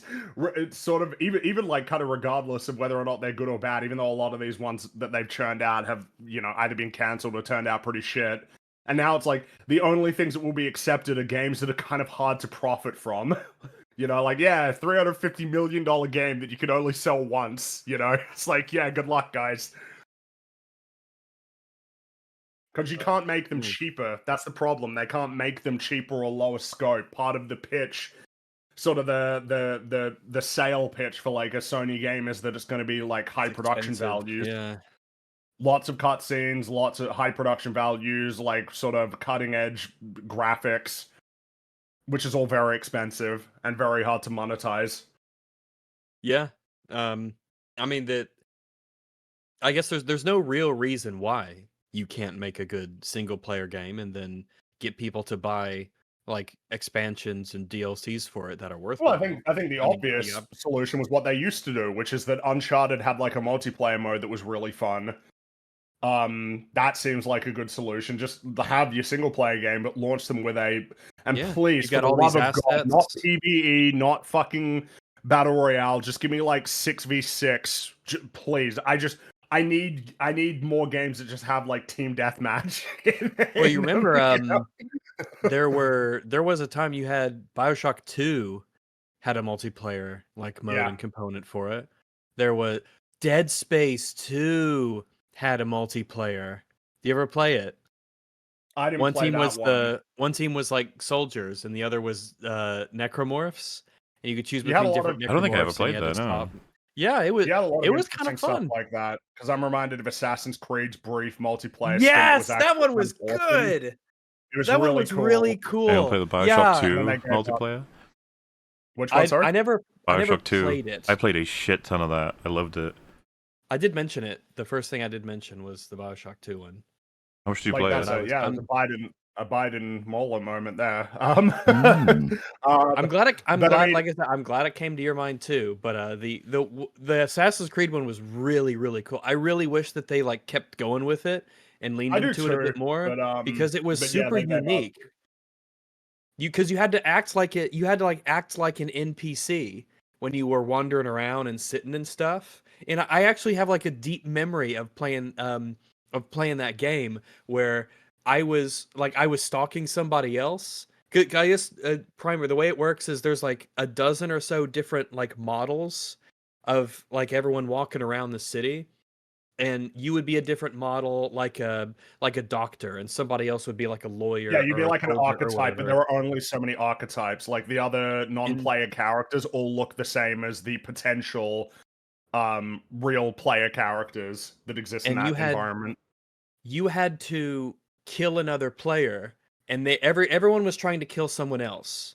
Not necessarily each other, but someone else. And so you had to act like an NPC so that you could get close to the person you were trying to get. And you got like a little bit of a radar, and you knew the kind of model that they were using.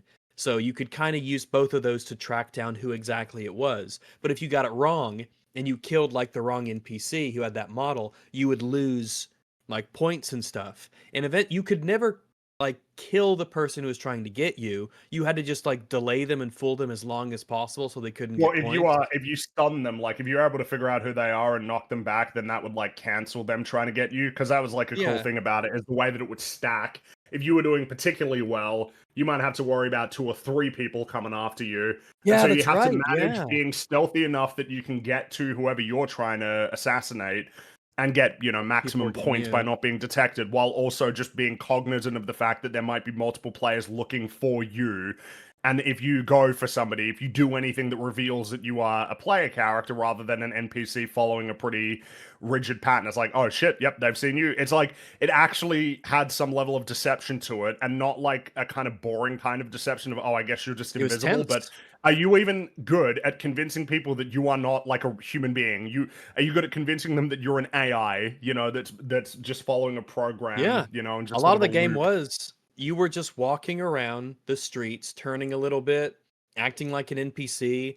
And one of the memories I have of playing that game was I knew I was being hunted by someone, because you always are, and I knew that they were close. Like I really suspected, based off of how someone was following my way in the crowd, that they were an enemy player who was kind of like chasing me. And so I found a bench where an NPC using my model was sitting, and I sat down like right next to him. And then the person sat down on the bench right next to me, and they didn't know if it was me or the actual NPC next to me, and they went to, kill, but they chose the NPC instead of me, so they failed to get me. And then I stood up and I walked away, and I was like, holy shit, that was like super tense, and it even like it's the a very tacked on unique modes. Experience. Yeah, like I still have memories of these cool little modes. You know what? That might actually speak to what is sort of preferred, is that because these multiplayer modes were never really the biggest selling point of these games, they could kind of swing for the fences and create some really unique experiences. Yeah. Whereas now, if it's your whole game, which typically it is, it's like, well, I mean, that shit's just got to be appealing broadly, otherwise you're fucked.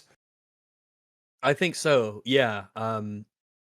I mean, you do get stuff like High, whatever its name is, High Guard that is now, like you do end up with stuff like that of like, oh shit, I guess you remember you don't like it as like Ripperini.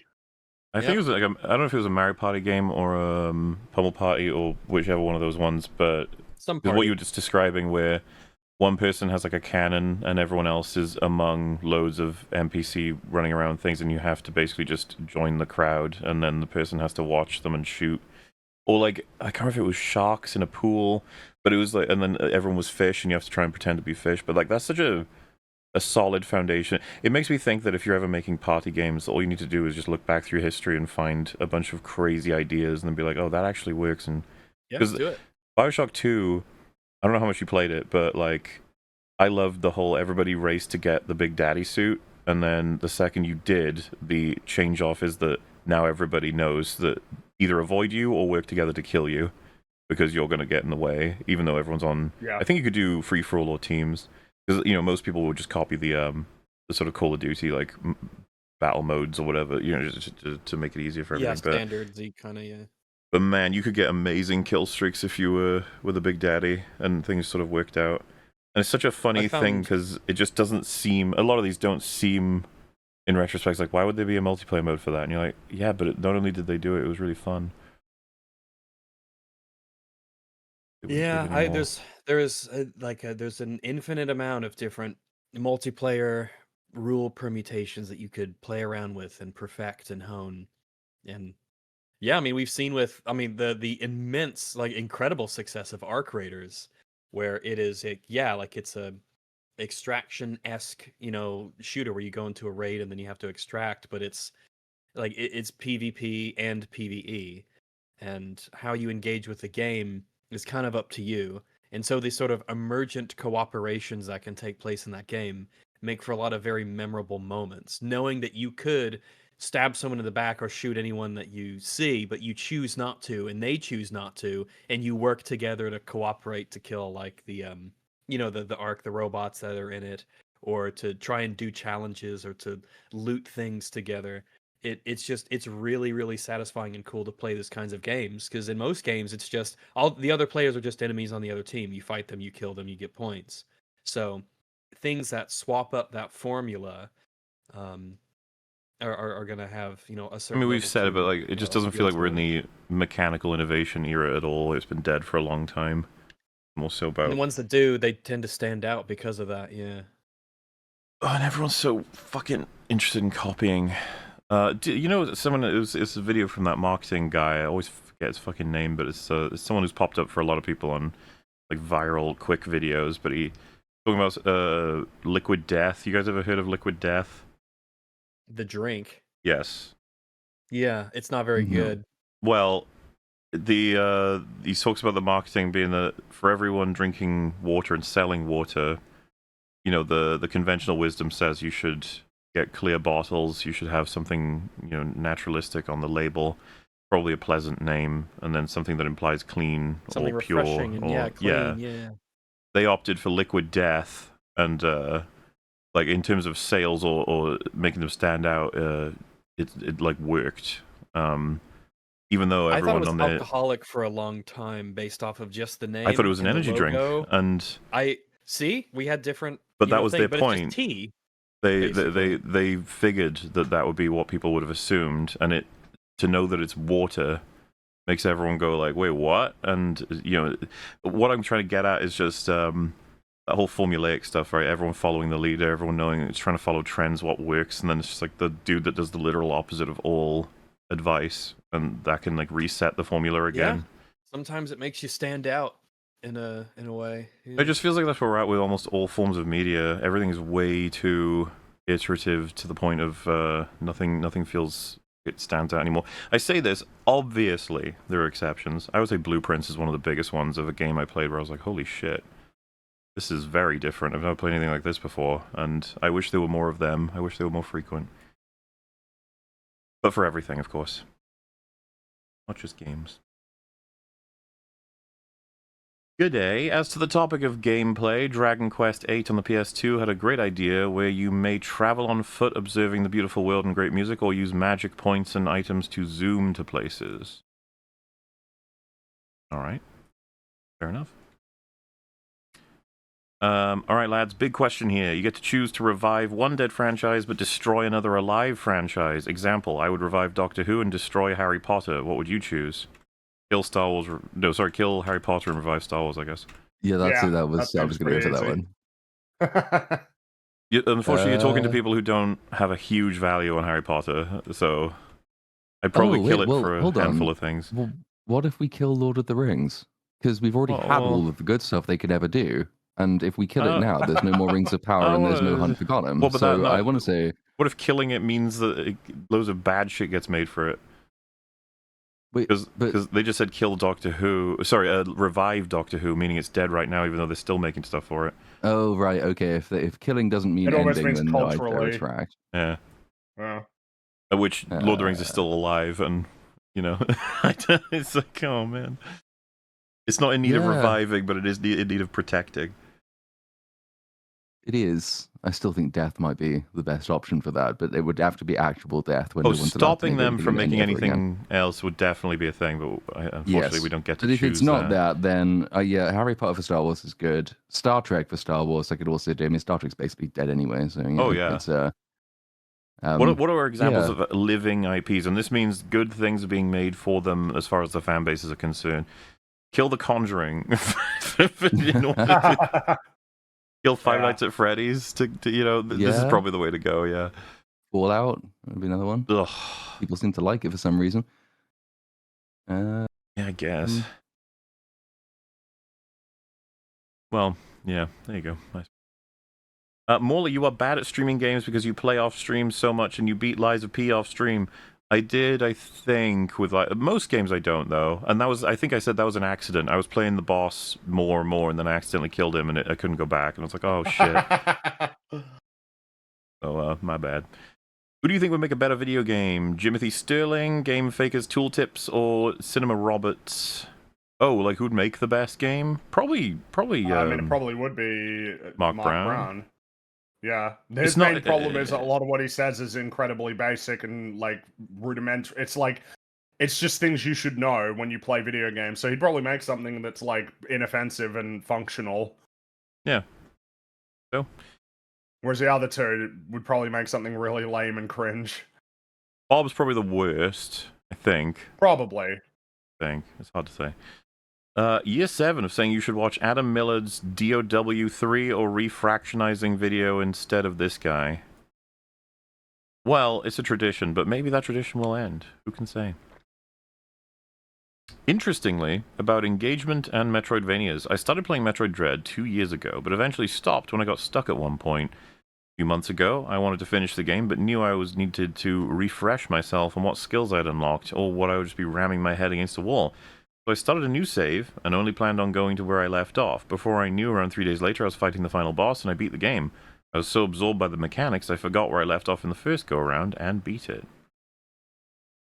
Well, what does that make you think about? What do you have to conclude about that? I suppose when I first played Metroid Prime as a kid, I don't know how long it took me to beat the whole game overall, but it was one of the earliest games I probably played, so it was over a decent span of time. And I think that's something Metroidvanias definitely offer, is like, you can come back at any point and just keep on exploring. A fresh mind can give you, ideas as to how to beat things. There's always information to gather. There's no need to be mad at a game that's just very chillily allowing you to go back and forth, appreciate the worlds, listen to music. And then suddenly you encounter a boss and the music fucking goes tense. You're like, oh my god. So, the point is, I'm glad you enjoyed it, presumably. I would hope.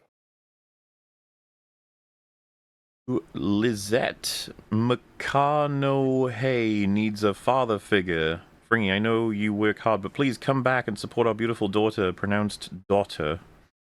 That's what is going Fringy, on? what have you been doing? No, this just sounds like someone having a bit of a psychotic break.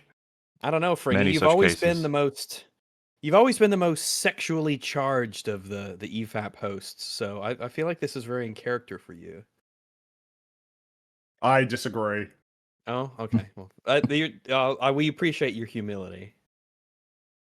GMTK is that one shot of... Wait, I think I read that one, right? The Willem Dafoe thing? Yeah. Everything he's mentioned could be applied to Genshin Impact or Raid Shadow Legends. Yeah. I've never played Raid Shadow Legends, but yeah. We will not go quietly into the night. We will not vanish without a fight. We're going to live on. We're going to survive. Today, we celebrate our EFAP anniversary. Sure do. Woo! Rags, why didn't you mention you had a convo with Boogie during all those FAPs? Just found it yesterday. It's uncanny. The reason is because I forget about it a lot of the times too, because that was that was years ago. Back when he had a good reputation. It was starting to crumble. This was just as the cracks. Yeah, these were just as the cracks were beginning to form, but not to the point where his reputation was sunk yet.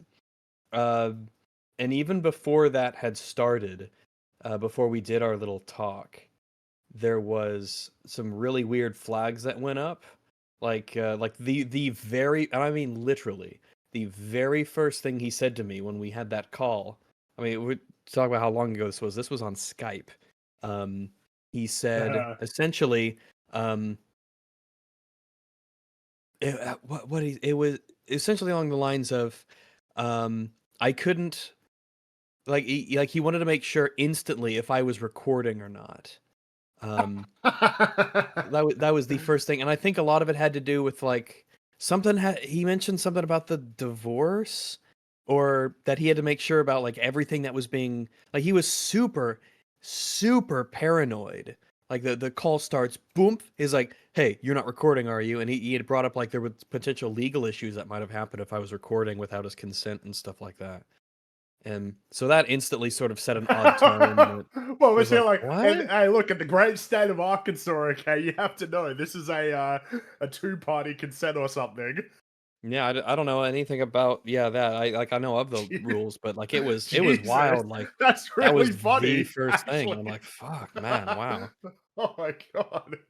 Crazy guy. But yeah, this was before he became a lolcow, before the the cracks before the shattered. I hate being alive, I hate being alive. This was when he was starting to feel a bit of pressure. Yeah, because he was still had a good decided he wanted to talk about politics in any capacity and just be like, yeah, man, I just it is funny thinking that being a fence sitter is going to do you any favors. It's like, nah, man, like either don't say anything or just essentially commit to something. It's not going to work. That's the thing. You barge into conversations to say nothing. What are you doing? Yeah, and be like, and look at how sensible I am because I'm in the middle, which I don't even know if anybody respects that as like a... I don't even know if anybody feels that way. Maybe 20 years ago people felt that way. Like, yes, in the middle, that must mean you're the sensible one. Now it's just like, oh, so you just don't want to commit. The thing is, because I sometimes wonder, it's like, so if he could do it all again with his knowledge now, what would he have done? It's like, probably would have taken longer to be exposed, but I still think he'd fail. Because I think it's inevitable because of his volatile personality. You might decide, like, I can't stream and I can't talk about drama, because those are the two things that like people really caught on. But things would still slip out, and you would still end up going on shows, or you'd go on other people's podcasts and you would say shit. I remember, because when he went on the first appearance on the H3 podcast, he said some weird shit. I remember being like, man, because he was always way open about sexual shit when he never was on his videos. Like, he was really proud to let everyone know that he paid for hookers and stuff. It was weird. It was like, well, it's just he has an insane ego. Yeah, you know. So like, it would still collapse. And when you're doing it pre-recorded, it's like that's one thing. But yeah, I mean, how long is he gonna have no insight on video games before he starts not making as much money and does think he needs to stream? It just seems like inevitable. He's got with a character like him. Just one more video gene problem, and that would come up again as well, because he'd be like, oh, okay, so some people have got a problem with this. I'll just put out a video. I'll say, no worries, that's not a problem. Well, and then of course, like, his sort of, those are shittier aspects of his personality. The fact that he would never be able to lose weight was inevitably going to make things bad for him as well. Because if he keeps trying and failing, he farms the goodwill. Annoyed. And then doesn't I'm doing through. Good, and then doesn't get the results, and then people just start going, man, fuck you, which I think just makes a lot of sense. The shit where he would like watch someone else do it, and he'd cry and be like, I'm so inspired, I'm gonna change my life, and then he just gives up and he fucking drinks Mountain Dew or whatever. He records himself swimming in a pool once, and then it just never happens ever again. He loves being the, like, I'm changing my life, and it's because of you guys. I love you guys so much. You guys have changed my... and then just sits on his sofa. He's like, well, I've done my video for the day. This is bullshit. Yeah, he just kept it going for a long time, but I think he really would try it again. He'd still fail if he had another chance. Also, Mola, we need a Viserys video. I mean, I think I said I'd be interested at some point. I don't know if it would happen for sure, but he is quite the character to be able to make something like that for. I really like him, yeah. Get Mario's Jumpmanized. Ugh. Get Jumpmanized. Oh no. When I did a paid game test of Stellar Blade, I felt like that difficulty was a prank. After 2 hours in the first boss, I realized that what is considered fun varies between people. Oh, for sure. 100%, yeah. Some people, when they first played Elden Ring, just sat with the first boss that you're allowed to be killed by and move on from until they beat it. They were like, I will not let this thing stop me. You know, everyone's different. Everyone has fun with all kinds of things. Kirby's Epic Yarnum. I like it. Nipples. That's the Bloodborne city, right? It sure is. Bingus. See, I'm a gamer. Epic Yarn. Yes. Bingus 298 Bingus. Yeah. That 298 Ingus is it doesn't roll super well, but I can see it.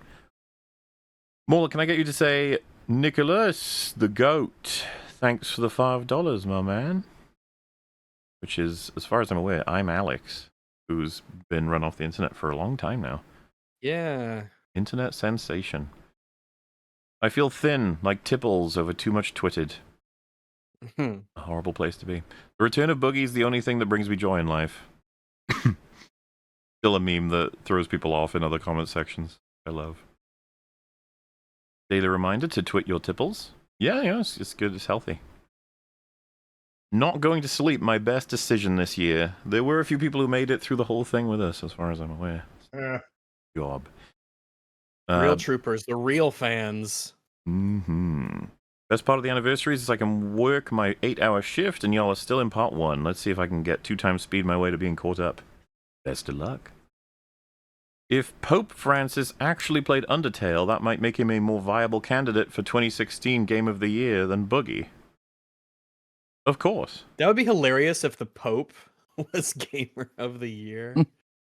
It would feel appropriate. A lot of people would be very celebratory. I want to hear him talk about his favorite games. Celebratory. In the colonial era, they branded indentured servants who ran off with FT for fugitive trader, which is too good for Boogie. I see. We've got a celebration here for Nick Oreo, Mr. Oreo arriving. I think for the Boogie section, actually. Good news, Mr. Oreo, we can finally be bees. Yes. The lore master. Massive lies. You know what else is massive? These memes pouring in. Try not to glaze Keem too hard here. The fact that you all glazed him when Platoon was the only one to confront him last year wasn't cool. Is that what we did? Is that what we did? We glazed? Right. No. This has come up before. I have to explain it. Keemstar's very volatile, very fragile. If you know anything about him, the second, and Platoon got his first-hand experience of this, the second you start to say anything that, like, makes him seem less of a person, he'll explode and leave. We wanted to find out as much as we could about Boogie, so you have to, like, talk to him without, implicating him. By the way, I have no problem with it was very entertaining, Platoon's conversation with him. It was wonderful, but my intention was not to tell Keemstar all the things he did wrong. It was to find out as much as I could about what was going on with Boogie. The idea that people are not aware of what Keemstar has done is like he's basically the internet supervillain. Like some people don't know how far his history stretched back. It's he's absolutely farming lolcow as like a circus of retards for his own benefit. He collects people who are dependent, like mentally ill, and are designed to do things to themselves, be it in the form of pain or humiliation for money, and he takes 50% of all of it. He's not even like there for all of it, most of it, whatever. So no, all of this stuff is aware, but if you remember, the goal of that moment was not at all to tell Keemstar all the things he's done wrong. But like I said, I have no problem with what Platoon said. It was hilarious, and it does get to show sort of Keemstar can't deal with it very well.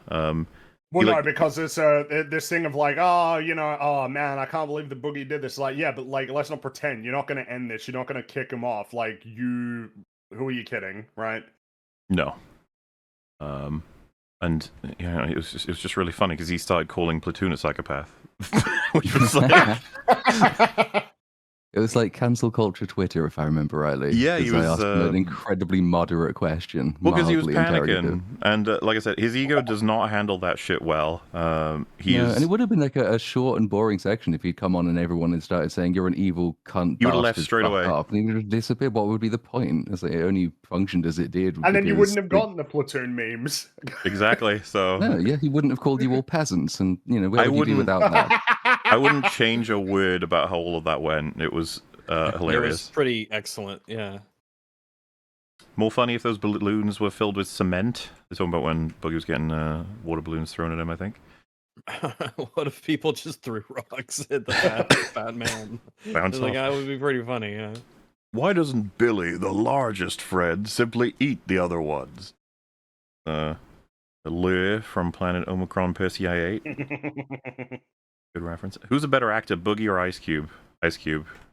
Ice Cube. Boogie's Yeah, not probably. acting. Boogie's really bad at it. He's really bad He's at it, actually yeah. like, yeah.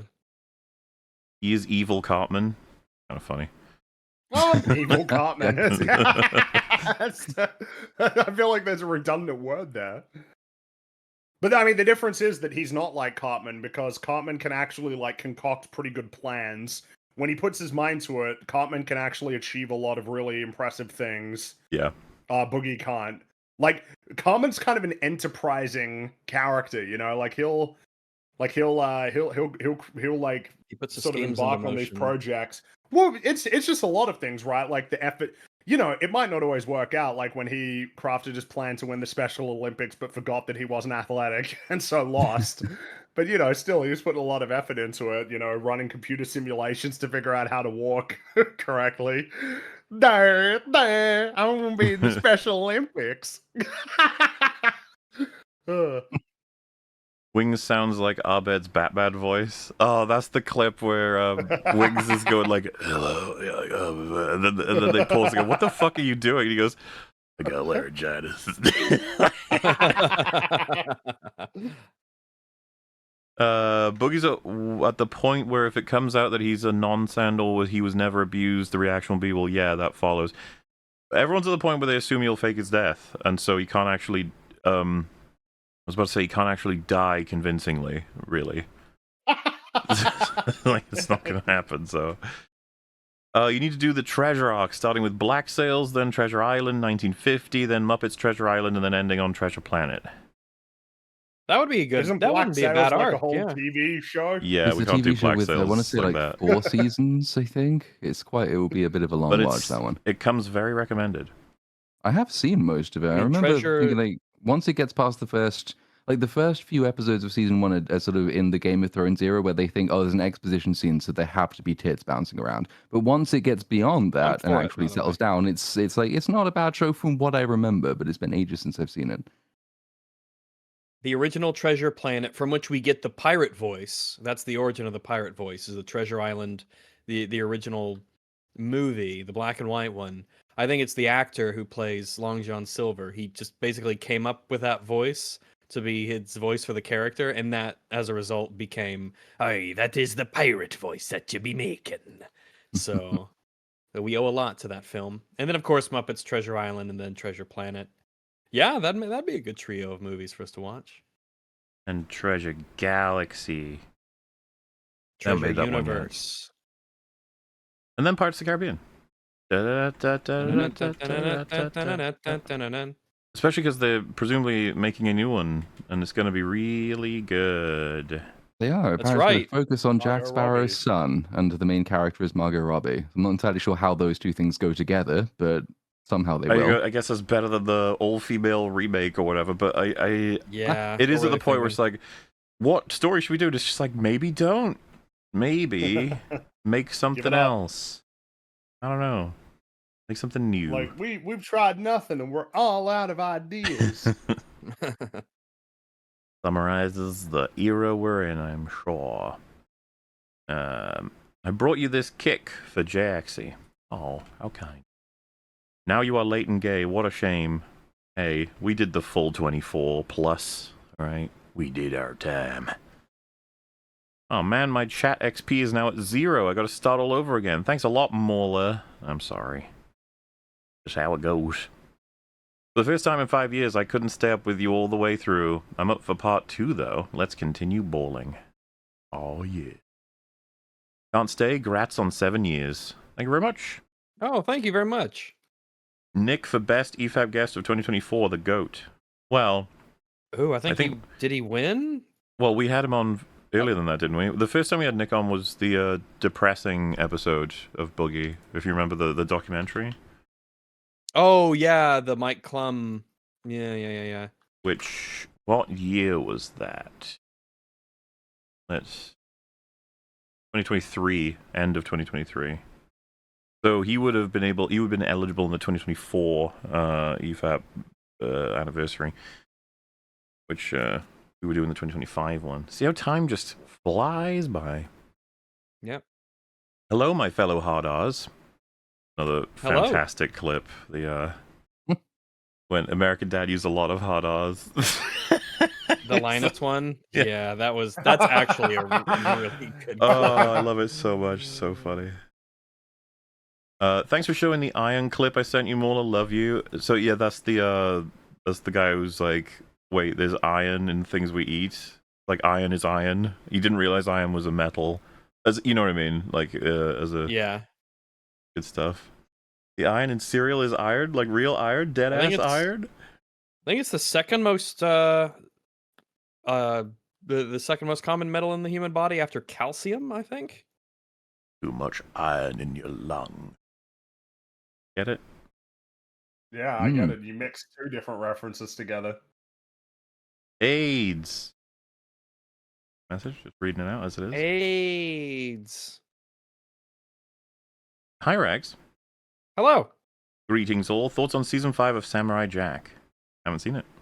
Haven't seen it. No, I haven't watched that one.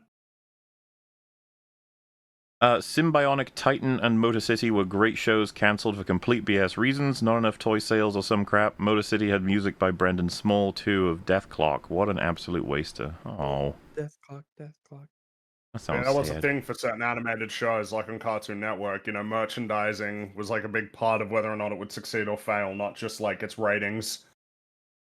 Yeah. I watched a woman that I consider to be the second mother decay into a sub 80-pound hairless being that still fought her cancer and smiled the day she died. Fishhook Boogie until bone shows under his ears. This is why everyone hates him. Yeah, because pretty much everybody has some sort of everybody's got some kind of story, right, for something like cancer, whether it's them or a family member or a friend. So it's really annoying. Yeah, the boogie's there like, oh shit, yeah, I can. He still denies it. That's what is really annoying. He'll still sort of pretend like he didn't do what he did. But he very much did what he did. Yeah, he did. The straightforward, clean version is it was always a potential. It was always going to be a thing that he needs to be concerned about. They needed to do the biopsy to know for sure, which is common with medical things. And he went on the internet immediately and said he has cancer and he's going to die, and he wanted it for sympathy. That is the story. Mm-hmm. Yep. And then he said, well, when it turns out that I do have it, you're all going to be like, oh, whoops. And it's like, nope. Matter. Literally doesn't matter. It's irrelevant. It doesn't matter if you do get it in the future. It doesn't change that you said you had it and you didn't. Yep. That's it. I was there, Gandalf. I was there back in the war days when the strength of men failed and I got AIDS from chat. Poor Elrond. You laugh at her take, but the #1 political streamer on Twitch said basically the same thing to Drinker. I wish I knew what you were talking about. Oh, is this the bears thing, actually? Grizzly bears? Well, no. That's way later. Bears are safer than Grace Randolph's voice. So I assume, are they talking about it's safer to be with a bear than a man? And the bear, yeah, that shit. I'd rather be in the woods with a bear than a man. Like, I'm sorry, it's just like, dude, a bear. You know that bears don't even do what like big cats do, where they'll put them out of their misery and then start eating them. A bear will just start going. It'll just be like, remember that video of the bear just stripping the skin off the fish's crabs? Yeah. No, it's rough. Just again, it would not be nice to be attacked by a lion. A lion will at least give you the mercy of killing you before he eats you. A bear doesn't care. First we get browned, then we get boogied, and now we get graced. Molly, you spoil us. I often do. That's my whole thing, I'm sure. Bears are safer than Grace Randolph's voice. I don't know about that. She's a national treasure. It's kind of funny that teddy bears, right, is a thing when bears themselves are not the kind. I think bears are really, cool critters, but certainly not the ones that you would want to be encountering out in the wild there. Yeah, Whenever but you I'd say see the the same thing videos of about like bears fighting each lions other, and all sorts of animals that are just like predators and stuff. They will all sorts of admirable ones where it's like, man, because of course there is a nobility to the lion for sure, but yeah, I don't necessarily need to be like in close proximity to one, Oh god, not the Duma thing again. Mauler, how am I supposed to get the image of Silco taking the beef bus to Tuna Town now? I feel like the beef bus. you've added some things to, and that's fine. That was crazy, man. Duma never said it so eloquently as you, but that was crazy. He was so sure, and everybody disagreed. There's got to be something there as like a. It's got to represent something. If you're in a situation where everybody says that they saw something completely different, it's not necessarily that you have to immediately abandon your position, but you'd think it would shake your confidence a little bit. You'd be like, huh, Because it's always about context. If it were like an event, let's say we were all in an area and a fucking plane crashed or something, and everyone saw a bunch of things, and you saw something and no one else saw it, it would be like, it's probably unlikely. This was one where it was something that would change the entire story and no one saw it in Arcane, that we're all like breaking down in detail. It just seems so unlikely. Yeah, and you'd think that immediately confronted with that information, you'd go, I must be mistaken. And we all have access to the files in real time, and we reference the scenes he's probably mixed up. We've given every out. But we gave him a fair chance. We were like, maybe we did miss it. Maybe, we have to be fair. I think Theo was quick to be like, no. Theo was, he was the one who went and personally watched, and he's like, I went back, I watched the scene, that doesn't happen. Well, but the defense, of course, would be like, well, no, that wasn't the scene then.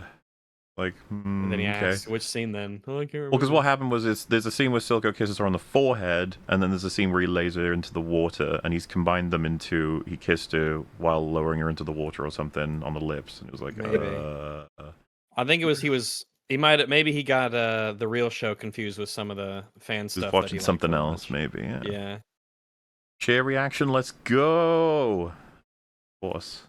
Only the best chair reactions here. Hey Nick, I will wait forever for the worst kind of YouTuber 2 video, hoping it'll release before GTA 6. Wonder what he'd put as the worst kind of YouTuber at this point. There's so many to choose from. Hassan will never get in trouble because Dan Clancy is his bitch. It's kind of fair. Yeah, basically. I was about to say that's kind of just the truth. There's not even like exaggeration. It's just like, yeah. Hassan be like, I am the Sofa King retarded. I am Sofa King retarded. He's many kinds of retarded. You like fish sticks? Oh, everyone here, do you like fish sticks? I love fish sticks. Yeah. You like putting them in your mouth? Well, yeah. Of course I do. It's my favorite place for them. You're a gay fish. All right, that does it. I'm going to kick your motherfucking ass. And then the part with fucking whatever his name is, Garcia, like, oh fuck, man, Kanye West. Oh, look, it wasn't me. I didn't come up with the fish sticks thing. You're just saying that because you're scared. No, I just stole it because I'm not actually funny. Come on. And then for some reason, you just start talking about how his penis doesn't work. Like, oh, come on, man. I ain't got no dick, man. That reminds me of the South Park joke about I forget who it is. It's like Asians talking to American companies where they're like, we have a very small penis. You have a big penis. That's the Pokemon episode, right? Because they go to because they're trying to like these like Americans love it when you say they have big penis. I don't know why that's making me think of the city walk and city sushi thing. Why don't you please just speak English? Maybe I can understand you. I am speaking English. Why don't you speak a fucking English? Thank you guys for. I'll say, Fringy, your Chinese is very good. I didn't know that you. I didn't know that you took it. That was incredible. One of many talents. Happy anniversary, lads. Thanks for 7 years of good tisms. Hi, Rags. Unkick J. Hello. Fuck it, we ball. We're doing G. Fuck it, we ball. 8 years listening to some random slop tubers. Well, about time you start listening to us instead.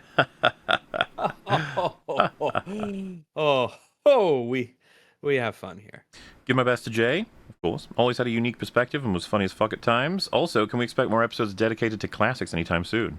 Yes. Yes. I think since then we did Eternal Sunshine and was Iron Giant? What's my timeline here? I think that was yes, after, we did right? Iron Giant. Yes. Yeah. All of this while mocking Korean War veterans. I have veterans in my family. I'd love to slap that hat off that piece of shit's worthless head. They're probably talking about Hassan, and a lot of people have many reasons to do that to him at this point.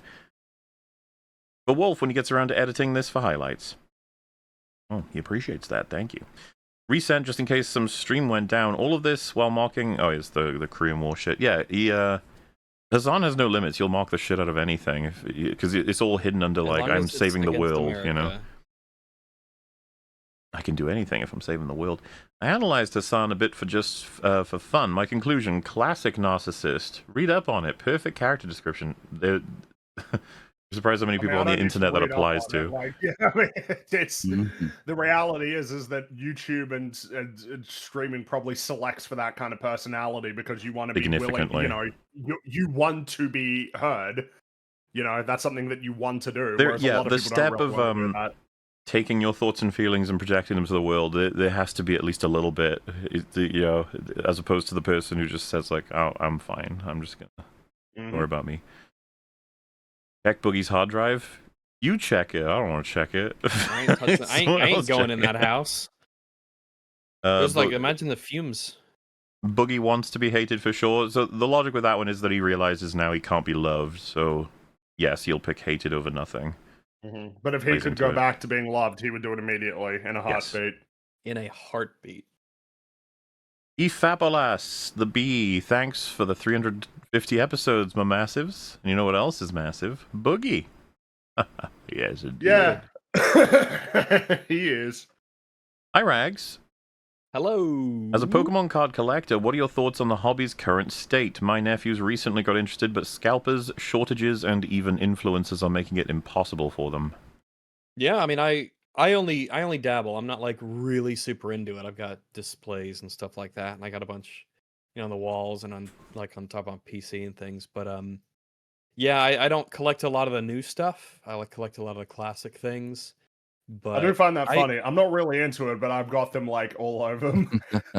Yeah, I guess on the relative scale of how people get into Pokemon card collecting, I do it with value as like a secondary aspect. Like it's definitely a part of it, and I want the cards to have value.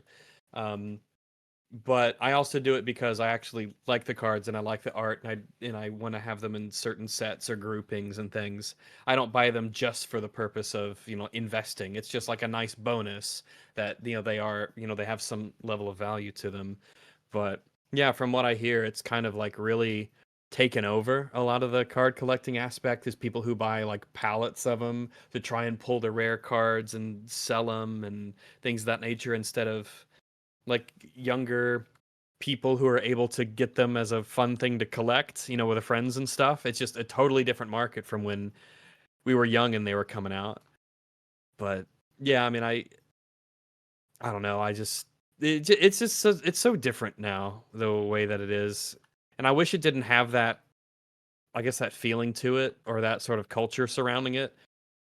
Because I mean, when I look at the cards and they're on the wall or whatever, and I pass by and I give them a look, I'm like, oh, this is a really neat card from, my childhood, and it represents like this important cultural thing that happened a while back that still kind of is going, and it's neat that they have value and that I could sell them for, a decent amount of money now, but like I like the way that they look and what they kind of represent and stuff like that. But some people are all in on the money thing and investment stuff. And yeah, I don't know that much about it, but I hear a lot of bad stuff. Hear a lot of crazy stuff about what people do to get cards and how much they buy them. Like flipping and scalping is the primary goal now. It's not just a thing that also has value. It's gone past that. What a shame. Yeah. Happy 350 Massives, catching up for a second time currently at the 1-year anniversary, singing Ocean Man to honor Akbar. Yeah, man, it's, his fate is very sad, at least if you you take the sequels as canon, which I wouldn't recommend. Don't do it. Do you think that they're ever going to decanonize the sequel stuff? Not really. Nah. There's no benefit for them the way that they would see it. The thing about it, as unfortunate as this is, I don't even know how much they realize all of this needs to just be undone. Like that entertaining that as an idea is just not something. Filoni, for example, he like advised on Acolyte. He's very pro that horrific show. He was there when the sequels were made, and he's now in charge. If anybody was able to try and get it out, he would be a significant... Like, we're going to have to wait until he's done, which he's lived and breathed Star Wars now for his whole life. So, I would expect he'll be gone in maybe, 4 decades, and then maybe Star Wars can start being healed. So, the next two movies, they've got a book ending it, right? So Mando and Grogu is deliberately set just before, I think, The Force Awakens. So what they'll be doing is just further embedding all of the massive retardation that leads to the setup of the galaxy in that movie. And then the movie after that is Starfighter, which is set 7 years after the rise of Skywalker. So they are not touching the sequels. They are carefully sort of keeping them in continuity and then just working around them, which is not a sign that they're looking to get rid of them anytime soon.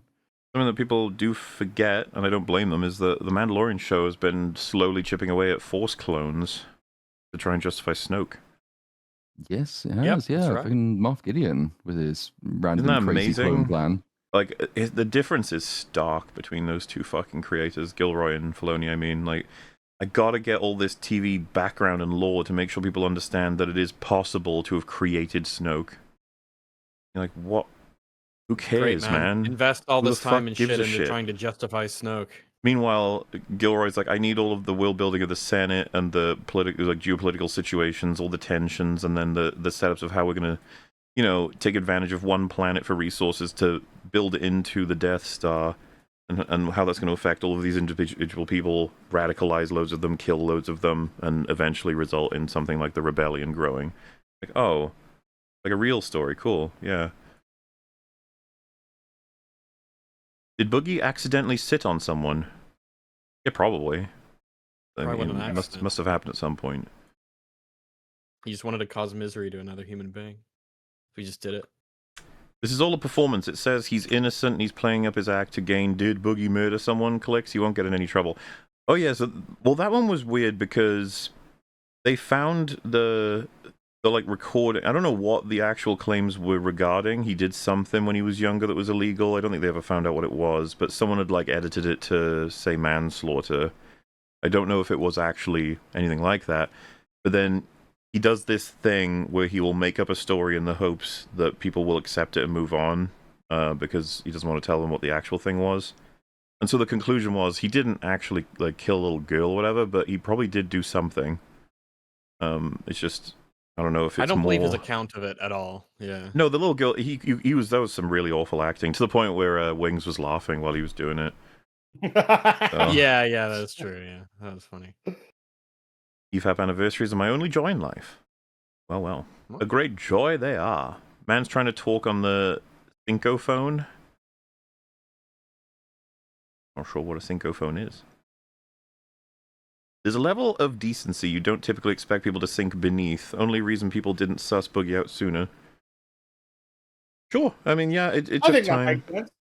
You assume that people are good. And then it's like, oh, damn, you're not. Oh, well. You're like a horrible piece of shit. No way. Congrats on 350 as a cleaner for an airport when Boogie poured the Mountain Dew in the bin. That really pissed me off. It's one of the worst things we have to deal with. It really stood out to me when I first saw that video, because it's the fact that it's being done to show his virtue. And he's such an idiot. Aren't I a good person? I am. It's a lie, and he's, being a complete cock. Yep. Loch Ness Monster approved. Happy Tree Fitty. Well, thank you very much. Oh, thank you. Reminder, someone clip Fringy imitating Boogie's cry, EFAP 350 Part 2. Or someone did. Did I make fun of his cry? I don't remember if I did. I think we all did. Probably. Yeah. This is I'm rather gonna amusing. I'm just gonna say that you did, and I support it. I don't believe for a second that Keem didn't know about this beforehand. It's all fucking staged. The manslaughter's probably real, but likely more mundane, like a drunk person walking in front of his car, but Boogie's making it more tragic than it really is. Yeah, the story tells is a lie. The problem is you don't know which parts were actually a thing. How much Keem knows is also just impossible to tell all the time. It seems like Wings didn't know anything. I can believe that Wings didn't know. Wings is if either Wings didn't know or he's a better actor. He's a way better actor. Well, that part, yeah. That part's just true. You don't even have to be an okay actor to be better than Boogie's really bad at acting, but for some reason thinks he's really good at it. I guess because he got away with it for a while. It's an incredibly fortunate combination. For us, yes. For us, yes. For him, it's catastrophic. Boogie's a classic example of a psychopath, and Desi needs to be rescued. She's been there now for what, like 3-4 years or something. I think you just have to accept that she's like an awful psycho weirdo as well. Unfortunately, yeah. Make up a bit for Boogie's existence. My mum got a surgery and is now technically cancer-free. She's on radiation therapy, but she's recovering well. Well, fucking yeah, ace, man. That's great, man. Yeah. God, that'd be such insane news. I can't even imagine how I'd be able to process like hearing that, like a mom or like a sibling had cancer and stuff. Like that would be like fuck, because there's nothing you can do. There's nothing you can do. So it's like, well, shit, man.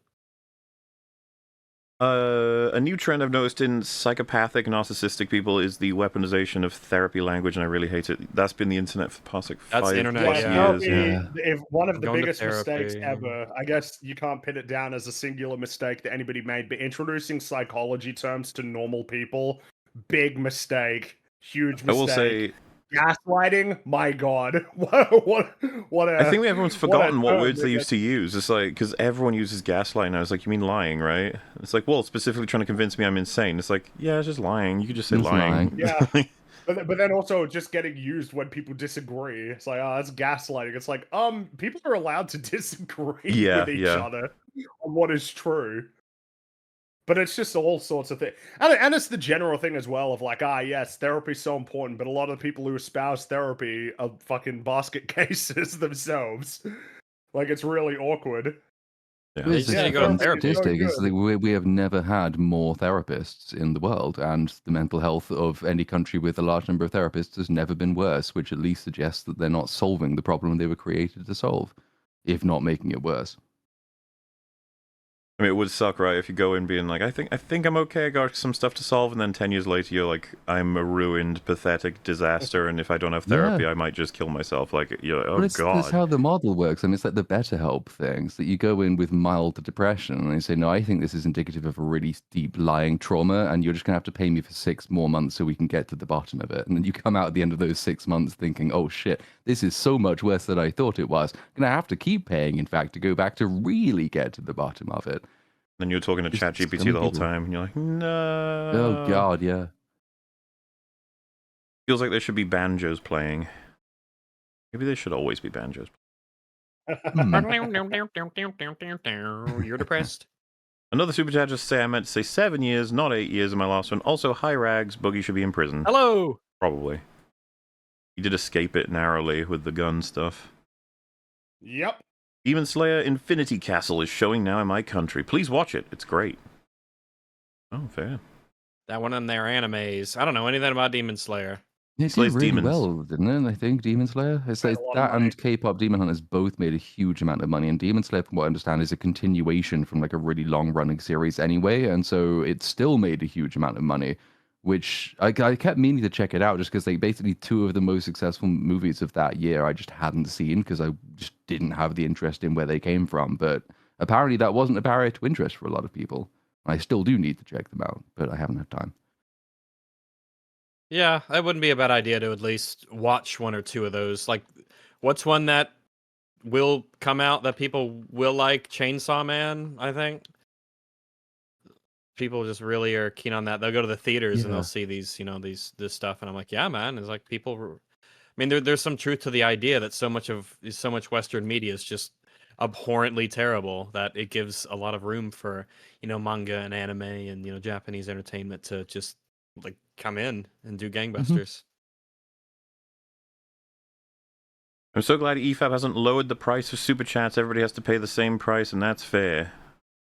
You can lower the price of. It's just $1. I think is the lowest. Then you get to choose how much you We put can in. raise, yeah. Do whatever you want. So how long till y'all glaze No Way Home again? I mean, we shout on its world building, shout on its plot writing, shout on how they handled Doctor Strange. That is funny. It's like, dude, we rated it like a 5. That's not a great score. Well, as glazing there goes, were amazing things in it. There were terrible things in it too. Born Again gave us, there's no reason to have any hope for any of these projects, so there's that at least. Hi, Fringy. Yeah. I mean, yeah. Entering part 2, 2.5 hours behind, 2.5 speed. I'll be caught up to live soon. Beautiful. Iron Man has to win, and Endgame has to lose. Oh, so this is when we were ranking the MCU, I think. We did a lot of polling for this portion. Ranking the MCU quickly becomes the battle of the Tards. Well, that's the way it should be, right? Like, nerd fights over what is the best. I can't believe you gave us homework on our anniversary. How the hell am I supposed to rank all this trash at the bottom of the list? Yeah, it gets hard. It gets real tough. Sorry. Yeah, the bottom of the list was... Well, the bottom half of the list. A lot of that stuff. I think... Yeah, I feel like the bottom 5-ish and like the middle... dozen or so were really particularly difficult. There's stuff like, Thor the Dark World versus... Ant-Man and the Wasp or something. We're just like, I don't fucking know. Yeah, I don't know. Love the podcast, lads. Was caught up in thinking, do I need to go back to episode 1? Bam, 350. Keep up the good work. Platoon's been a great ad. Scratches for the good boy wherever he wants. And this long comment from Mola. Fringy. Oh, nice. Leaving this ahead of the No Way Home Glaze Fest. Your defenses for it in the No Way Home EFAP were abysmal, and they won't be any less abysmal today. Sorry, not sorry. I'm just not interested in the whole, like, polar opposite binary, like, it has to be great or terrible. The film has things that are good in it and things that are bad in it. I'm just, because when it came out, it got way overblown, and then it took, like, weeks or months, whatever, and it got shat down into, like, the dungeons. It's just, like, it turns out that's where we're at with a lot of cultural stuff. We get accused of this all the time, by the way, when we have many... Like, Iron Lung was an example where we sat at a middle of the road for a lot of things. I just don't think people remember the middle of the road discussions. It doesn't point out in their brains, so it's remembered as glazing No Way Home. It's been a while talking about how broken the world building in that is. And how Doctor Strange is, like, done as a character. Yeah, he was... Yeah, it almost didn't matter how much damage altar, Multiverse of Madness did, because No Way Home did it anyway. Like, it was like both of those movies destroy him, but you know what I mean? Like, that's the problem with him. He's kind of... Love the actor, really like his portrayal of the character, but like, holy shit, Doctor Strange is having trouble. And it's like a cardinal sin to have him lose against another hero in the mirror universe. That shouldn't be possible. It's like Charles Xavier getting defeated in the Mindscape or whatever. Yeah. They would never do that, how they handled Tobey Maguire Spider-Man and Andrew Garfield Spider-Man, I can't even believe it, thinking back, honestly. That shit was ace. It's like, so much respect given to work that isn't even in the same universe. We should be so fucking lucky. And so good that it's like happily canonized in my head that, Raimi Spider-Man went on to go through this wacky fucking portal and provide exactly what was needed to, push the MCU Spider-Man to where he needed to be. And just to have the boldness to have a reverse lesson of responsibility, to have made decisions that were important for helping people and to get bad results, but to not go back on those decisions, like, it's important to help people. To say that nothing's working in that film and it's abysmal dog shit is just silly. And I'm just not that interested. It's not fair. It isn't fair. If you have to opt for it's either terrible or great, I don't know. I don't think we're going to get anywhere You gotta fill in that scale with the actual references as they come Well, up. the vast majority of things made are neither amazing nor terrible. They're probably in the not good to pretty decent range, sort of in the middle. Well, that's why we try to talk about, like when Jurassic World Rebirth or something comes along, we're like, this is really fucking bad, and we're even surprised sometimes. Like, it is actually at the bottom of the scale again. We weren't expecting to get another one, because Dominion, Fallen Kingdom, and even the 2015 reboot, they're all just horrible films. You'd expect a bit more diversity of quality, but nope, all the stories are just terrible. But we don't do that lightly. We go through, like, everything. Fantastic Four, that's an example where we were like, there's some stuff in here that's okay. Like, it was high praise these days for the MCU. Yeah, There's some things here that are okay. Fun fact, Razorfist still militantly simps for the first 2 episodes of Dirt Devil Stillborn Again and will attack you for disagreeing. Ask me how I know. No, he doesn't. There's no way. No, he doesn't. No. He's not militant about it. I can't remember, because he was on Open Bar, and I definitely made references to how much I despise the entire thing. But he's not alone. There's still people who argue to this day that the first, 2 and the last one, or last 2 or something, people will be like, those are the good ones. The new ones, that they're like actually worthwhile, but they're not. They're fucking horrible. They were horrible. They're shit. And I don't expect to see much difference in the new season either, but I guess we will get the answer to that. Yep. Best TV show ever, tied with all other MCU shows. They could be talking about any of them. I can't be sure. Hello, all my massives. Hello. Hello. You guys rate Far From Home and No Way Home too high. They suck. I mean, people are weird on Spider-Man. We rate Far From Home like a 4 or something. Yeah, so it's like a 4. It doesn't suck. It's just not good. Suck is like 3 and... Like 3... Would you say that 3 out of 10 is suck? Or would you say suck begins with 2? It's definitely I'm fair. I'm fair. Yeah, I'll say 3 out of 10 is squarely in suckage territory. Yeah. It's just in terms of like story threads that are either broken or achieved. No Way Home has several major characters that get given stuff versus some of the 3s we have. Like, what's like a new example of a 3? Thunderbolts, was that a 3? Thunderbolts? Yeah, I think we gave probably a 3. Yeah, it is. Which is like there's nothing isn't at least somewhat broken in that film. Everyone is retarded. They made Walker pretty. There's just, I'm trying to think of like what's a positive in that film. What were positives in that film? Did we have any? Some of the acting. And a couple of individual scenes, which the conversations between Yelena and Red Guardian. If you forget all of the TV shows that came before them, the individual scenes are kind of good. So I guess... Well, yeah, because you have the problem of, like, Yelena was never this kind of character. Yeah, they switched to... a depressed character. She was actually, like, pretty upbeat and jovial and wanted to see the world. And then it's like, well, as long as you get past that she's a totally different person, then you can move forward, but... And she's now working with the person that she knows lied about the circumstances of her sister's death, which is the thing that's depressing. As long as you can get past all of that, then like the conversations about being like drifting apart from family, being alone, and sort of not reaching out for support when you should have done it, because that film really definitely tackled mental health. That's what all its supporters said. Yes, it did. So of course it did. But those 2 scenes were okay, I think. And then I'm sure there was something else in it. I just can't remember what it was. That's the other thing about sucky films, which is that anything below, like 3s and 4s tend to have a lot of stuff that's bad and forgettable, as opposed to anything like low 3s and below like 3 is like, no, it's memorably bad, and that's worse than sucky.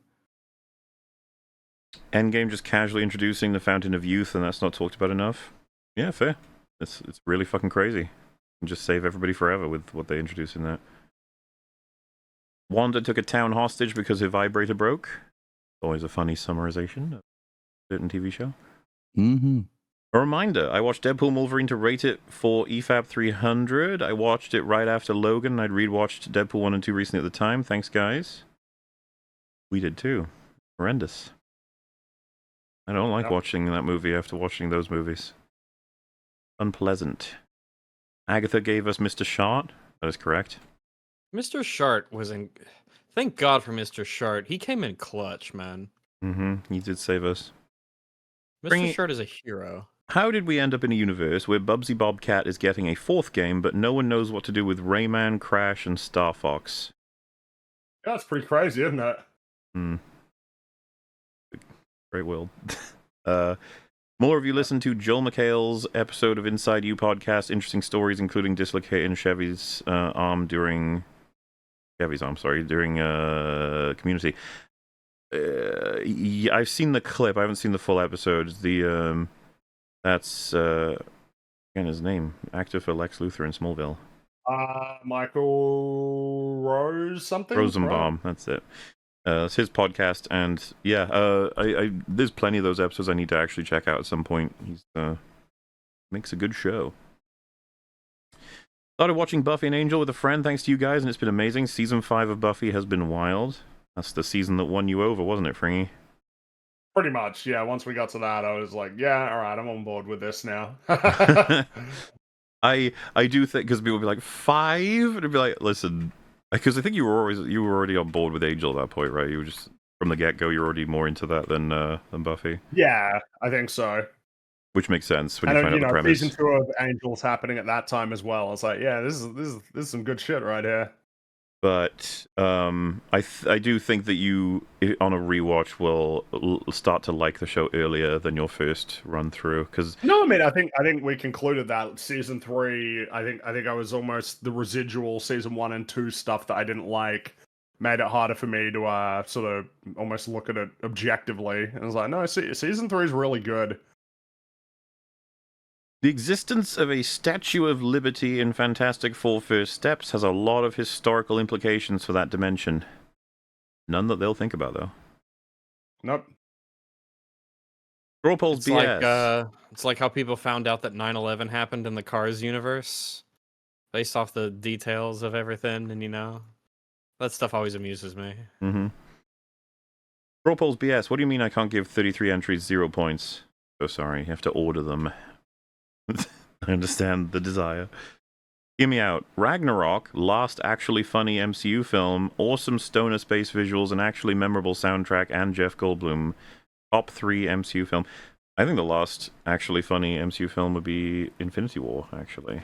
Yes. I think I would agree. That film's pretty funny. It is. But no, Ragnarok has lost all of its reputation thanks to Love and Thunder, fortunately. It seems that way. Yep, which is not fair because Ragnarok is fucking hilarious, and it's also way better. Yeah, there's good shit in Ragnarok. I don't think people would want to admit it because they assume it's the same team, so to speak. But it's like, remember, Taika directed it; he didn't write it. Mm-hmm. Hence why it's funnier. Yes. Hey, chat! Everything they're saying right now is nonsense. Hate me. Tell me I'm Ring. Lol. All right. Tell me I'm Ring. Well, the next one says I'm wringing their hands, chats. I guess someone said ring instead of wrong. I don't know. I wrote a joke review of Ant-Man for a local magazine, arguing it's a culturally important movie because of its positional portrayal of stepfathers. Or positive portrayal, sorry, of stepfathers. Sure. I mean, I like Ant-Man for a lot of reasons. Yeah, it's all right. A solid one. Thank you for 7 years, you massives. No problemo. Love you all, massives. Oh. Happy 7th anniversary, EFAP gang. Drinker, Mauler, As Platoon, and the rest. Which books did you have to read to pass your GCSEs for English literature? Fuck. I don't. What the hell did we do? I did English language, and I don't remember having to read anything for passing the GCSE for it. I switched to English language for A-level and then dropped out because the teacher was retarded. And then I don't remember what we did for English lit in GCSE. There was one group did of Mice and Men, and I know that wasn't my group, but I don't remember what we did instead. We did War of the Worlds at one point, but I don't think that was GCSE. Because that was still at the stage where teachers would do that really stupid thing where they try and get all the kids to read out like an entire chapter, and then English teachers realize that actually half the kids that they've been teaching for the last 4 years can't read. So, let alone orate, Well, yeah, I really can't remember much of the details myself. Andor is bad because boring, slow, bricks, screws, and didn't use space word for rape. Well. I can't believe that was actually a thing for a good the 2 discourse. weeks. It's just... They shouldn't say it was rape, and it was like shit. It was like something like that. They said like shit, the word shit, and Star Wars shouldn't have that. They should use they should have said dank ferric. It feels like one of those cases where it's like you clearly don't enjoy it, and that's totally valid as like an experience, but you're grasping onto things that are just strange as like reasoning. Yeah. You can put your hands up and you could say, you know what, this is not my style of thing. I don't personally like it. I recuse myself from this discussion. And that's totally fine. That is totally okay. I think that's what I the do problem with is stuff all the time. We're all expected to be able to articulate access our jobs right in this sphere, so to speak. So if you can't, it's like ooh, you fucked up, when it should be totally fine to be like, not really my thing, and I don't even know why. Talk about it. And you just say like, yeah, it's just me. Could Andor every once in a while you got to make a vibes-based argument, you know? Could Andor Season 2, Episode 8 not just be an allegory for how protests can follow under authoritarian regimes? Well, it's a lot of different things, right? But like the major thing to take away from it, I suppose, is just one way information can be portrayed or manipulated from both ends, right? Because it was already so fascinating watching it unravel in the second arc that was the Gorman resistance think they're manipulating, pieces of the Empire when the Empire deliberately provide those pieces, manipulate them from inside. It's like, ooh, I like this. This is, to quote Rey from the Star Wars. You guys didn't know. The Star Wars. Thank you for this guy. This I think they're talking about Backseater. Remember that? Oh, he's already said. Yep.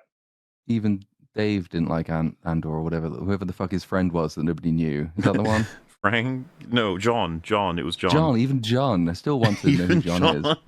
Even John. John is like a super chatter. He's covered a couple of times. He's like, I am the iconic John. Drinker diagnosis terminal. Shill the cure is to say I hate all Disney Star Wars 50 times and re-enlist in the war. That's the thing, you can't like anything from Disney, and if you do, you're a shill. Andor better than OT Star Wars. Much love, EFAP and chat. Well. Well, it's better than Return of the Jedi, I think. Yes. Because Return of the Jedi, even though it ends whole, amazingly well, its entire first act is like an actual fucking mess. And then there's all the Ewok stuff.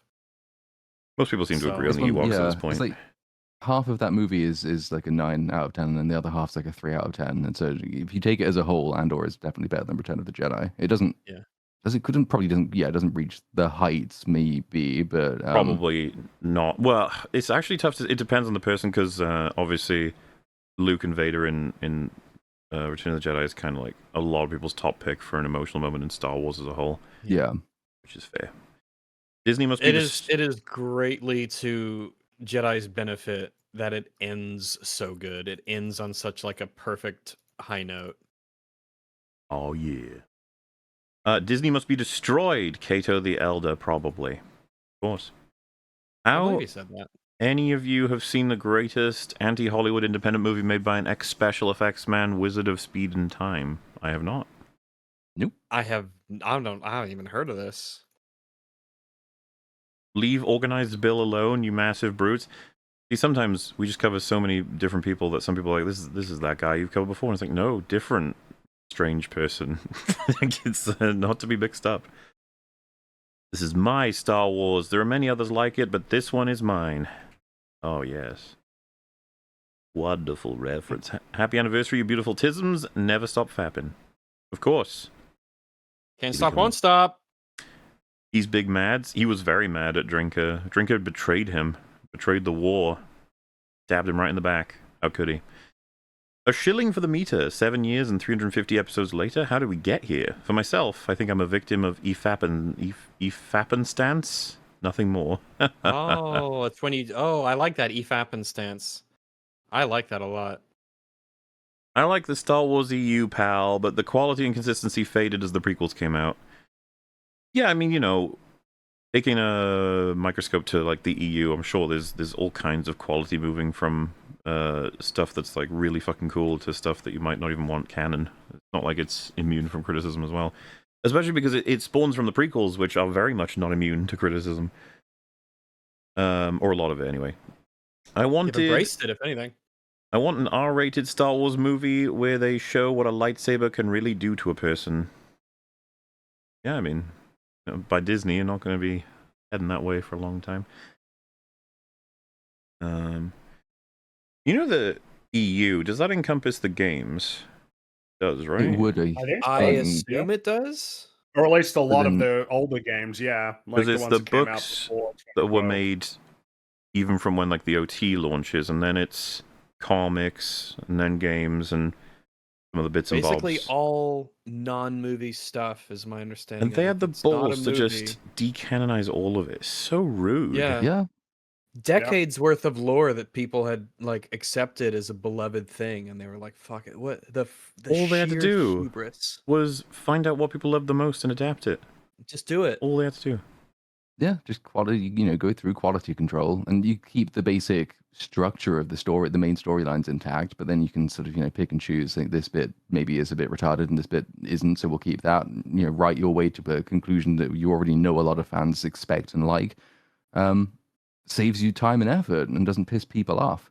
I mean, I'm sure there is a lot of extremely dumb stuff like in the EU. Some of it just wouldn't work. I mean, the whole, you can clone Palpatine and he's back again, and saying that's a fairly big part of one of those storylines. But like, Chewie dies on the Skyhook trying to rescue his slaved compatriots. That's pretty dramatic. Crushed by a moon, right? Probably. I can't remember exactly because it's on the Skyhook space station, which I think is above Kashyyyk, and then Han Solo and Chewie have to go and try and rescue them. I don't remember how exactly that gets blown up, but that's a better end than oh no, Rey blew him up. Oh no, she didn't. But he got a medal at the end, so it's fine. Yeah. I want an R-rated Star Wars movie. Oh wait, I read that one. Tree Fitty. Well, it was about this time I noticed that this stream was about 8 stories tall and was a crustacean from the Proterozoic era. Happy anniversary. Well, thank you. Appreciate it. Yeah, thanks. Surface level emotional. Talking about Therm Scissor Punch, right? He must be. Who else could it be? Okay. Surface level emotional enjoyment lasts for a short time. If thinking about a movie lessens it, you will eventually think about it and enjoy it less. I love the ones where you think about it and you enjoy it more. Those are pretty good. Yes. Is enough time has passed their way of getting out of admitting haters were right from the start? You dislike it too, now you can dislike it. Kind of, yeah. It seems like, because it's a very common saying, it feels like an acknowledgement that nobody's going to be rational when it first arrives. It's like, oh, great. But we all have, that's what it gets most talked about. I was emotionally rocked by Your Name the first time I watched it. Then I watched it 4 more times the following days, and I loved it more because it's not surface level. Yeah, man, you're like the anti-Chris Stuckman. Whoa. Hello, all my Ewoks. First time catching y'all live. Love listening to the audio upload. Stay toxic brood. And also hi ranks. Hello.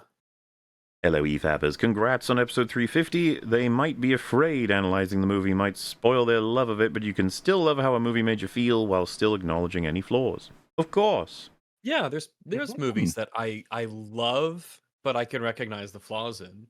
Like the Star Wars prequels. I think I'd probably do love them a little bit, but like they're awful, but they're really funny, and I do still love them. And some of it's quite good, but just not much, not enough. Yeah, but I still love them. I think part of it is like the culture around the prequels, sort of embracing that they're very silly a lot of the time. People who love them, people who hate them, they kind of meme on them, and it's fun, and everyone has a good time with it. But yeah, I mean, we've talked about them at length, the prequels, and how we feel about them, and the whole meme culture that surrounds them. The sequel trilogy does not have that kind of culture surrounding it. I mean, what are the memes? It's lucky to have one. You've got Luke drinking tit milk and Rey bypassing the compressor. Somehow Palpatine returns. Which all of these are criticisms. They're not made in good fun. Like, isn't it silly that all these things happen in, the prequel trilogy? They're just like pointing out the silly stuff. Well, it's almost like you can't even divorce them from, some of the prequel memes can almost be divorced from the prequels, whereas a lot of the sequel memes kind of rely on, the sequels suck. That's like kind of the joke. Unfortunate. Or maybe just appropriate. Mola, how many books have you read, you long bat? Congrats on 350. Hi, John. Yeah, how many books have you read? I don't know what the number would be, but of the major ones I remember, I read through, I think, all of the Series of Unfortunate Events, which is actually where I learned the word penultimate, because it's penultimate peril is the penultimate book. Okay. I read, I think, the first 2 Harry Potter books. We had to read The Hobbit in school, so I did do that, but it's been a long time ago. I've gone through, I want to say all of A Song of Ice and Fire, but I'm not 100% sure if I did the last one or not. And then there's a bunch of other like random stuff, but that's mainly, I'm not much of a reader. It's very much lacking on my media consumption side. I did a lot of reading until basically all the way through high school. I kind of stopped at high school and I think video games really kind of took over as my primary media hobby. That and movies, but mostly video games. And I think that part of the issue was I didn't really have access to the internet when I was growing up as a kid. I did like growing up things, and I think that like the great strength of books is that you have to devote yourself to them in terms of if you're reading a book, that is what you are doing. You are focusing entirely on the reading of the book. You cannot multitask when it comes to reading a book. There's something to be said for audiobooks, but even then, like there's a kind of focus that you want to give to them because you can multitask different things. I mean, we all know, like I can play a game and listen to a video on the side and stuff of that nature. But of course, then the fact that if you like multitasking, if you like doing a lot of things at once, then it's a lot more difficult of an ask to be like, yep, devote yourself to this book for however many hours to get this story. And that's its strength and its weakness. I think it's why I've loved reading books in the past. Why, the last book I read I really liked, and why I would do it so much. You could just lose yourself in a book in a way that, I mean, would you say that you can lose yourself in a book more than you could kind of lose your? Obviously, it's subjective, but more than you can lose yourself in a movie or in a game? Do you think it's subjective? Yeah. Yeah, I think it's massively subjective. I think for me, games, I can get absorbed into a game more than anything else, but I would say that I think I could get absorbed into a book more than a movie. I think for a longer period, it's more sustained, maybe as well with a book. So I'd say so. If you've been in like a bath when it was hot, reading a really long book, and then you suddenly realize when you finish the book that you've got hypothermia. I don't think that happens quite as often with movies, but I've had intense experience of like immersion and escapism with all of them. I can't rate one above the other. Games, I've got stories for games, movies, and books of just being like, the book was probably the most fascinating to me because of the fact that it's like I'm going line, and I'm simultaneously absorbing the information through words, but picturing everything at the same time as though it's like a movie in my head that is reliant on me reading the words, interpreting them, and then projecting in my head. It's such a strange experience in a way. But then it's been said movies or books are movies you direct in your head, basically. Well, and then on the movie side of things, it's like everything around the screen falls away, and I even forget that I'm in a body. That it's just like my eyes straight to my brain, and I'm in it so intensely that when it finishes, I have a sort of like shake your head a little bit and go, "Oh yeah, I'm a person on Earth who's watching a movie." Yeah. And then for games, it sounds silly for anybody who's never had this, but like Amnesia: The Dark Descent, I talked about it before. I got so intensely attached to like the experience of the game that for a minute there, it might actually feel like I'm in the castle running around trying to avoid these creatures, and then if I get killed or if I escape, take a breath and realize like I'm playing a video game, lol. But I mean, I think with video games, because of its very necessarily interactive nature, and the fact that you have all of your, like it's incorporating a lot of your senses at once. You have the touch of the peripherals that becomes second nature to you because of patterns and muscle memory. You have the sound, you have what you're actually seeing, you have the fact that it's responding very directly to what you're doing. It can just absorb me, completely pull me in, to the point where I have dreams where you're basically in games, and they're just so strongly based off of games that you've been playing recently. You feel like you're in them. Morley, you forced me to participate in debates about media. Also, happy 350. 500 is close at hand. Yes, it's closer. Yeah, it's closer. We're closer to 500 than we are to 0. Mm-hmm. Listened to EFAP for the last 2 years while writing my PhD on pharmacology. You guys help treat cancer. Get yourself something nice. Oh, I will. Yeah. I will get myself something nice. Yeah, congrats though on that. Oh yeah. Yeah, man, that's excellent. Mhm. Best of luck. Real, human, actual, tactile, legitimate reviews. I can't remember if that came up for the Right Opinion or Jack saying or someone really early who was like saying in regards to like arguments that they are real or they are actual. We have this thing of just like these fucking useless words, legitimate. You know, that people just throw it on to be like, this is the. To be fair, everyone does it at some point, but when you're like doing a scripted analysis, it's kind of annoying to be like, this is the real, let's legitimate, actually actual. try to, think for one fucking second. The fuck are you doing? Happy Fapiversary, Massives. Been with you for many years now. Thanks for positively influencing media consumption. Well, thank you. Hope you're still enjoying the show and that we can still do that. Good morning, crew. Just woke up. Happy anniversary. Happy anniversary. It has become apparent in recent years that video reviewing is certainly a skill some people don't have. In Fringy's voice, you're a boring person is warranted. Oh my. I can't remember who I said that about, but it is a skill, and I think a lot of people, it's like, no, you just like talking, but nah, man, like there are good ways and bad ways of going about analysis. Yeah. And the sort of belief that there isn't such a thing certainly doesn't produce better analysis, that's for sure. Hey Rags, know what the fuck? I don't want to talk to this guy. I'm not sure which guy that would have been at this point. Could be a lot of different people. Why does Fringy not get a special thumbnail? That's mean. Because we had 4 people and 3 thumbnails. You have to solve that somehow. One of life's great problems. Yeah. Wait, I just realized they watched Boogie content without ER. That's got to be some kind of tism. Yes. I don't know if he's still alive after. He might have had a stroke. Yeah. If we subjected him to more, his brain would have exploded. Feels cruel, man. Like the chocolate rain guy in South Park when the gopher looks at him. That would have been ER. Yeah. G'day. Jacob is in heaven with the Dawn and Wolf. Jacob went to jail in the Batwoman continuity. I don't think Bed Grimm would have a fantastic foreskin. Oh, fantastic foreskin. Very good, very good. Merry EFAP-iversary, long may they reign. Indeed. Hail Towels, Quaiguna, Ogana, Big Company, and New Zealand Man. Happy anniversary. Well, thank you very much. I'm running a little behind. Given how MCU reviews flip over the course of the weeks these days, I was wondering what is the greatest degree to which you have changed your opinion on a piece of media upon reflection weeks later? The greatest. I don't know if they mean all time or just on EFAP or.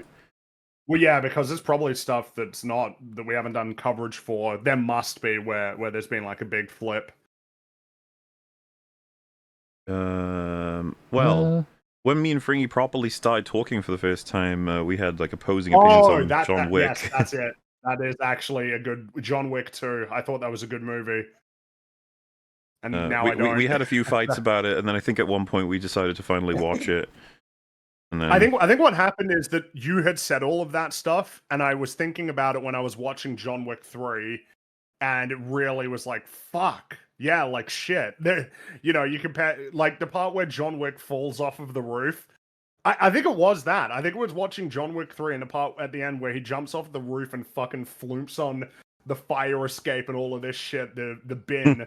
I think I was like, oh man, nah, I think I'm done with this. And I think it spilled over to John Wick 2. That's probably a good one. That's actually a good one because I went from thinking it was pretty good to pretty awful. John Wick 2? Yeah. Yeah, they're asking like, what's the biggest change of mind of quality? I think I'd agree about John Wick 2, but at the same time, John Wick 1 was so good, and you're really kind of on its side and then it hits that like this franchise is shit now. It was in the cinema for me. I said I nearly walked out of John Wick 2. I came very close.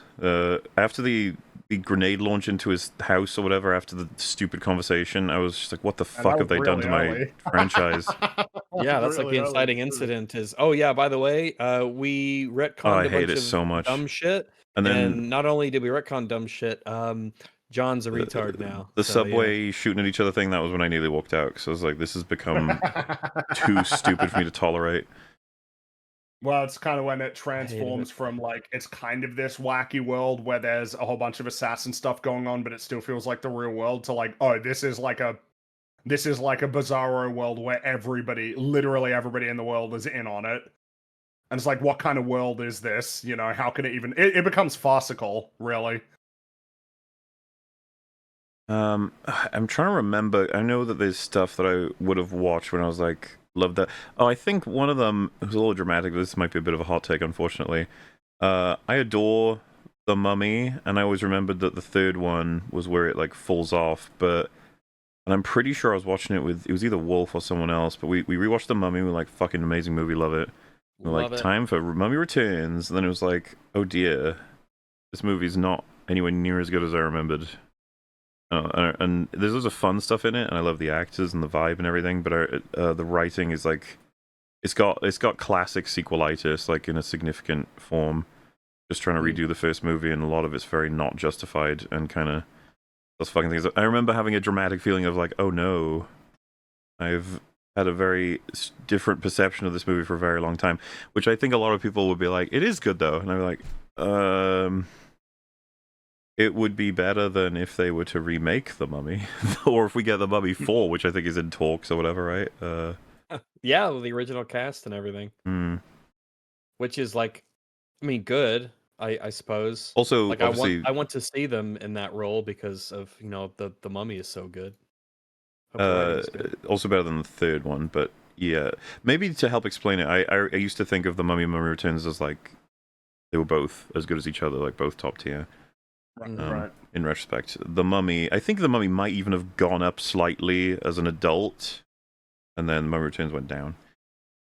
I don't know if there's any other examples anyone wants to share before we move on. Just specifically, it's examples of something that you liked at first and then you found out was bad later.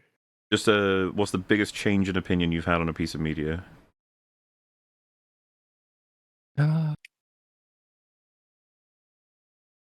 That is, let me not see. a huge change. I mean, I think I've said before that it took me a while to warm up to Andor season 1, for example. I think for the first 3 episodes, so it's okay, but it's not doing much for me, and that took a little while to grow on me. But that's not quite the same change. But there's a bunch of things that I'm sure if I did rewatch them, I would have a much lower opinion of them, and partly for that reason, haven't rewatched them. I haven't seen The Dark Knight for ages, and I suspect that would be one of them. It will be. At least, yeah. Okay, then it will be. Anything else? Well, while you're thinking, I don't know if video games count, but honestly, Skyrim. When I first played that, I was like, "Oh, this is fucking amazing and awesome," and I played the shit out of it. And now I'm like, "Man, this game's just like, this is bad. Most of this is actually bad." So that's definitely up there. Definitely up there. Well then. As far as movies go, yeah, it's difficult to say. I'd have to think about it for a bit. If something comes to mind, I'll mention it. But there are some, like, I remember being really taken in by Interstellar when I first watched it.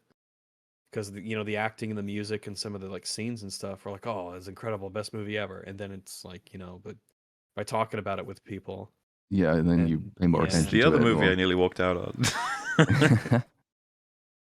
With the Kingdom of the Crystal Skull, I'm not saying that I like it, but I remember when I first watched it thinking this is really shit.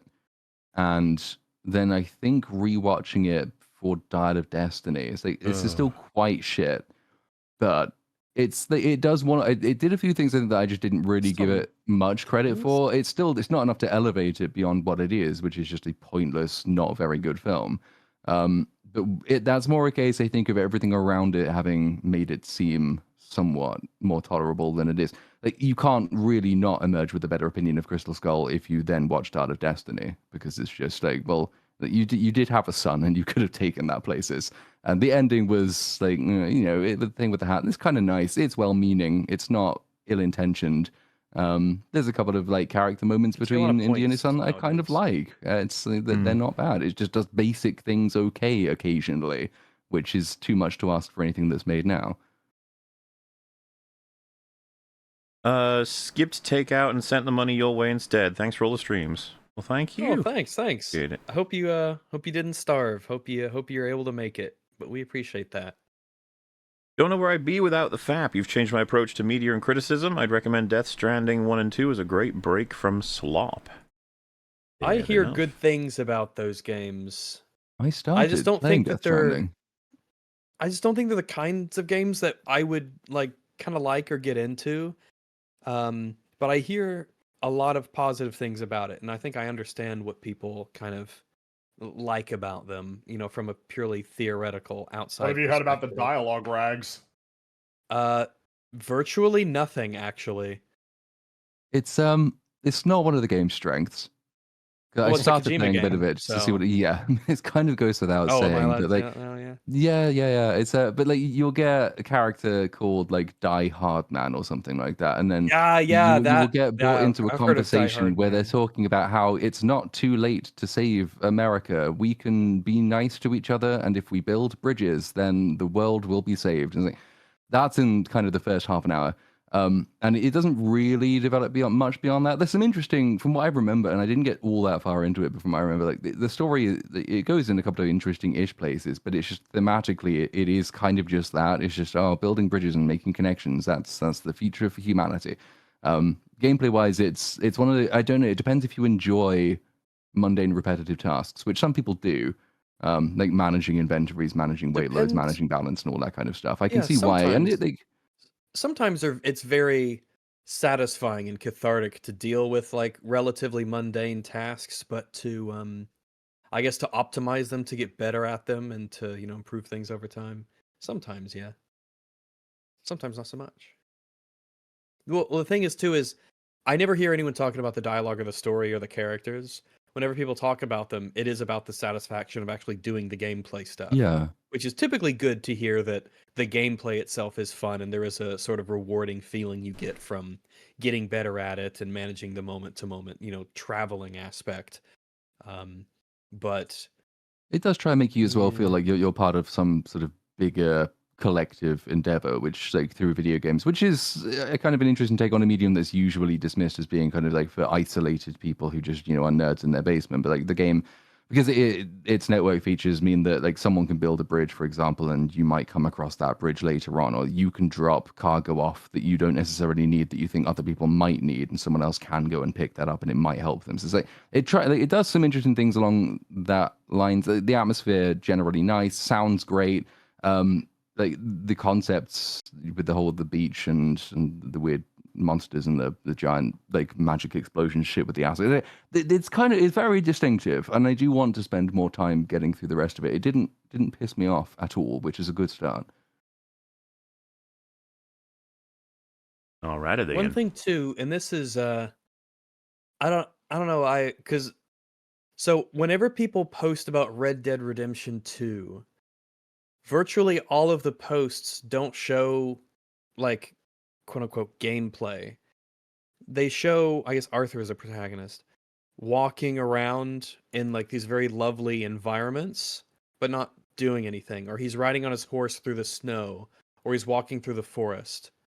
And it's odd that for all the good things I've heard about the game and how it's good in so many different ways, it seems that whenever people show the game, it's nothing happening. It's the open world. It's not the combat. The combat is not. It's probably its weakest element is the gunplay. It's pretty dated at this point. So I'd say it's way more like the open world and emergent sort of opportunities for exploration or interactivity. And graphics. It's a really beautiful game. Yeah, it does look absolutely gorgeous. Absolutely. Thanks, J-Mac. Where is Jay? Is he safe? Is he alright? As far as I'm aware, yes. Happy 7 years, been here since TLJ, and looking forward to another 7 from you massives. Ooh. Beautiful. Yeah, sure, I'm down for it. Hi, Rags. Fringy, is there any hope for the next R&C? Ratchet and Clank, I guess. Nah.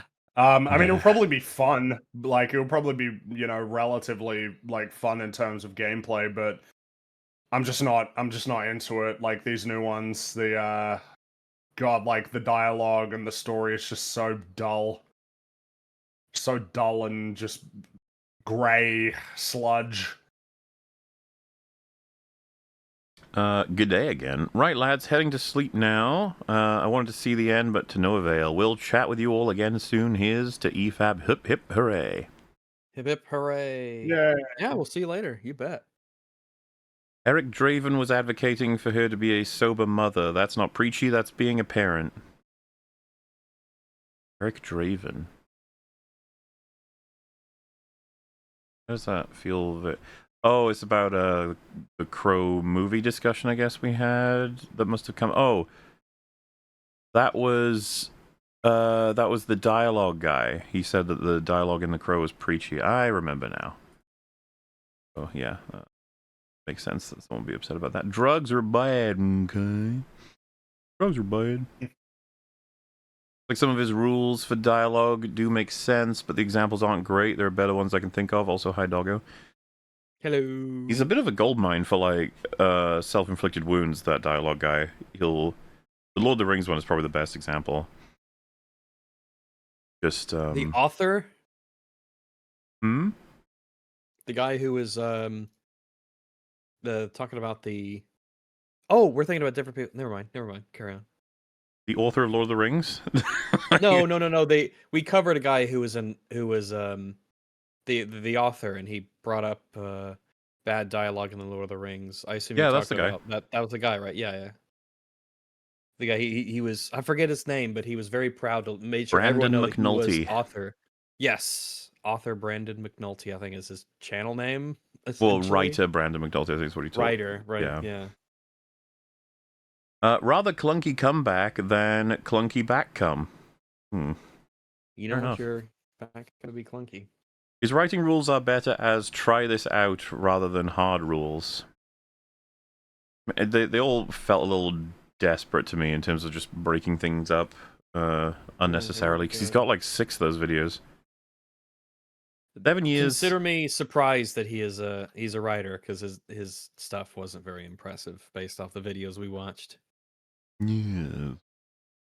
7 years is a massive milestone. Congrats, guys. I never get to watch the 24-hour anniversary stream for as long as I'm always away with family, but love to catch up afterwards. Happy birthday, and hi, Wags. Oh, hello. Just joined, but have you guys seen Season 2 of Night Agent? It has some contrivances, but the payoffs and character development, especially among antagonists, I found refreshing. Curious to hear your thoughts. I've not seen it. I've not seen it. Nope. If I did, I would say more.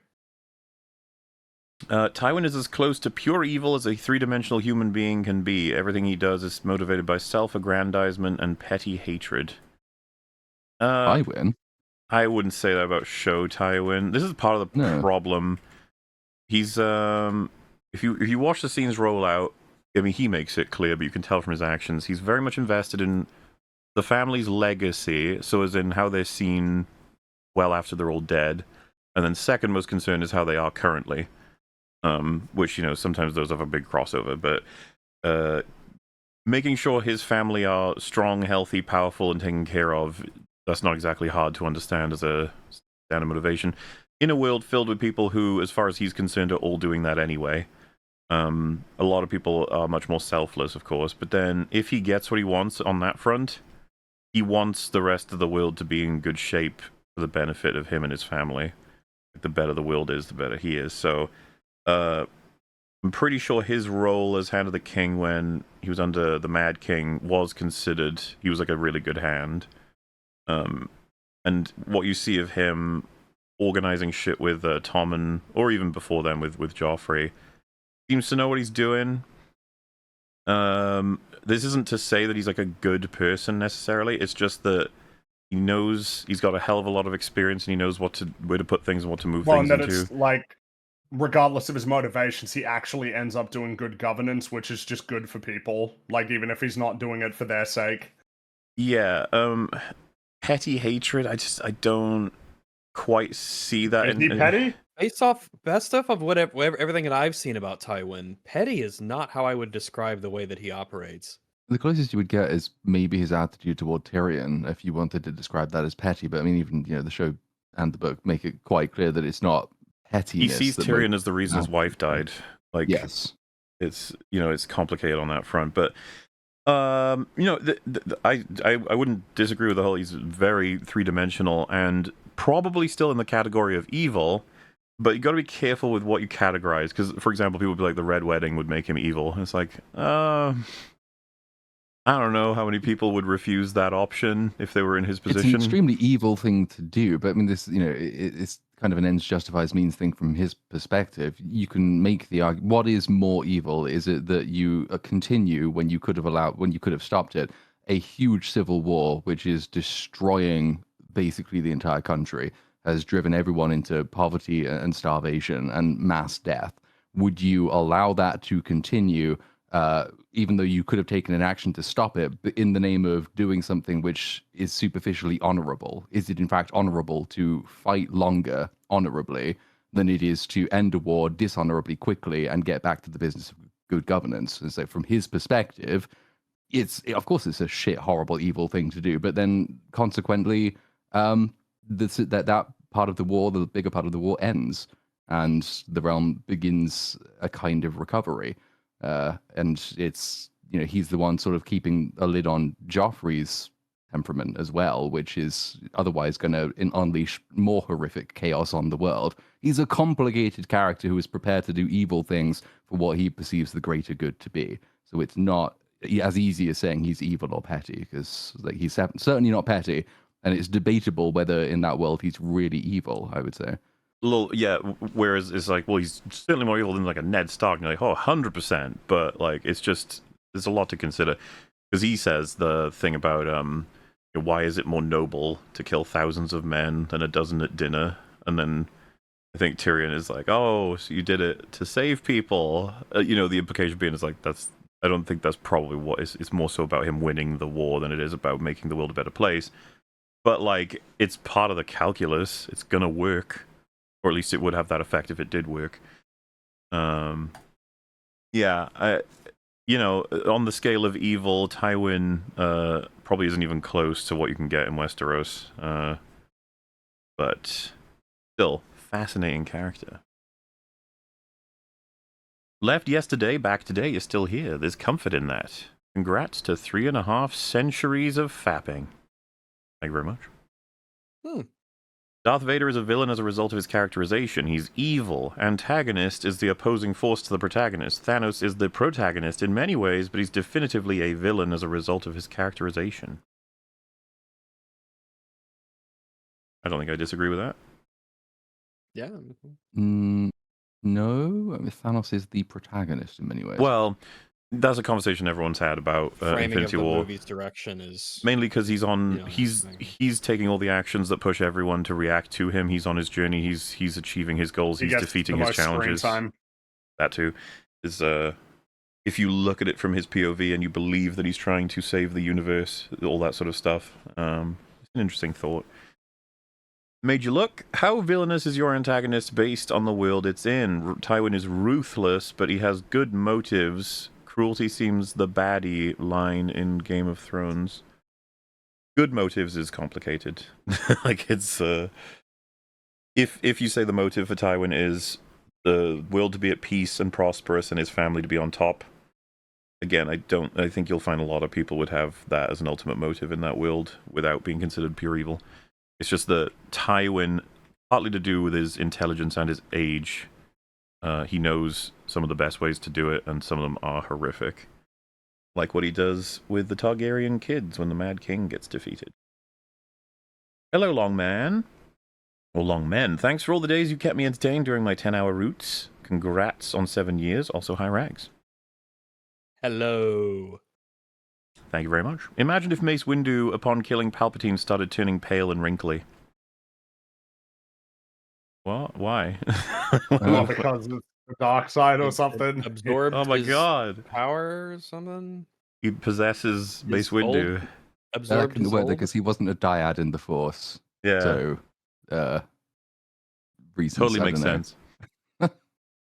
Immediately after killing Sentinel Megatron, as the elite guard Decepticons start destroying Iacon and started the populace, he's literally killed random people because he's angry. I'm going to have to be honest with you, I'm going to have to rewatch it to be able to talk about that movie again. I've flushed a lot of it now. Transformers 1, that's what that from, right? I think so.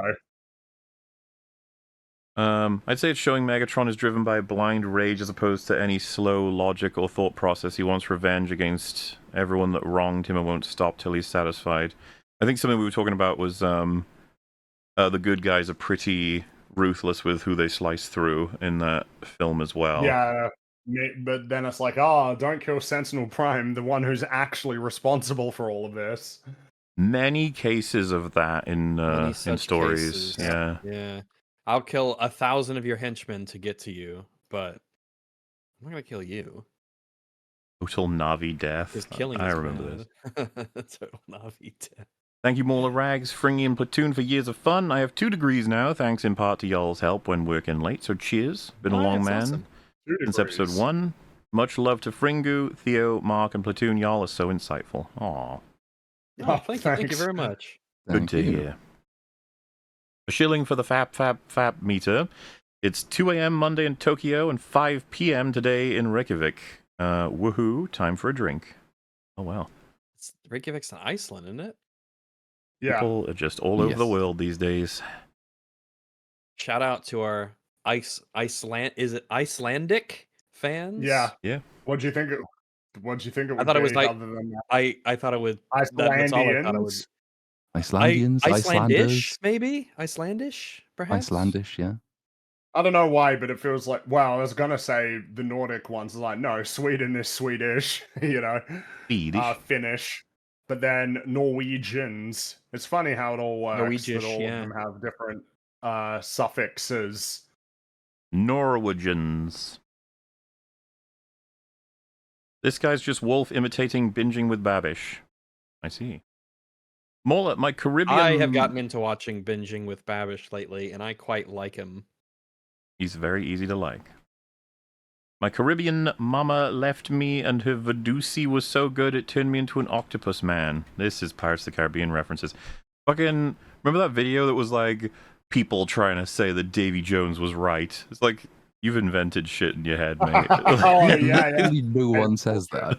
Why would they? Using literally correctly. He doesn't even. He's not even fighting for like a particular. He's just mad in that movie. Mostly those movies, he's mad and he wants to take all the souls to trap them on his ship, and he wants to be with Calypso and stuff. It's like there wasn't some. Why am I? Because he was put alongside people like Megatron or Avatar Man. The whole idea of people, you know, liking villains or thinking that the villains were right, and it's like, well, yeah, you're coming up with some strange examples because these are not alike. There's a difference between people liking a villain versus actually believing that the villain is correct. Yeah, Armstrong is unironically correct and knows the only solution to crony capitalism. Davy Jones misses Armstrong is like. He's a wacky guy, all right. he's a crazy fella. Davy Jones misses his baddie and plays the organ good, so it's fine. True. I've moved to a new place across the country. I haven't been this happy in a long time. It's absolutely gorgeous up here in the Northwest. I'll be looking into the college nearby and take my chance to be great. That's the fucking... I'm very glad that you found a place you enjoy. Good attitude. Man, Pacific Northwest. Oof. I do very much enjoy that landscape. Yeah, I've been up there much, but it's a gorgeous place. It's gorgeous. You know, mountains, pine grab trees. life by the horns, buddy. You can do it. That's right, because it bucks real hard. But Rick and Morty, I remember when people liked that show. I remember when people talked about it, for starters. Yeah. I want a refund. This could be regarding many things. these days. I just need to fix the trash internet, otherwise I'm very happy. Thank you so much for 7 years of massivity. I was a junior in high school when this started, now I'm off to make a name for myself. Oh my god, it's Gambit. He's about to make a name for himself. At least Brendan Gleeson's and Sydney Sweeney's have something they believe in. Scumbo bumfuck. They sure do. Yeah, that's a good name. I guess we're back to Boogie with this. Like, because at least rapists and Nazis believe in what they stand for. Oh, someone's quoted that. It's slightly different. It's more like the one that the other person says. They believe it's something they fucking believe in. Boogadian Bigadoo. I curse Boogie with balls fall off disease. I think he probably has that already. Oh, you don't want to have the balls fall off disease. It's really, you won't believe what happens if it progresses too far. Boogie sounds like a televangelist casting out a demon. I think this is the one where he's just fucking like yelling at that co-host guy and throwing things and stuff. Maybe Boogie knows the secret to Mario's jump. Boogie can't jump, but I guess he could know the secret. He doesn't know. He knows the theory, maybe, of jumping. All right, just starting part 2. Oh, great stream, guys. Cheers to year 8, Don Bless, and Cosmic Chicken Protect. Of course. When does Keem take a cat of nine tails to Boogie? Every episode, just God. Not, you know, all metaphorical. Boogie should be a yearly thing like Batwoman. Maybe. Yearly thing like Batwoman. Man, I wish that show kept up at season 1 quality. Oh yeah. Yeah, it was never kept quite down. The same. Never quite the same. This one just says Tipples.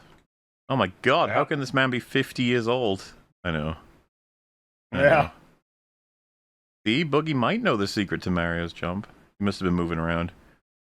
With Boogie, you just have to disassociate for a while to make it. If anything, he's going to unintentionally a bunch more psychopaths. Maybe create is what they meant. Possible. Especially if he's inspiring people to this day to become more like him. EFAP is always a W storyline. We only run W storylines here. Yeah. Boogie sees Wings messing up as him taking the spotlight away from him, so he tries to insert himself into that mess. Yeah, do you remember when Wings pushes Kelly onto the table, Boogie starts like saying shit that I can't remember what it is exactly, but he's like saying stuff, and then people tell him to shut the fuck up because Wings is still kind of like furious. And then Boogie says, he can hit me if he wants to hit me. Go ahead. Yeah, just go ahead. Hit me, man. Go ahead. Go ahead. As though to be like, get the camera on me. Get me. I want to be the victim. Push me on a table. Like, I want it to be about me. He does that all the fucking time. We need to get Dr. Nauzaradin on LolCow. Well, the less people on LolCow, the better at this point. But as far as I know, it's expanded now into, they have something like, and I'm not even kidding, 30 shows. And they all run concurrently. Man. Daily. I heard Wings describe it as it's like you know, is it considered like a televangelist?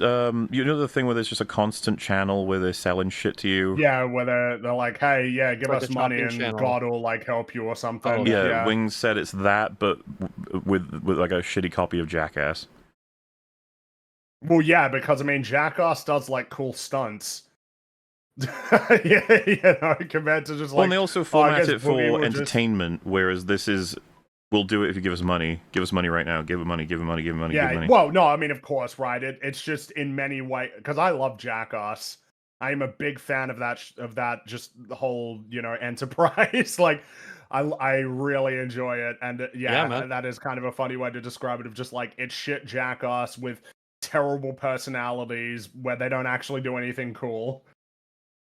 Yep. Do you think again, Boogie... Jackass will do amazing things like it's funny, one that stands out is just when Wee Man and Preston, it was like a bungee jump where, because he's the fat guy, and it's like he's gonna be the anchor and Wee Man will jump off, and then that pulls Preston down, and then they both get fucking yanked into the water. It's just such a simple joke of what happens if you get a short man to get a bungee jump with a fat man as the anchor. It's like, what a simple idea and a great execution. So many of those just great, simple, stupid ideas. Oh, take me back. Do you think Boogie would die on stream? I suppose there's a chance, but probably not. I imagine he's gonna have a slow death. I think we'll be surprised by how long he's gonna last. I think. Oh yeah, sure, but like eventually, right? I'll never be surprised. Well, yeah, I mean, you can only be so fat for so long, but it is very much a case of like, it's kind of remarkable that you've actually made it to 50, given that you've been morbidly obese for your entire life.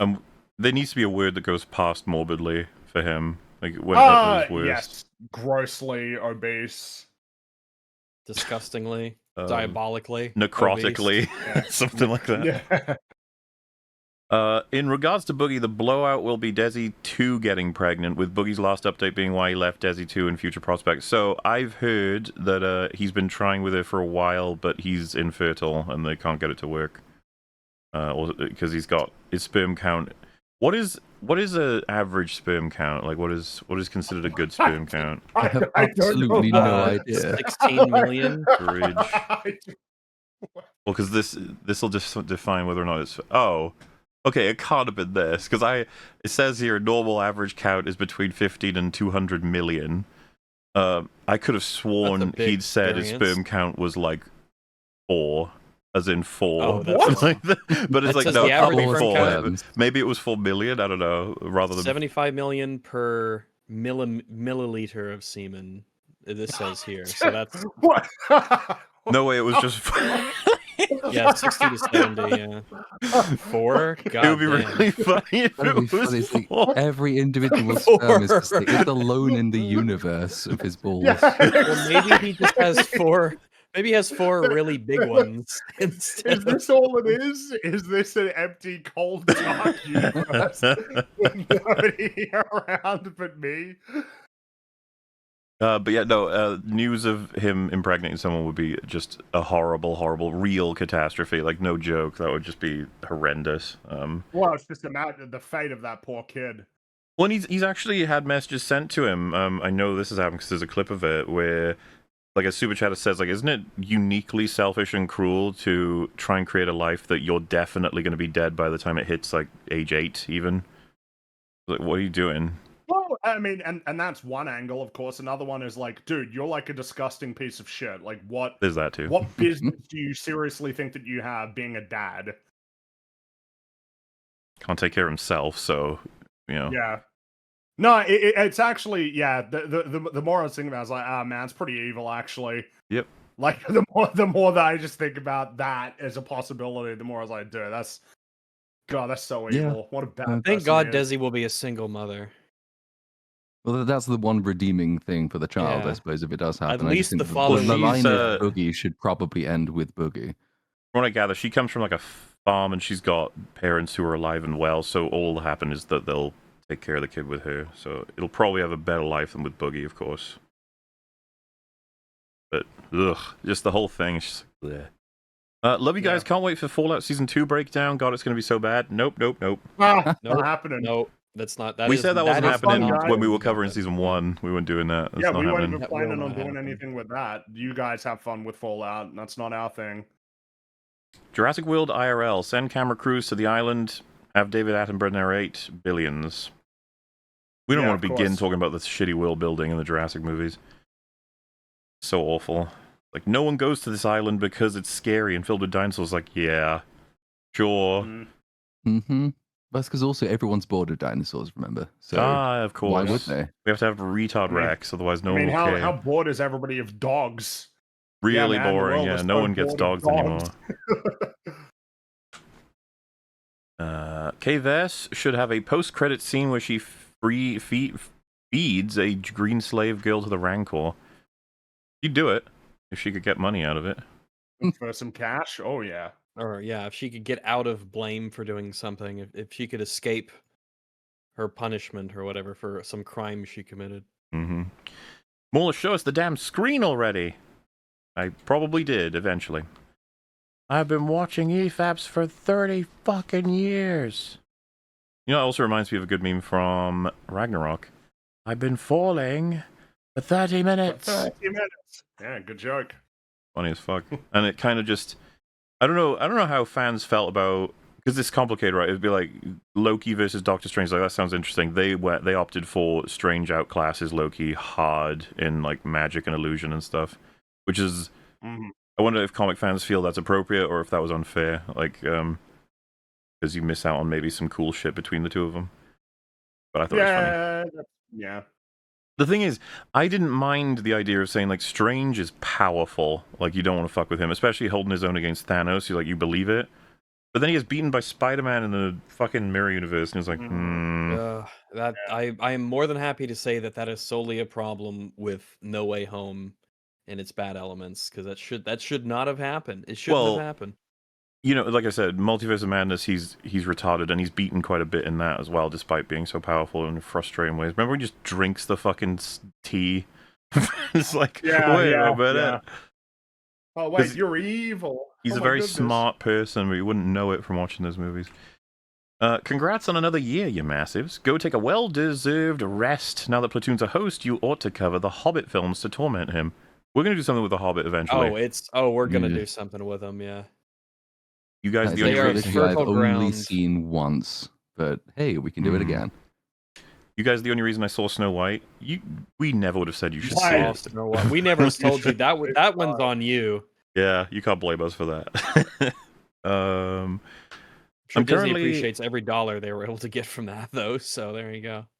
I'm currently at about an hour 14, but you lot must be approaching the finish line. So I've traveled into the future to say thanks for a great anniversary. Well, thank you.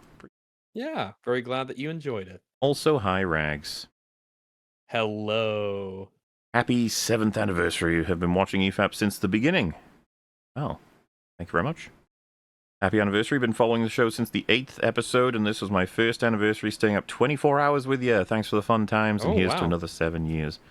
Well, congrats to you. Good constitution. Hope you had a good sleep afterward. As I hope, did we all? Oh, we did. We sure did. Sweet, fat, crispy critters. What a wondrous showing. Oh, to sleep and wake up to EFAB every day. Hopefully more good rat comes out to consume in the future. Congrats to you massives once more and again. Thank you very much. Appreciate it. Appreciate all of y'all. And if you check out Matthew Matos's game, neat little logic puzzler, Logic Bomb I think it's called, I found the difficulty curve to be incredibly smooth. Cheers for all the entertainment, by the way. Happy anniversary. I've not played it yet. I do intend to, though. I have to give it a try. I haven't played it yet either. Mace Windoomed the galaxy by not killing Palps. He tried. He gave it a good try. But that traitor Anakin, that big old swing with his arm, that meddling kid, ruined everything. Best media put out this year by far, EFAP. Cheers to another. Oh, thank you. Oh, thank you. I was going to say that you guys sounded really alert this entire time. Also, you guys are fantastic. Keep it up. By the end, you can usually notice. It's like you'd be surprised at the second or third wins that you can have. Yeah. It's for me. It's typically near the end of the second segment that's the low point.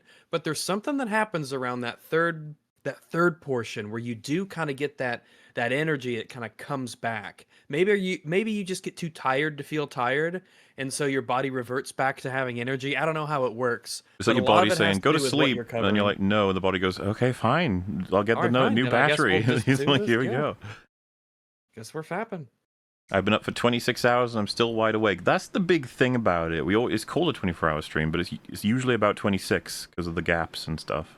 That's how it goes. It just says drown. My God. Moleman, is Jabba the most heroic Star Wars character? He's up there. Oh yeah, man, he saved the rebellion. He saved KVS and destroyed all the might have been over if not for Jabba. So. Although, did you see there's that Jar Jar comic that's come out now, where it turns out that Jar Jar was instrumental in creating the rebellion and saved the mother of Ezra Bridger, who is instrumental in defeating Admiral Thrawn. So actually, there's an argument now that Jar Jar is probably the most important Star Wars character, because without him, there's no rebellion, and then without him, they don't beat the thing that comes after the Empire. Hooray for Jar Jar! And he got emergency powers, right? He's the most important character in Star Wars, I'd say. Yeah, everything revolves around him. He enabled the creation of the clone army. Good old Jar Jar. Next year, you guys should review more old media. I like our balance. I think it's solid. Mm-hmm. We're definitely doing it. Which of you can say the alphabet backwards fastest without Google? No. ZWXWVUGSRTP ONM LKJ IHG FEDCBA. Was that all? Oh, wow. There you go. So the answer to that would be Platoon. He could say it faster. That is All the the answer. things my English teacher didn't teach me, but she did teach me that. Oh, because I got no chance. I'd be like, the YX. Anyway. QRP. Congrats on 7 years of pausing every frame. Thank you. Give me a Christmas miracle and say Outlaws isn't the video you're working on, and instead it's Shadow of the Colossus. Not Shadow of the Colossus, but you did get something else a little bit afterward. Hopefully you enjoyed. I do like getting reminded of Shadow of the Colossus, though. What a great game. You guys have to do a 48-hour stream for year 10 anniversary. I don't think that's going to happen. I don't know about that. No. Yeah, I don't. Here's the thing. We don't have to. We really don't. And then EFAP 350 Pokemon entry of the, I guess of the day is number 350 from Fire Red, which is Milotic, and it reads, Milotic is said to be the most beautiful of all the Pokemon.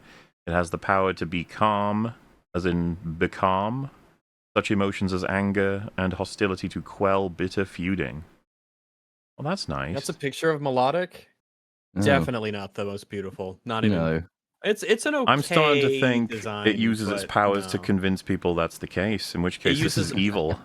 It's a you must psychic. Stop it. Well, yeah, maybe it's secretly a psychic type, and it convinces you of things. But it's not. It's nowhere near the most beautiful Pokemon.